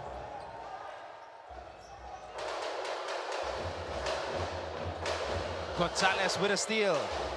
Gonzalez all the way. Parang may takip sa ring. Ang dami nilang mga sorry misses. Pushing foul, number 71, Aldeo Lucero, his third personal, 3 on the Generals. Iyon din ang isa sa magiging problema mo if you take a layup na diretso sa ring instead of using the boards. Kasi yung boards na andyan yan as a help eh. Eh pagka yung diretso sa ring na layup, pag tumama sa kabilang kanto, possible lumabas eh. Just like what happens with Nigel. Ang problema pa doon, nagmintis pa siya sa free throw. Ayun. Isa. Instead of an end one, a possible 3-point para sa kanila. Isa lang ang na-shoot ni Nigel. Lucero. Swings it. Bagay. Gets it back from Oftana. Jude. Fade away. Wow! This guy is not afraid of contact. He's even initiating the contact. Itong si Jude Bagay. Before he dribbles, babanggay niya muna eh. Tapos nung wala na siyang mapuntahan, binangga niya muna before he took the shot. Nakapayong na sa kanya eh. Oo. Nakalusot pa. Jude Bagay. Kompleto ang 3-point play. Not afraid of any contact itong si Jude Bagay.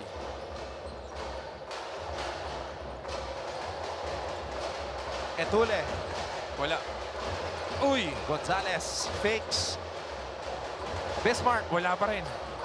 Offensive rebound for Bismarck. Sinigurado na nila na walang basket. Just take the free throws. They were struggling anyway sa free throws. Ito Jimmy Reyes. San Beda. Oo, 14 out of 21 for 66%. Medyo mababa yun, ha? Now, Bo, napansin natin in previous games na sinastart din ni Coach Yuri Escueta itong si Bismarck Lina. Binibigyan ng mga plays, post-up opportunities. But in this game, I don't think I've seen a post-up opportunity para dito kay Bismarck. Wala pa siyang sa poste, halos. Nakagulat yan kasi walang sentro ang EAC. Isa pa yun. Parang same as yesterday. CSB against JRU. Walang defender sa poste ang JRU. That's why David Sean umali all the time. Kaya naman karera yung ginawa ni Sean kahapon with 28 points. Ito pa ang problema. Uy! Yun naman ang hindi pwedeng mangyari. Yung nagmintis ka na ng 2 free throws, nakakuha pa ng offensive rebound itong si Cordora. Ochavo. Tukinan. Oftana for 3. Offline. Sahonya with the rebound. Reyes. Sahonya. Sahonya to Bismarck. Bismarck, 2-man game! Tumba yung cameraman. Sinecure na ni Bismarck Lina doon yung layup na yun. Bagsak yung ating cameraman doon sa baseline. Ito na naman, it's Brian Sahonya who made that pass. Oh, good save. Oo, buti na lang nahawakan yung precious camera natin. Ayan, we see the angle. Oo, this nasa low. Ayan. Nice assist.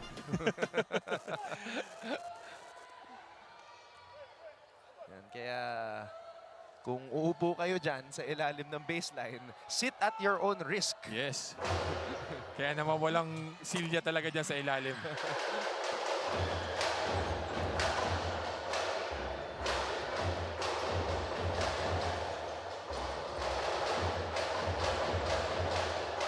Loristo. Angeles.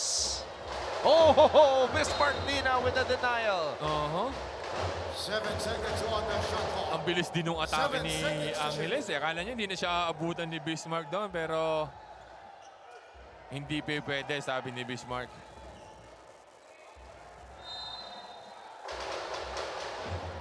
Bagay in the post. Bagay.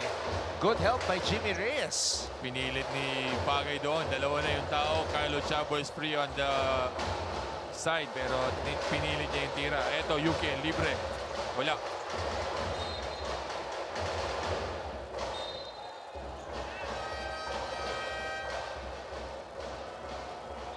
Rico Postanes coming in for the Generals. Coach Yuri is asking for a review. Kasi akala nila, Here is sa tingin nila, last touch by EAC. And there was also some hesitation. Oh, on our referee na si referee Yante. He was, I think he was asking for a help. Oh. Doon, pero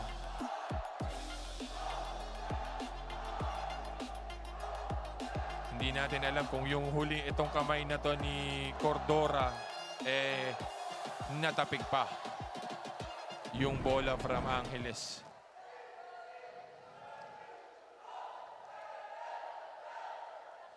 That's why our referee is reviewing it kasi very important possession para dito sa San Beda if they retain that one.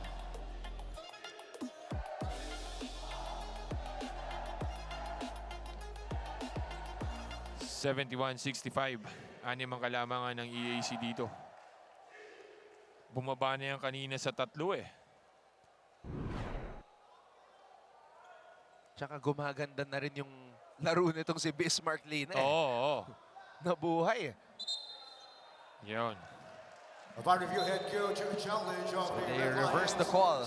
I think it's Angeles who tap it last para sa EAC. Kaya balik pa rin sa San Beda ang bola.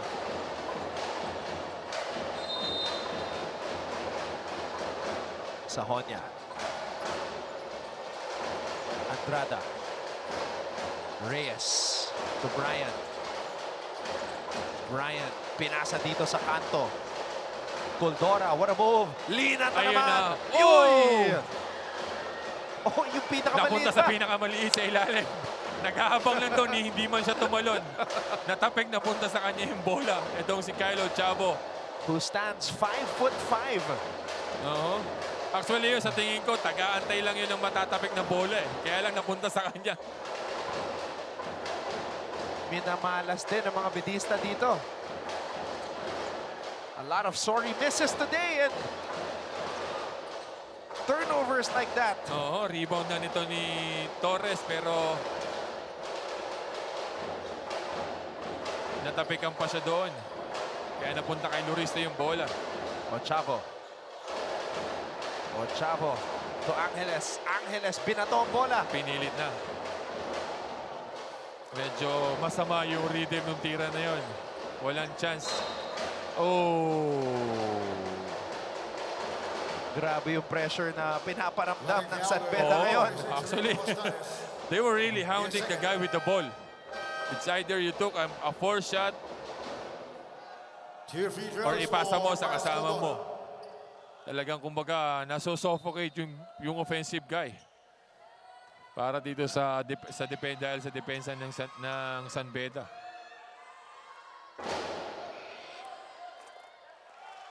First free throw para kay Coldora. They need to make basket dito sa free throws. Kasi nga, they were attacking the shaded area. Kaya lang, ayan na naman. Pa isa-isa eh. Isa sa dalawa eh. Lina with the offensive rebound. Reyes. Reyes bounce pass. Coldora.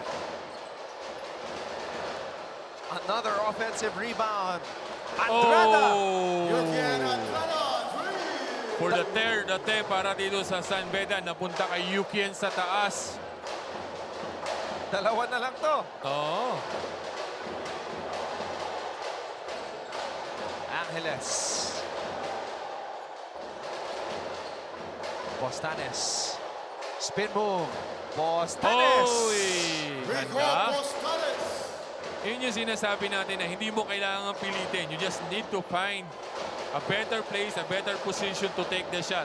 And yung kay Postanes naman pinaghirapan niya rin. Coldora to Sahonia. Sahonia looking up at the clock. Sahonia on the pull-up. Wala. Last shot para dito sa EAC. Kaya naman sabi ni Kyle, teka lang, chill lang. Ochavo against Bismarck. Ochavo step back for 3. Ganda sana nun. Oo. Actually, linya. Malakas lang talaga yung pagkakabitaw nito ni Kyle Ochavo. Ito yung third attempt para dito sa San Beda, coming of those offensive rebounds. Ito naman yung kay Postanes. Bo, si Andrade yung bumuhay sa San Beda sa third quarter. Oo. At the start of the third quarter, it's all Yukin. Kaya naman baba sa 4 ang kalamangan from the high of 7 sa halftime. In favor pa rin ang EAC.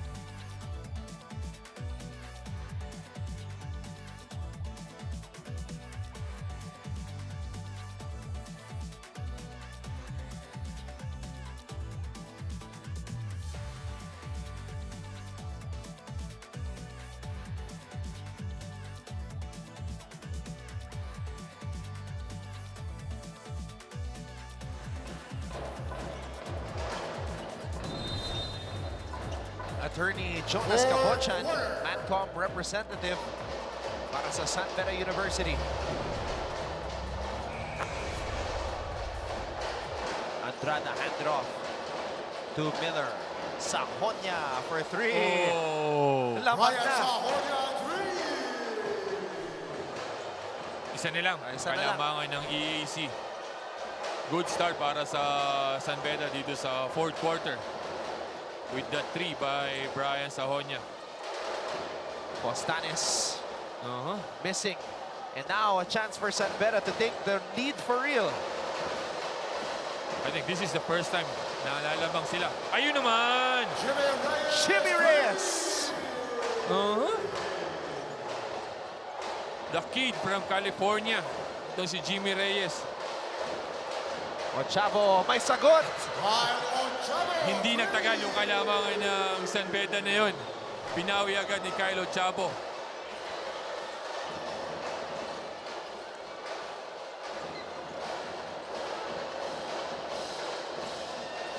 Sahonia nabitawan ng bola. Miller aatake.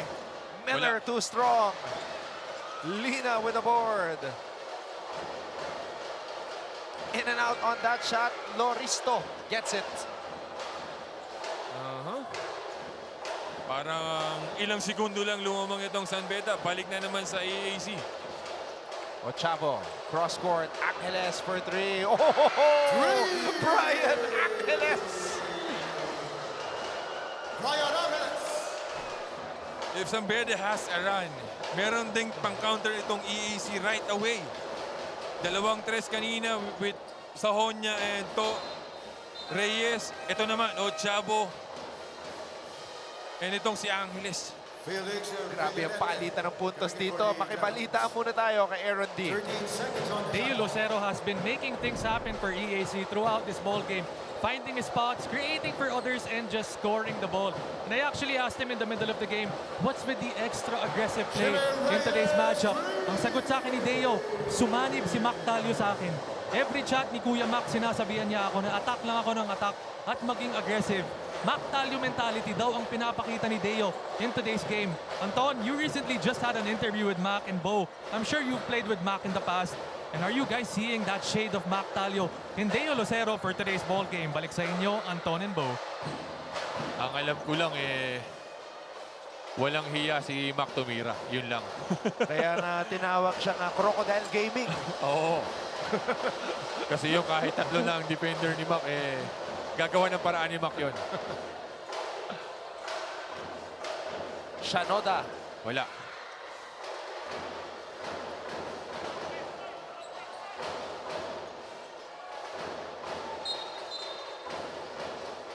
There's a new guy para dito sa AAC, itong Villarente. Nakakapasa ko lang. Ito na naman si Jimmy Reyes. At ito naman yung sagot ni Ochamo. Ginaganahan si Kyle kapag medyo hindi kalakihan yung point guard na nakakatapat niya. Yung ka-same height lang din no? Pero mas ganado itong si Jimmy Reyes dito. Reyes. Andrada for 3. Wala. Munti ka na yun para kay Celso, but Noristo grabs it away. Yun naman yung strength nito ni Celso. Reyes with a steal. Jimmy Reyes, behind the back to Miller. And that's a foul.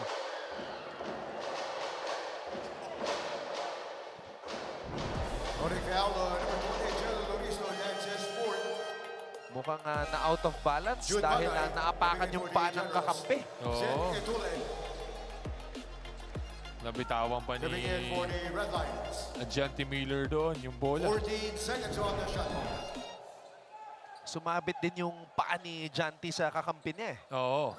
Pag-ikot na out of balance din.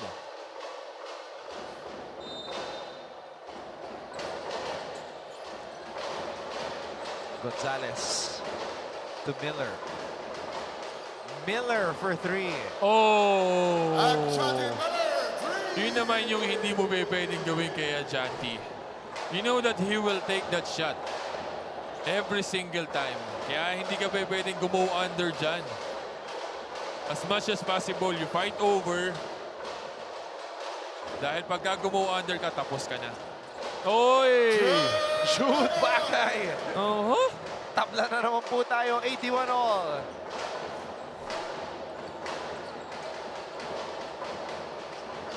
And that's why they...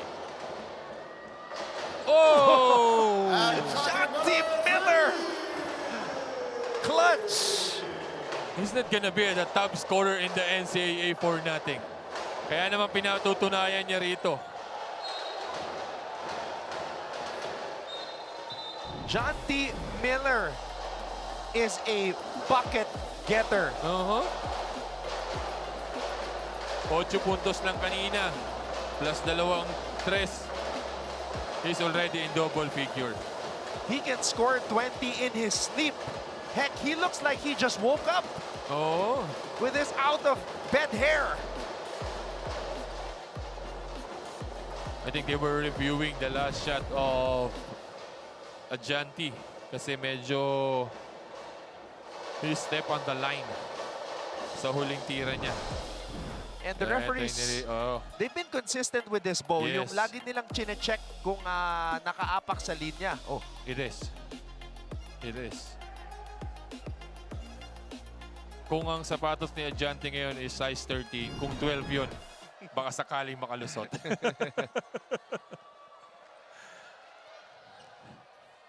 It is. That's why our referees are reviewing it. They went to the table, so... We have a correction on the floor. The last field goal converted by number 11, Ajante Miller, upon review, was So, toss lang para kay Janty. Yes. Official score, 81. Pero importante dito, lamang ang San Beda, kanila bola. Dito lang sila sa fourth lumamang. All throughout the game, they were trailing. From the start of the ball game, sa first quarter pa lang, ito na naman si Ajante. Wow! Lumipad! It's Ajante Miller time dito sa fourth quarter. After that, 2 threes, isa namang layup ngayon. Janty, hiningi na yung bola, Bo. Hiningi na. Take over time para dito kay Ajante na. Miller, he's feeling it! He is hot! Mainit! Janty Miller! Miller time! Timeout EAC!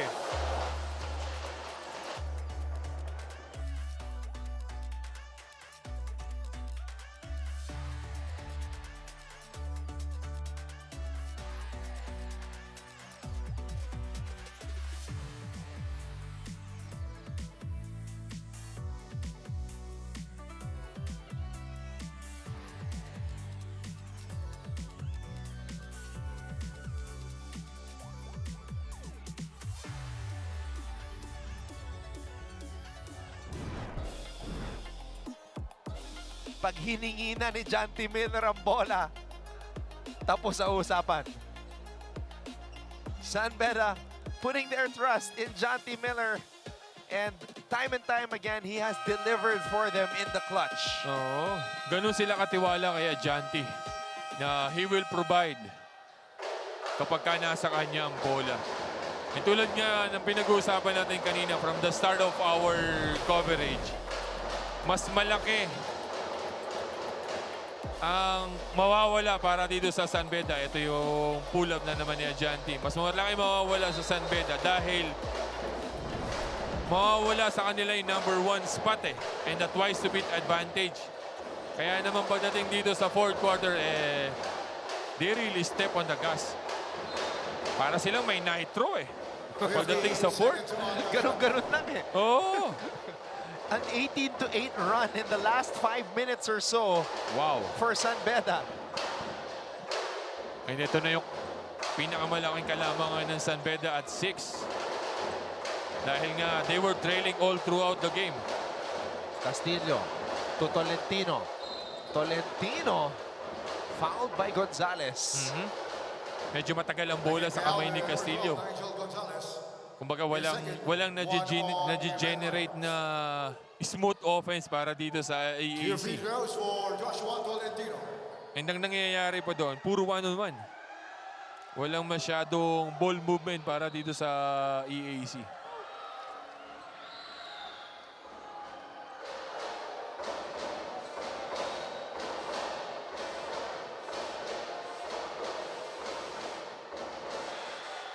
Tolentino missing on the first. Paubos na kaya ang gasolina ng EAC. That's what it's looking like right now. In their previous game, ganun ang nangyari. Pagdating ng fourth, parang nawawalan. Samantalang itong San Beda, they already pushed the button nung nitro nila. Deo Lucero, naka 12 points nung first half. Ngayon, just 14 points. Oo. Ang nag-iisang layup niya kanina against Yukin Andrada doon sa fast break na hindi siya nabantayan ni Janty Miller. Ito na naman si Janty. Janty, aatake. Short. Shanoda. He was asking for a foul doon sa previous attack niya na yun. Lucero. Lucero kontra Celso. Lucero. Castillo.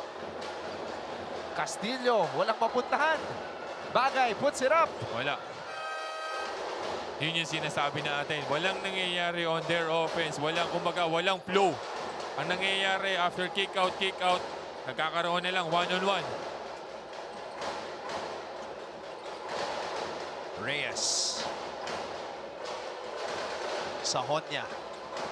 Sahonya with a drive. Sahonya was fouled. Samantalang dito sa San Beda naman, they were really patient on their offense. Finding the right guy, finding the, kumbaga, kung sino yung mainit on offense. On this possession, it was Brian Sahonya against Lucero. Naiwan niya si Lucero doon, kaya and late din on the recovery itong on the help itong si Bagay. Kaya foul na lang ang inabot niya kay Sahonya. San Beda.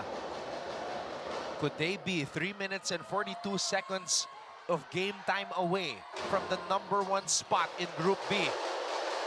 Yan ang ating abangan. But now they've established a 7-point lead. May bala pa ba ang EAC? Lucero. Oftana. Oftana for 3. Wala.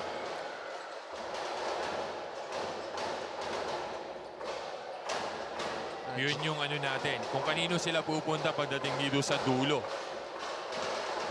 Sahonya, spin move. What a pass. Miller, libre mula sa labas. Wala.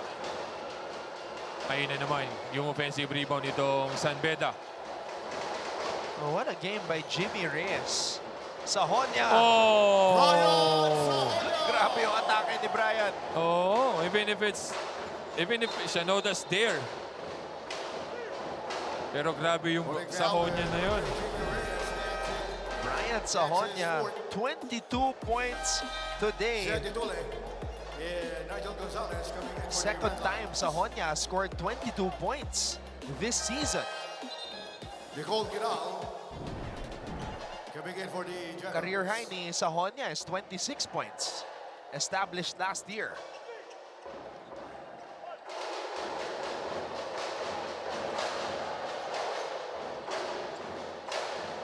And hindi pa to tapos ha, with 2 minutes and 40 seconds libol sa ano natin. Lucero.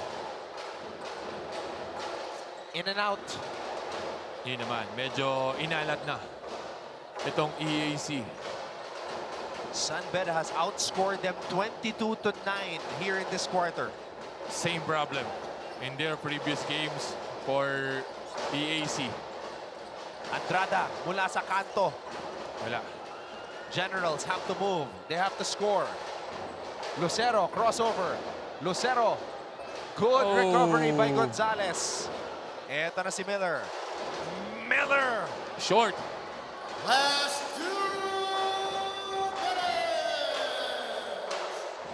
Hindi sila pwedeng mag-set up dito because they were down by 9. They need to go right away. Use the as much as time that they can. Mas maiksi, mas okay. Pero pagka ganitong uubusin mo yung 24, hindi favor sa ito. Tapos mag-turnover ka ng ganun. Sahonya, 24 points. And you can see, pagod na pagod. Ito si Brian Sahonya. He gave it his all. 30 minutes played today. Wow. San Beda with a double-digit lead, their biggest of the game.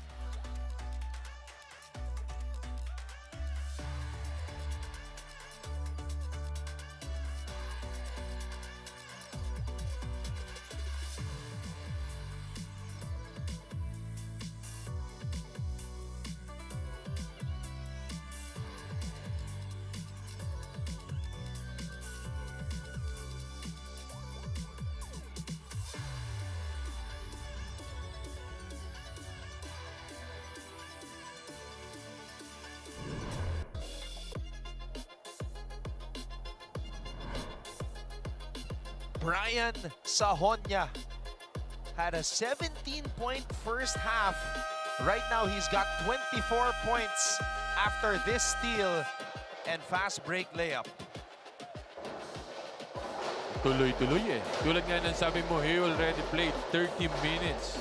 That's because of Ajante Miller's foul trouble kanina. Although he is also in foul trouble with two personal fouls sa second quarter natin. Pero yung kumpiyansa ni Coach Yuri sa kanya na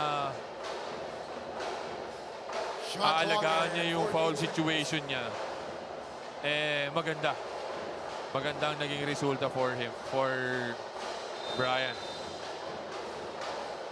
San Beda got Brian's best today.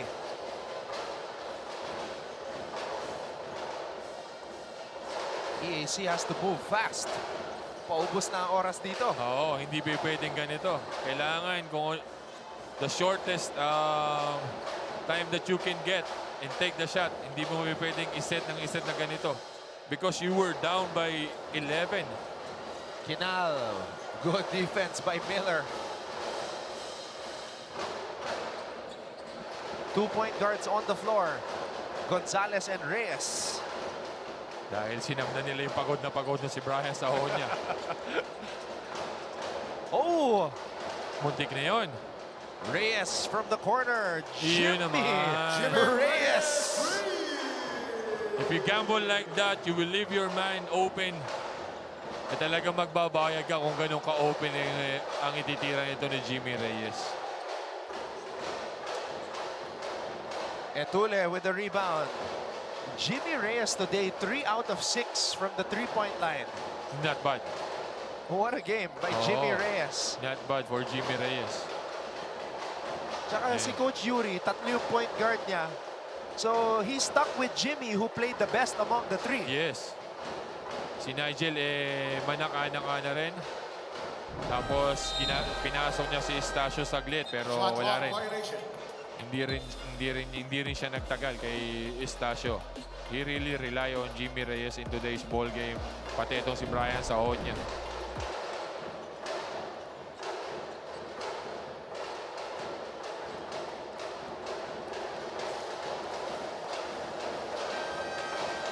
San Beda clinches the #1 spot in Group B with a twice-to-beat advantage in the quarterfinals. 9 wins for the Red Lions. Yes. Now we were talking about the rivalry in their next game against Letran. Kumbaga, ano na lang ang pinag-uusapan doon. Pride na lang. Because the win of San Beda in today's ball game, they solidified the #1 spot. Kaya San Beda and CSB is already assured of a twice-to-beat advantage. Kaya naman makakahinga na si Coach Yuri.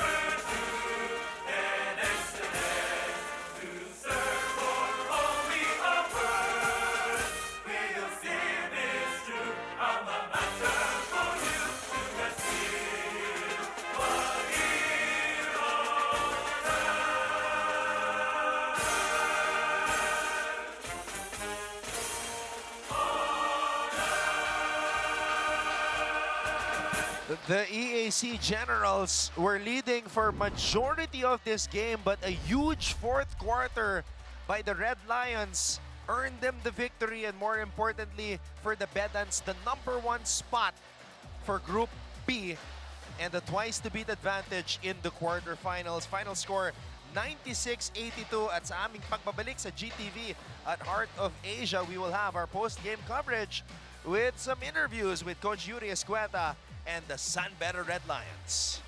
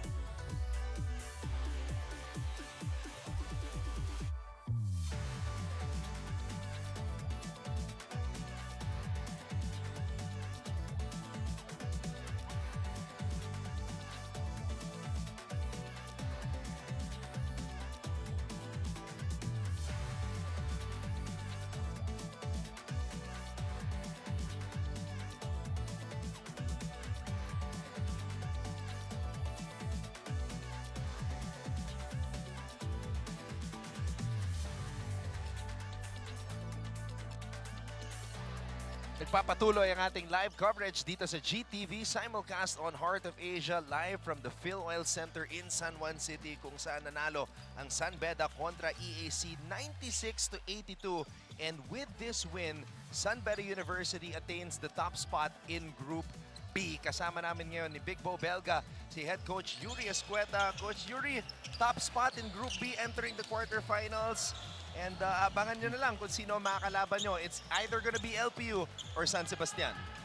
Well, of course, that's the first goal of our team, getting the top 2 spots, 1 or 2, in order to get yung twice to beat advantage. So after this, of course, yung next naman is to win the quarterfinals. One step at a time lang. So at least yung first goal na achieve na namin. Pero may warm-up pa kayo, San Beda Letran sa linggo. Yes, yes.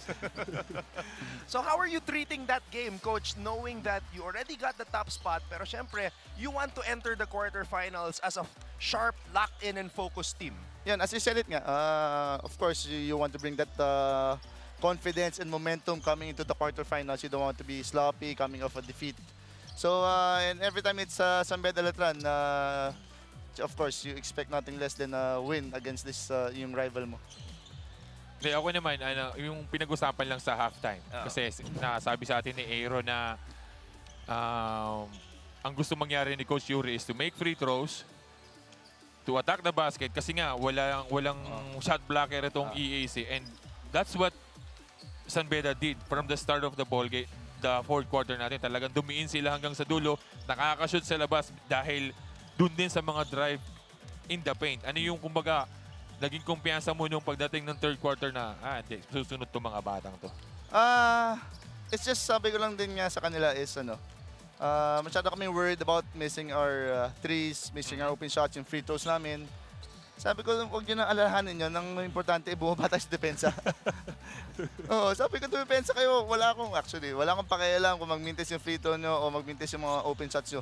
But what I want to see from them is sprint back on defense, get stops and get rebounds. And eventually, because of the stops, we'll create easy baskets for us. And tingin ko na fourth quarter, doon lang namin nagawa. Oo, 27-9 eh. So, first time yata we were able to score, we gave up 82 points and also 96 points na score namin. And you gave up 33 points in the first First quarter, quarter, Coach. yes, we started really flat. So, I have to give it also to EAC. They really played well. They were really aggressive at the start of the ball game. They wanted it more at the start. Coach, pag tinitignan namin ni Bo yung statistics, ang laki ng drop-off. It's only Jonty and Brian who are averaging in double digits. But today, in this game, you had 5 guys in double digits. Would you say that this is the best offensive flow that you've seen, at least in the second half? Of course, it's nice to see that other guys are scoring. Of course, coming into the playoffs for their confidence also. But I would rather have kahit mga single digits lang sila basta hindi maabot ng 82 points yung kalaban eh. Galit pa rin siya. Gusto niya talaga dumipensa yung mga player niya. Masama pa rin ang loob niya, panalo na yan, ha? So, there's of course we can improve from that. And but ayun nga, sabi ko, welcome sa akin yung them being able to score and yung confidence nila na coming to playoffs. Ako naman, I just want to talk about Ajante and Brian Sohonia. Both of them is foul trouble sa second quarter. Both of them with 2. Pero between those two, mas pinili mo si Brian na gamitin sa second quarter. Gumambol ka na, hindi magpa-foul to. And he delivered it. Pagdating sa offense, talagang he just took over. Well, mature na si Brian eh.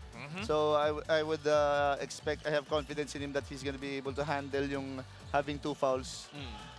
Him being more mentally tougher and mentally, sabi ko, para experience na Bo eh. Pag alam niya, pag pumal pa siya isa, hindi siya maglaro eh. And sabi ko, disiplina lang sa depensa. And yun, buti naman, hindi na foul. Kasi bubunot pa ako ng isa pang wing eh. Mas lalalim pa. Coach Yuri, you being a point guard yourself who knows what it takes to win a championship, you have 3 great point guards on your team. And of course, Jimmy Reyes, Nigel Gonzalez, and Penny Estacio. Today, you decided to go with Jimmy Reyes to start this game, and he played one of his best games this season. Ano masasabi mo dito sa good problem mo, Coach, na pinapakiramdaman mo kung sino yung magiging babad sa mga point guards? Kung sino lang who plays well, who plays good defense. I try to give yung 3 of them opportunity as much possible. Pag maganda laro ni Penny, hindi Penny stays. If Nigel's playing well, Nigel's ganun lang, style coaching ba? Kung sino yung maganda nilalaro, diyan ka. Hindi naman ng ayun. Actually, those are, alam mo yung mabubuo yung tiwala ng player sa coach. Kanina, pagod na itong si Brian Sahonia eh. Talagang nagsarili ng bumagsak doon, nagpasab na eh. Ayaw pa nga pasab eh. Grabe naman yun. 31 minutes ang nilaro ng batang yun in a 40-minute game. It just shows how he really wanted to win this game. Kasi alam niya what's at stake niya. It's, this is a good win for us, especially for our bracket. Oo, tama. So, Coach, it's back-to-back wins for you. I'm sure there's a lot of people watching right now that you want to thank. Of course, maraming salamat po sa lahat ng mga bidista. Lalo na mga nandito nanonood. Malaking bagay po na nandito kayo sumusuporta, nakikita kayo ng mga players. So, thank you po very much sa lahat. Tsaka doon po sa mga season pass holders namin, maraming salamat. Marami silang nanonood ngayon eh. So, thank you sa suporta nyo. I'll correct myself. It's 3 straight wins after those back-to-back wins, trying to go for 4 against Beda, against Letran on Sunday. Ayan. Hopefully, yes. Hopefully. So abangan natin yan. Coach Yuri Escueta and the Beda University Red Lions with a big win today against the EAC Generals. And we'll take a break and back with more interviews here on GTV simulcast on Heart of Asia.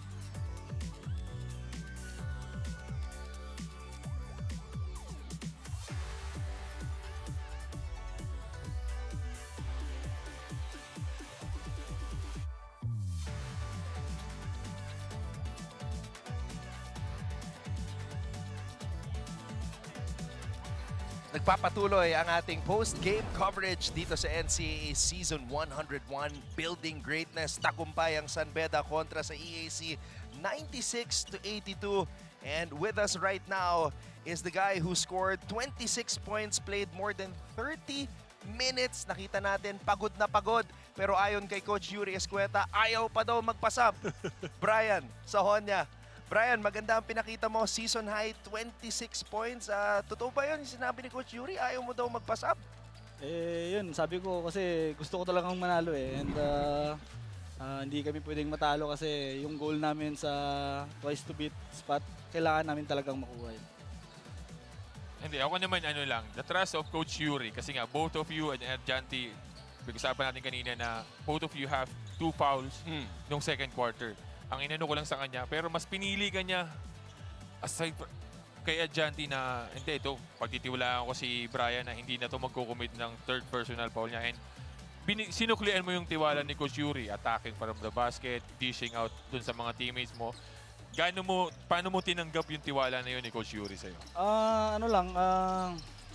Si Coach Yuri naman, alam ko naman yan na pag tumingin sa akin yan, alam ko na talagang nagtitiwala siya sa akin and sinuklian ko lang kung anong binibigay nilang tiwala sa akin and ginawa ko lang yung best ko at yung depensa ko.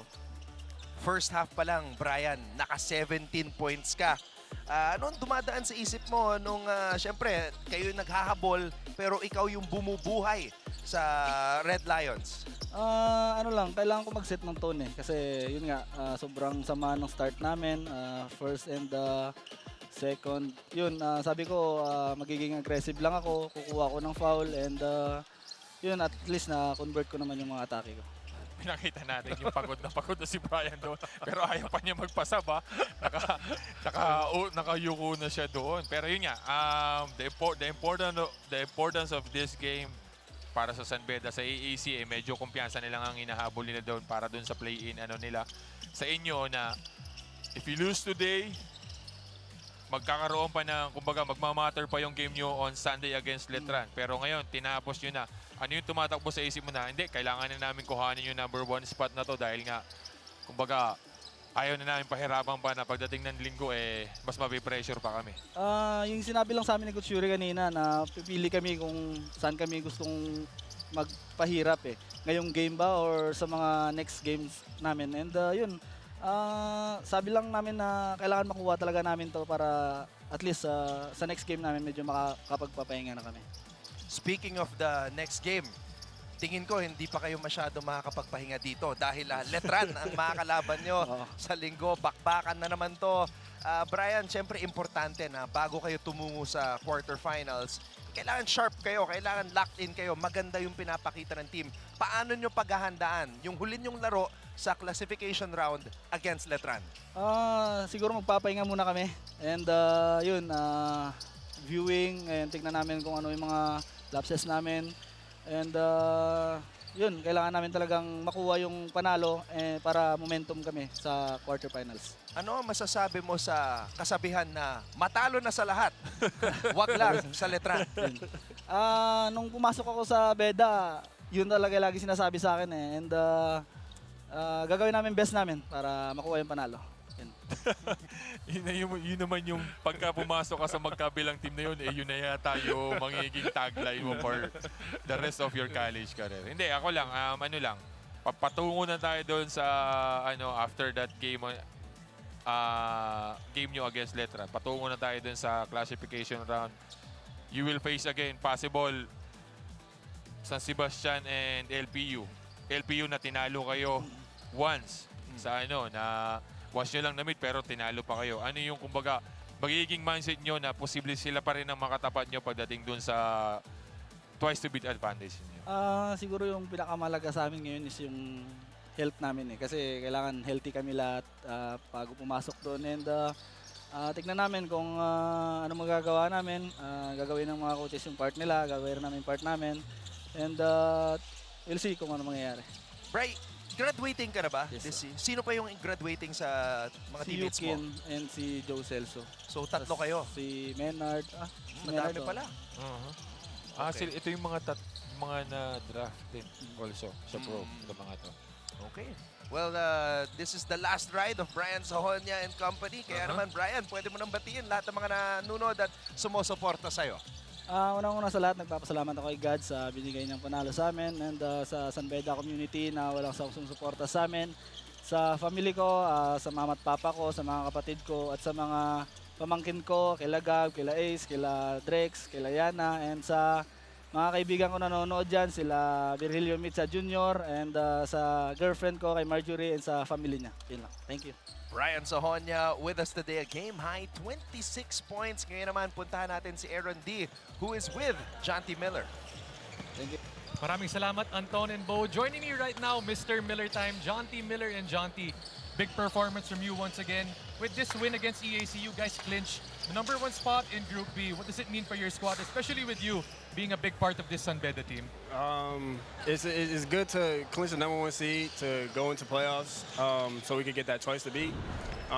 Like I said before the game, this was like probably the toughest, the hardest game we had to play because it's just pressure to go out there and just lock in and just clinch that #1 seed. So we're happy about it, and we're just gonna focus on the next game, which is Latrine, right? Yeah. Yep. You guys still have one game after this one, and then it's gonna be the play-in or the playoffs. Right. But earlier we saw it, you talked about it. There was a lot of pressure in this game, but you went crazy in that fourth quarter. You scored about 12 points straight, a bunch of buckets for you. We heard the fans, we heard the alumni. Even Anton was saying Miller time. We've been hearing Miller time a lot in the NCAA. What goes through your mind when you're on a streak like that? When I play, my mind's blank. So I like to keep my mind blank out there so I can just keep calm and just go out there and just play my game. Whether I'm starting off slow, whether I'm starting off hot. And keeping my mind blank just allows me to just keep going. So, yeah, I just shout out to the Miller Time name. I embrace that. Yeah, Miller Time. You're going to hear a lot more of that in the playoffs in the NCAA. Of course, Jonty, a lot of expectations on you. We talked about it just before the game. Having a target on your back, being one of the best, if not the best player in the NCAA. How do you deal with this? I deal with it. I just take it with a grain of salt. I just focus on what I got to do. I just being the best version of me all the time. Keeping my mind blank, keep being humble, and just go out there just doing me all the time. That's it. We were talking about it earlier as well. Coach Andre was joking that you had your career high in assists. 3 assists in their last one, in your last game. But we talked about it before that you're really trying to be a more complete player in these past 2 or 3 games. Talk to us about that. Could we expect a more complete Jonty Miller in the upcoming games or even in the playoffs? Oh, yeah, definitely. I'm taking that challenge upon myself to not only just show people that I can score, but showing people that I can assist that ball and rebound and just play the game of basketball, defend. That's just a challenge for myself and a challenge for my dad, too. He put that challenge upon me to just go out there and just be that whole package of a basketball player. So I love that challenge, and you're going to see a complete player for me, definitely. You mentioned your dad. How big of a role has your dad been in you playing in the NCAA or giving you advice? Oh, this is my whole life, man. I never had no trainer in my life. It's always been my dad. So just either me going out there to train or my dad going out there to train. Just me and him been do it all. So just shout out to him. Yeah. Big performance once again from Jonty, but it looks like Anton and Bo still have more questions. What's up, guys? Hey, what's up, man? Another solid fourth quarter for you. Miller time indeed. Right. Jonty, we're not surprised anymore with what you're doing on the basketball court. We know what you're about. We're still waiting for those dimes, though, because you told us before I can dime. So we're waiting for those assist numbers to go up. Yeah. I wanna ask, though, about the hairstyle today. It seems that you're letting your hair out more often. You're doing away from the cornrows. What's the reason for that? Nah, you guys will see the cornrows next game. I just been lazy, so I just been letting my hair out. I'm letting my hair out. I haven't even got a haircut. That's why you see me rocking a headband. So you guys will definitely see some different hairstyle next game for sure. Oh, that's gonna be surprising. We're gonna wait for that. I'm rather gonna see you in those dreadlocks. I can give you all a sneak peek. I'm going back to the two-strand twist that I rocked in the beginning of the season. Yo, I'm gonna ask you about your you being in foul trouble in the second quarter, sitting down for the most of the first half, struggling all throughout the game. But when it comes to matters the most in the fourth quarter, you deliver it. It's like what Anton says that it's Miller time. Yeah, I was. That's my first. I think that was my first time this year being in foul trouble. I think the refs hate me. I don't know, cause I be getting scratched up out there, and they call fouls on me. But it's whatever. I just go out there and just keep playing my game. All right, Janty, Sunday's game technically is a no-bearing game because with this win today, you guys already clinched the top spot in Group B because you beat Benil twice. Right. So you're waiting already in the quarterfinals, but it's a San Beda and Letran game. And I know you've been doing your history. You know that people say here in the Philippines, you can lose to everybody except Letran. Have you embraced that mindset as well? That you can lose to anybody, just not the Knights? Man, I keep that mindset. We could lose to anybody if it's Letran, if it's anybody in the league. But we don't. If it's a no-bearing game, we don't look at it like that. That's a game that we got to win. So we just go out, lock in at practice, and treat that game like anybody else. What are we? We're 9-3, so we want 10-3. So it's like that's our mindset. Yeah, right now you have a better record than Perpetual, so the whole league, San Beda has the best record now, Bo. If you can see it now. If you can see it now, they have a better. Yeah, because Perpetual has been losing. For the longest time, it was Perpetual, and then you guys are already in. That's good. We've been working hard for that. So, yeah. Okay, since you've been working hard for that, Janty, just one last question before you greet everybody. Who was your most favorite opponent? Because you played against everybody already in the NCAA. Which team did you have the most fun playing against? Mapua. Ooh. It's exciting. It's going to be exciting if they face in this. That's a possibility. That's a possibility facing them in the semis, though. Yeah. So we might watch that. For sure. All right, Johnny, I'm sure there are a lot of people you want to give a shout out to. Oh, man, you already know my dad, man. My dad's the only one watching. So shout out to you, man. And shout out to the rest of my family, too, because I know they sleep. But when it comes time in playoffs, I know they're going to be watching. So shout out to y'all, too. There you go, Janty Miller. Miller time once again delivers in the clutch. Janty will let you rest and prepare for the game on Sunday. Thank you so much for the time. Thank y'all. Thank you, bro. Janty Miller with us here on the panel. Another solid outing and abangan natin yung pagbabalik ng kanyang opening day hairstyle. Tinamad lang pala. Tinamad lang pala. Siguro na late ng gising to, hindi makapag-ayos ng buhok niya. Pero kahit tinamad, akala ko malas yung buhok eh. Di ba? Kasi 8 lang nung third natin, pero pagdating nung fourth, dumisisiyete pa eh. Bumuhos yung fourth eh. Alright, we'll take a break and be back to wrap up our coverage here on GTV and Heart of Asia.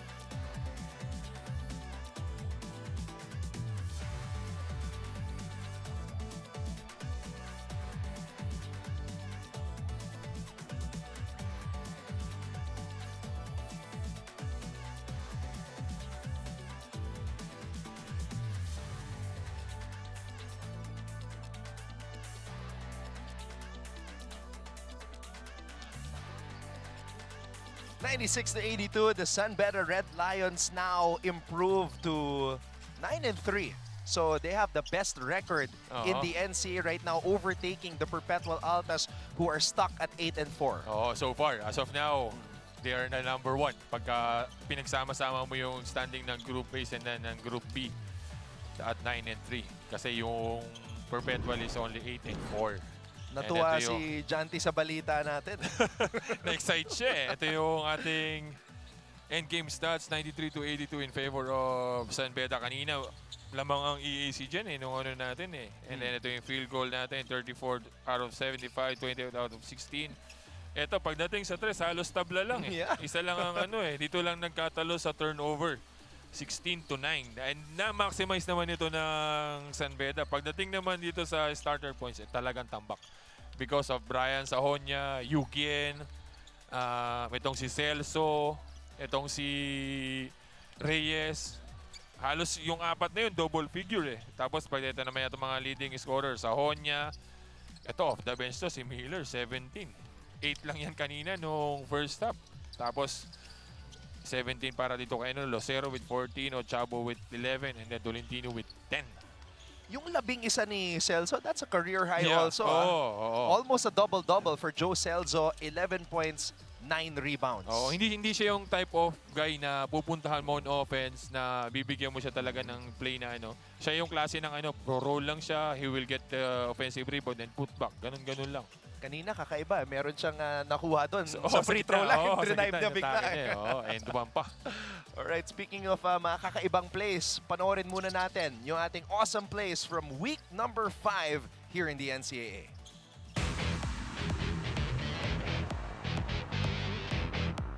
We're a few more game days away from the play-in and quarterfinals of NCAA Season 101. So before that, let's have a look at the awesome plays in our 5th week of collegiate hoops. At number 10, Borromeo. Ongotan gets it from Abiera. Ongotan flips it up and in. Oh my God! we've got T-Mac Ongotan with a nice little scoop shot in the paint. T-Mac Ongotan with a wild one. And that's a cancelado finish. Here at number 9, Lazarte. Escamis for 3. Escamis grabs his own miss. Escamis. Clint Escamis with a pretty finish. Clint Escamis shows that he can finish in the paint as well as he glides to the basket for an easy lay. Now this was more than a layup at number 8. Run and effort. Hindi mo matatalo sa effort tong team na to. Yo! Did you see that takeoff?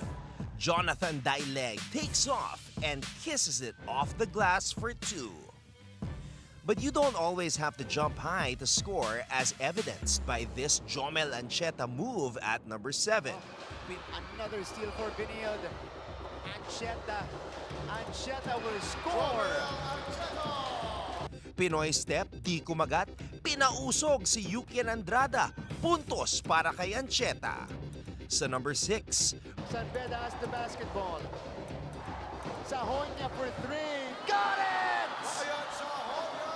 Brian Sahonya, nagpakawala ng isang clutch 3-pointer sa laban ng San Beda kontra Benilde. Isa pang mabigat na 3 puntos sa number 5. 8 remaining on the shot clock. Gabat to JDR for 3. Junior De La Rama! Back-to-back triples! Juniel De La Rama, JDR, pinatahimik ang Perpetual. Back to basics tayo sa number 4. Ito JRU Heavy Bombers, you have to put a body, a quicker guy to stop this itong si Alan eh. Turnaround jumper. Bagay puts it up and in. Jude Bagay, pinostehan si Alan Lorenaria at fumade away. Pero bumawi naman ang rookie sa number 3. Ochavo, balimay Bagay sa poste. Turnaround. What defense played. Same move, different result. Lorenaria blocks Bagay. Ooh! And after that defensive stop, another Heavy Bombers rookie hits a big shot at number 2. And here comes JRU with a chance to take the lead. Salvador for 3. Kaboom! Sean Salvador makes the JRU fans erupt inside the Phil Oil Center. Finally, at number 1. Escamis accelerates. Villegas with a deflection. Villegas shovel pass. Oh! Jonathan Daileg! It's the dunk of the season by LPU's Jonathan Daileg. I believe I can fly. And those were our awesome plays in Week 5 of NCAA Season 101, Building Greatness.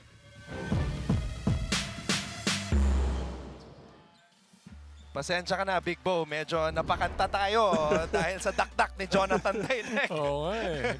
I believe I can fly tayo dun eh. Malupit naman talaga. Grabe, sinabayan pa siya ni Cyrus Netura. Pero eto po, Friday Arellano versus Mapua. Eto Mapua, sinahabol pa nila ang Perpetual. They still have a chance at that number 1 sa Group A. Pwede bang magbaliktad yung pwesto nung Perpetual at saka nito Mapua. They will end up at number 1 itong Mapua. Ito naman ang next game natin. EAC Generals against the CSB Blazers. So ayan, Benild. Meron na ring twice to beat advantage. Yes. Kasi dalawang beses nila tinalo yung Letran eh. Solidify na yung number 1 and number 2 spot natin dito sa Group B. Samantalang dito sa Group A, lumalaban pa. Palitan na lang din ang pwesto ng Perpetual and Mapua. So unti-unti nang na-fill up yung mga pwestuhan sa quarterfinals and play-in, and we're gonna fill that up more with the games on Friday and on Sunday.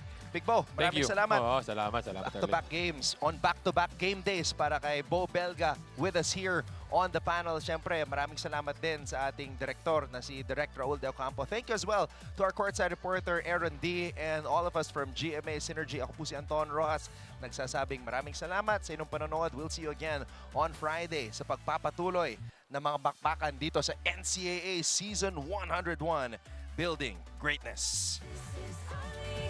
This is the moment. Sa puso mo, the sky is the limit. Tara na, magsama-sama. Dahil together, we own the future. This is the moment. Sa puso mo, the sky is the limit. Tara na, magsama-sama. Dahil together, we own the future.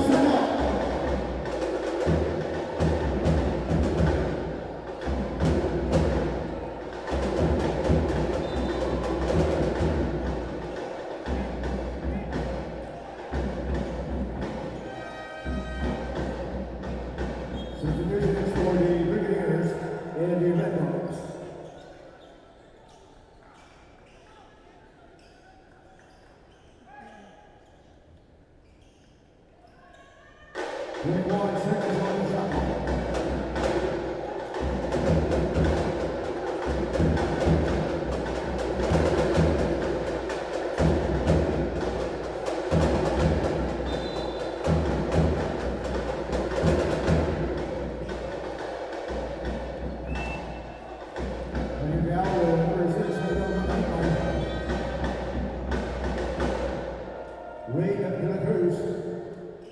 Coming in for Prince Taganas.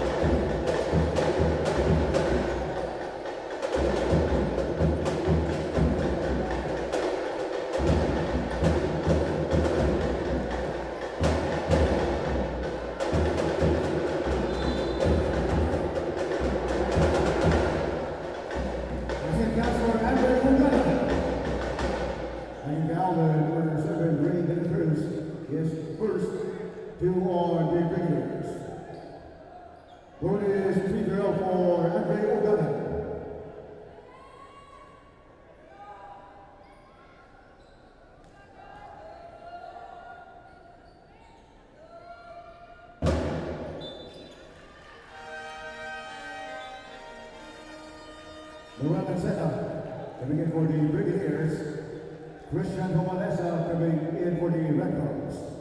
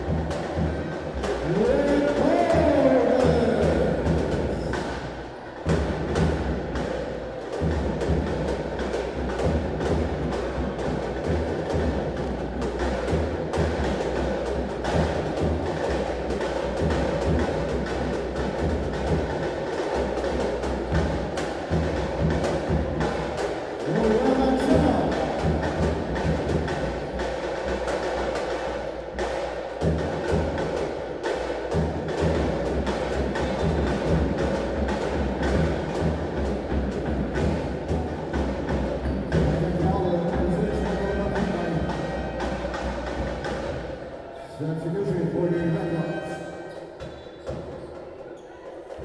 Johari Domingo, coming for Clint bonus. 16 seconds on the shot.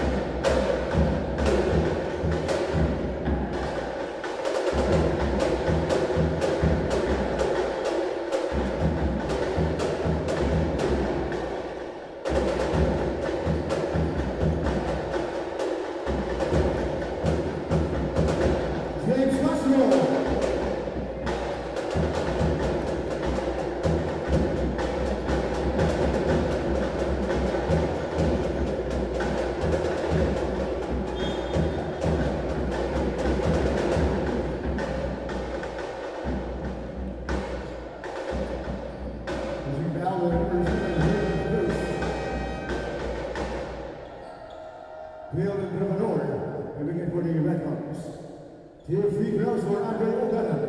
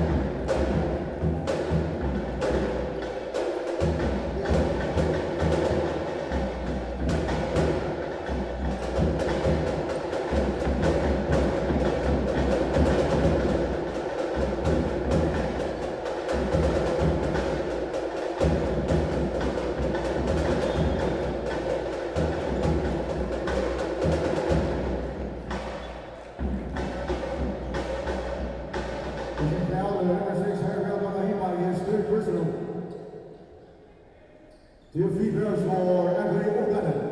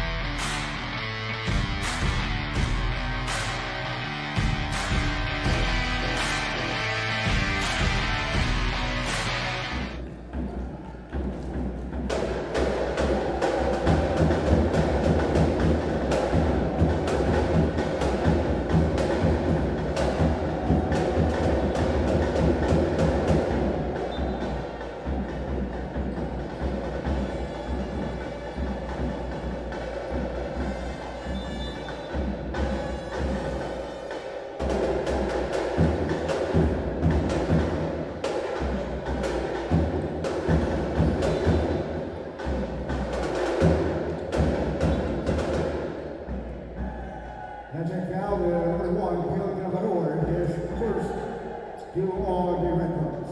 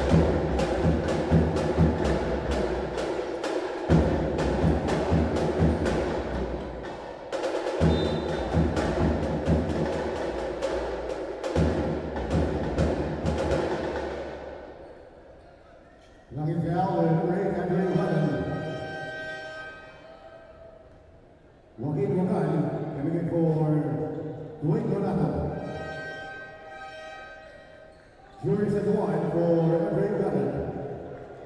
2 free throws for Prince Nagatas.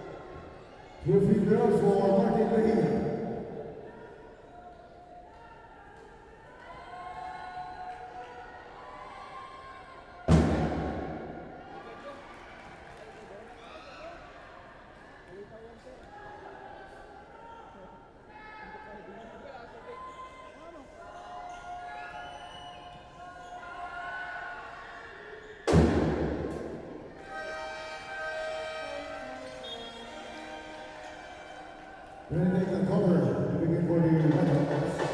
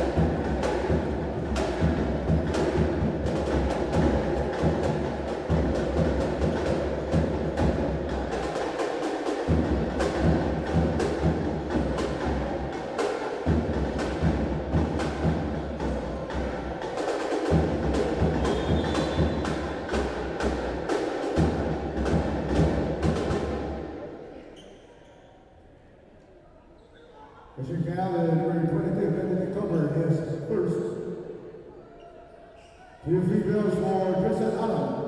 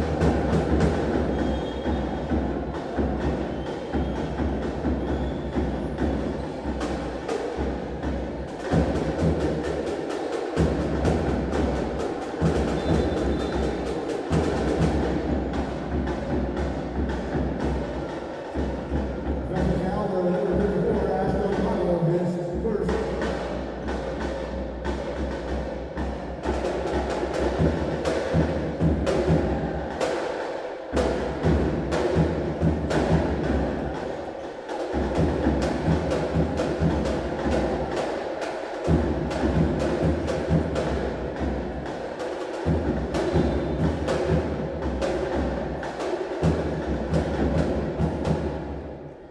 foul, number 9, Joaquin Wagan, his second.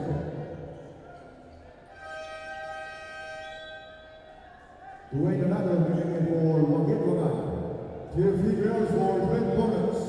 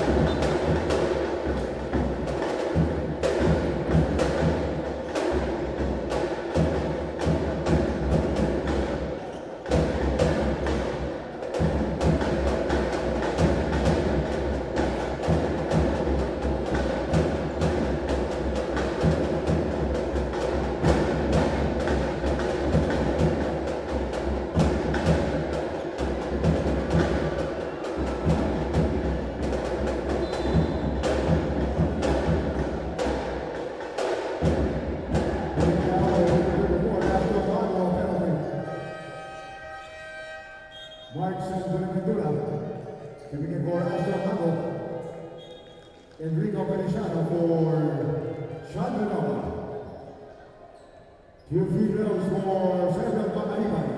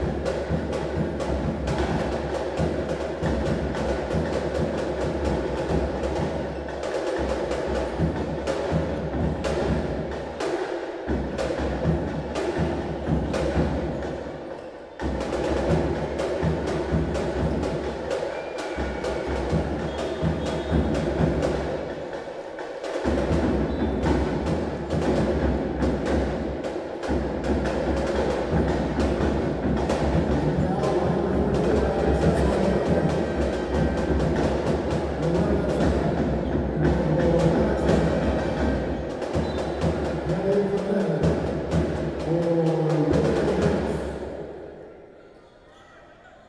free throws for Mark Sanbuenaventura.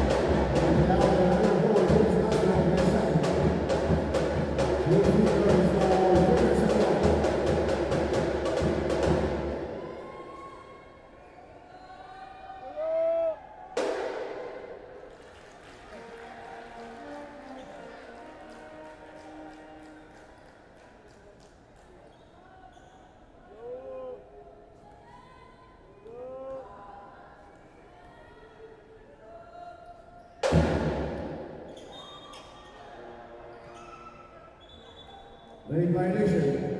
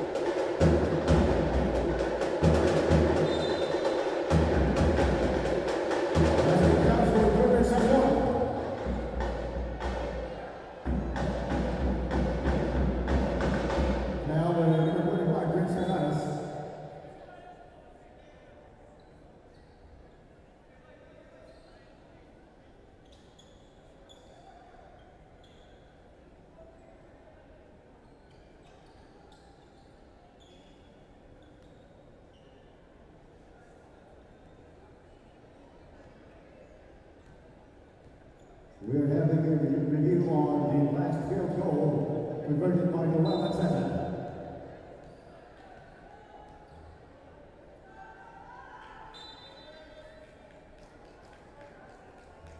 Bonus free throw for Julius Edward.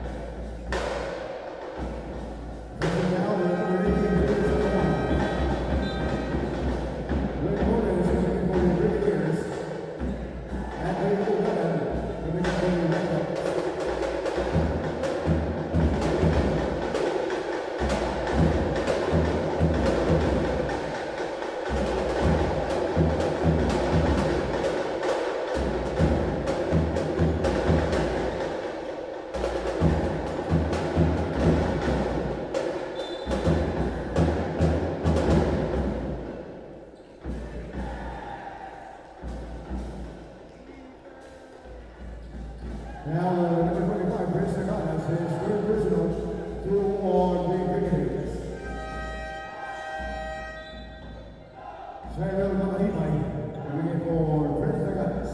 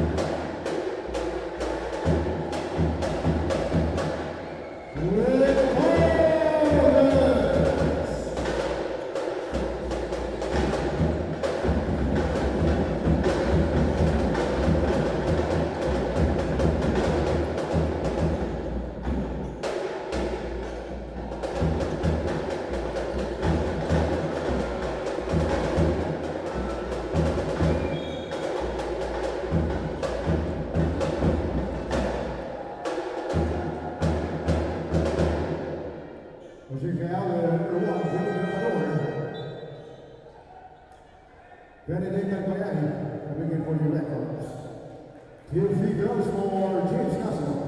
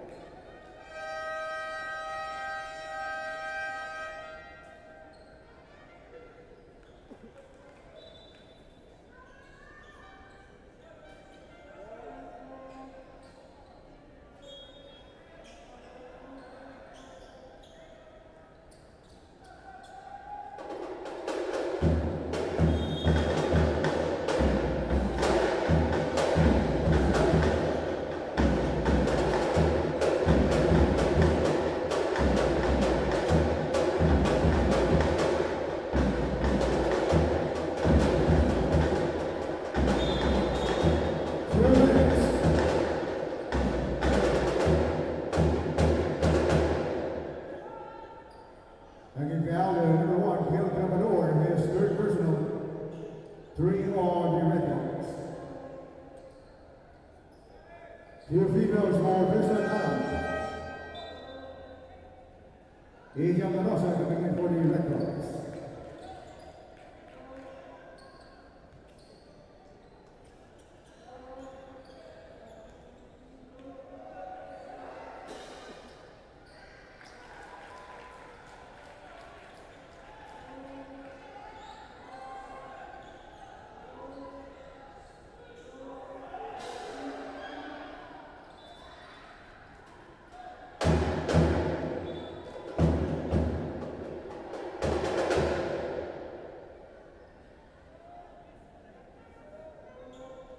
Substitute free throw for Kristen Adam.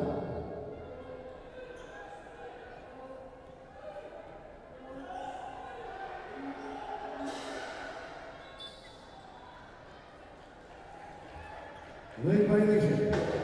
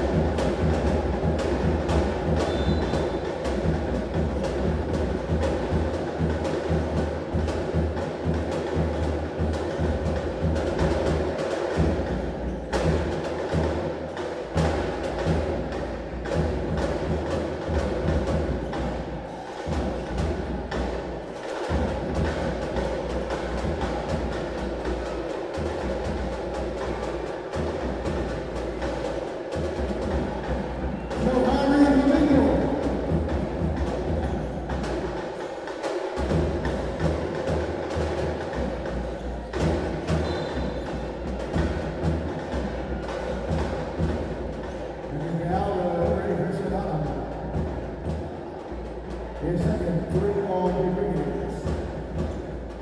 17 seconds on the shot clock.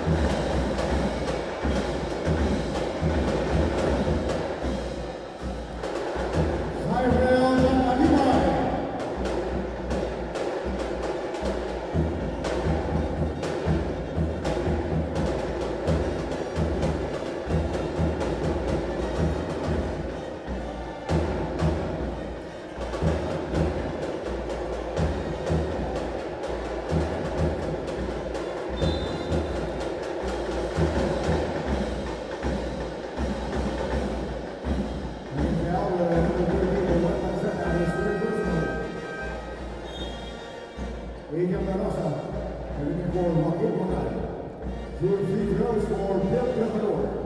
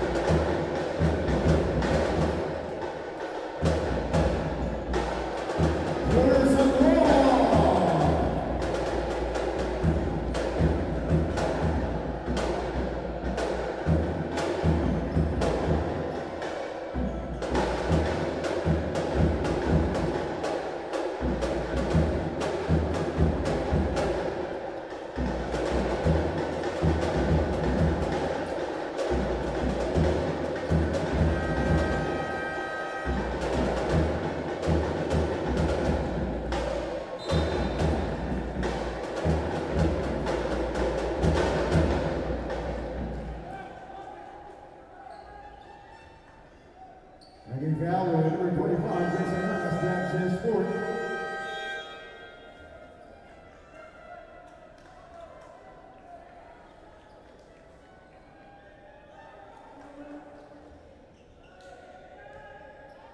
Two free throws for Bill Gilmore.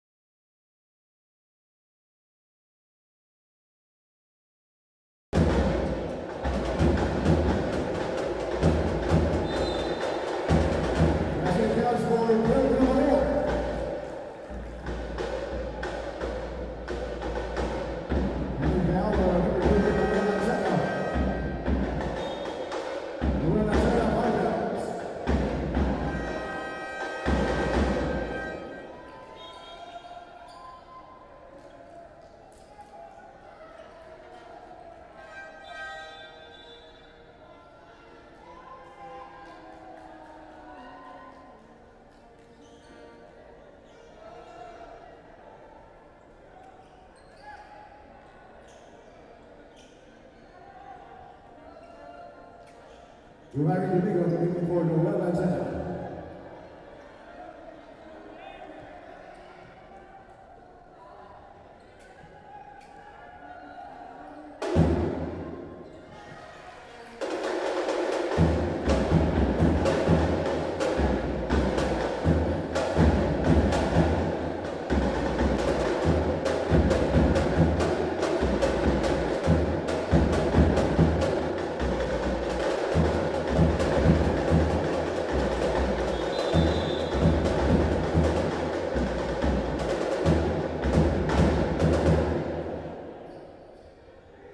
Holding foul, number 8, Anthony Brown, that's his fourth. Prince Daganas coming in for the Brigadier. 14 seconds on the shot.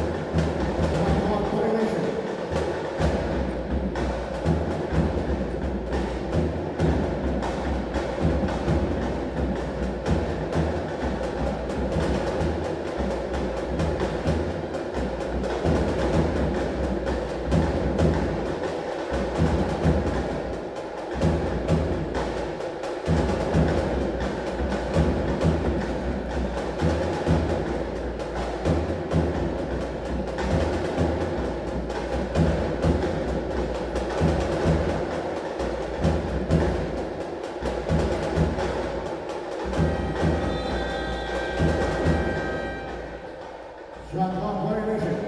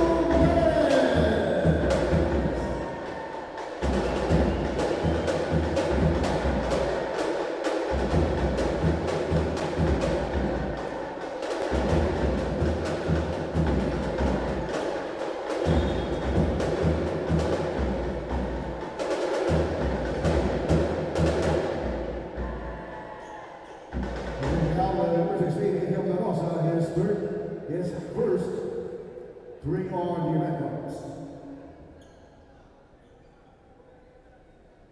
Two females for twin bonus.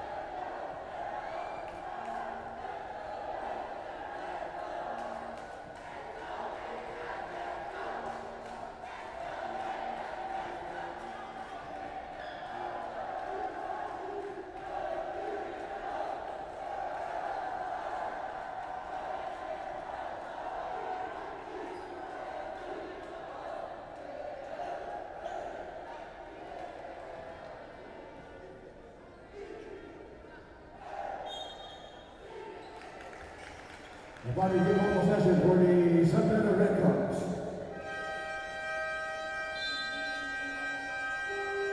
Timeout San Beda Red Caps.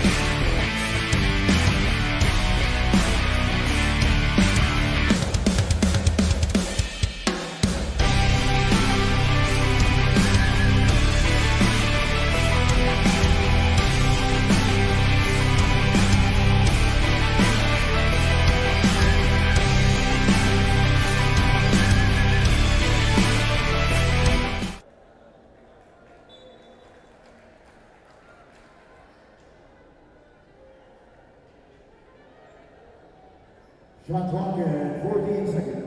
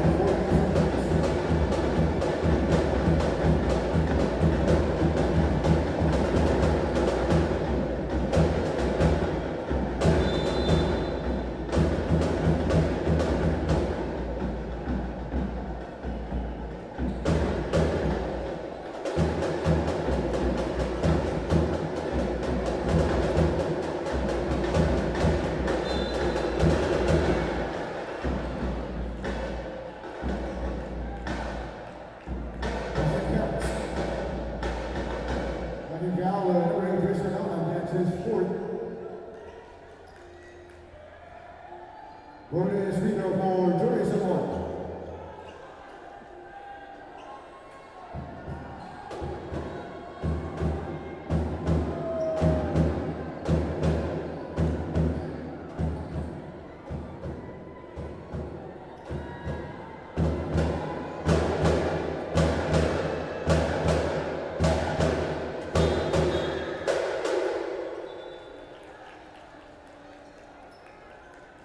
Lane violation. 7-year free throw for Joyce Award.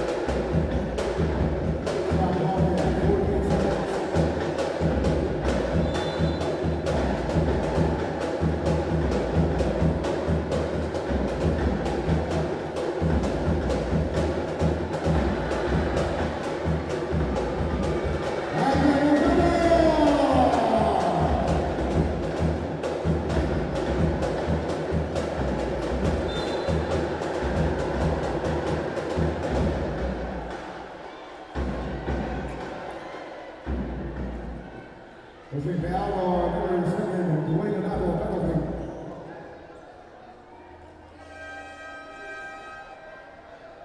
First foul on Dwayne Donato. Agent Mendoza coming in for the Red Guards.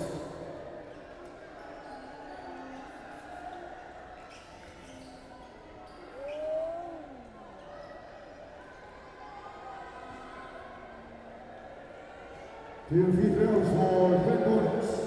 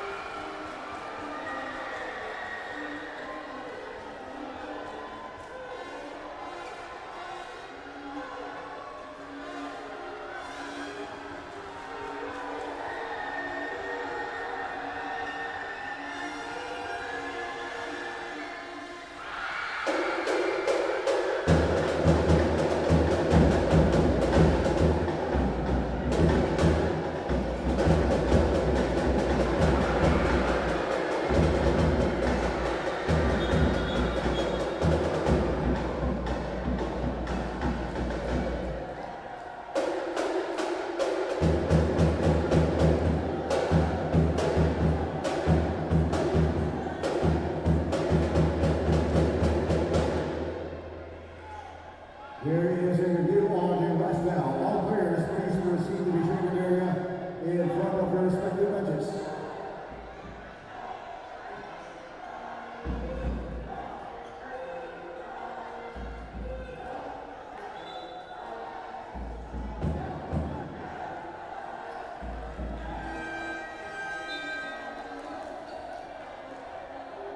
Foul was on number 3, quick bonus, penalty.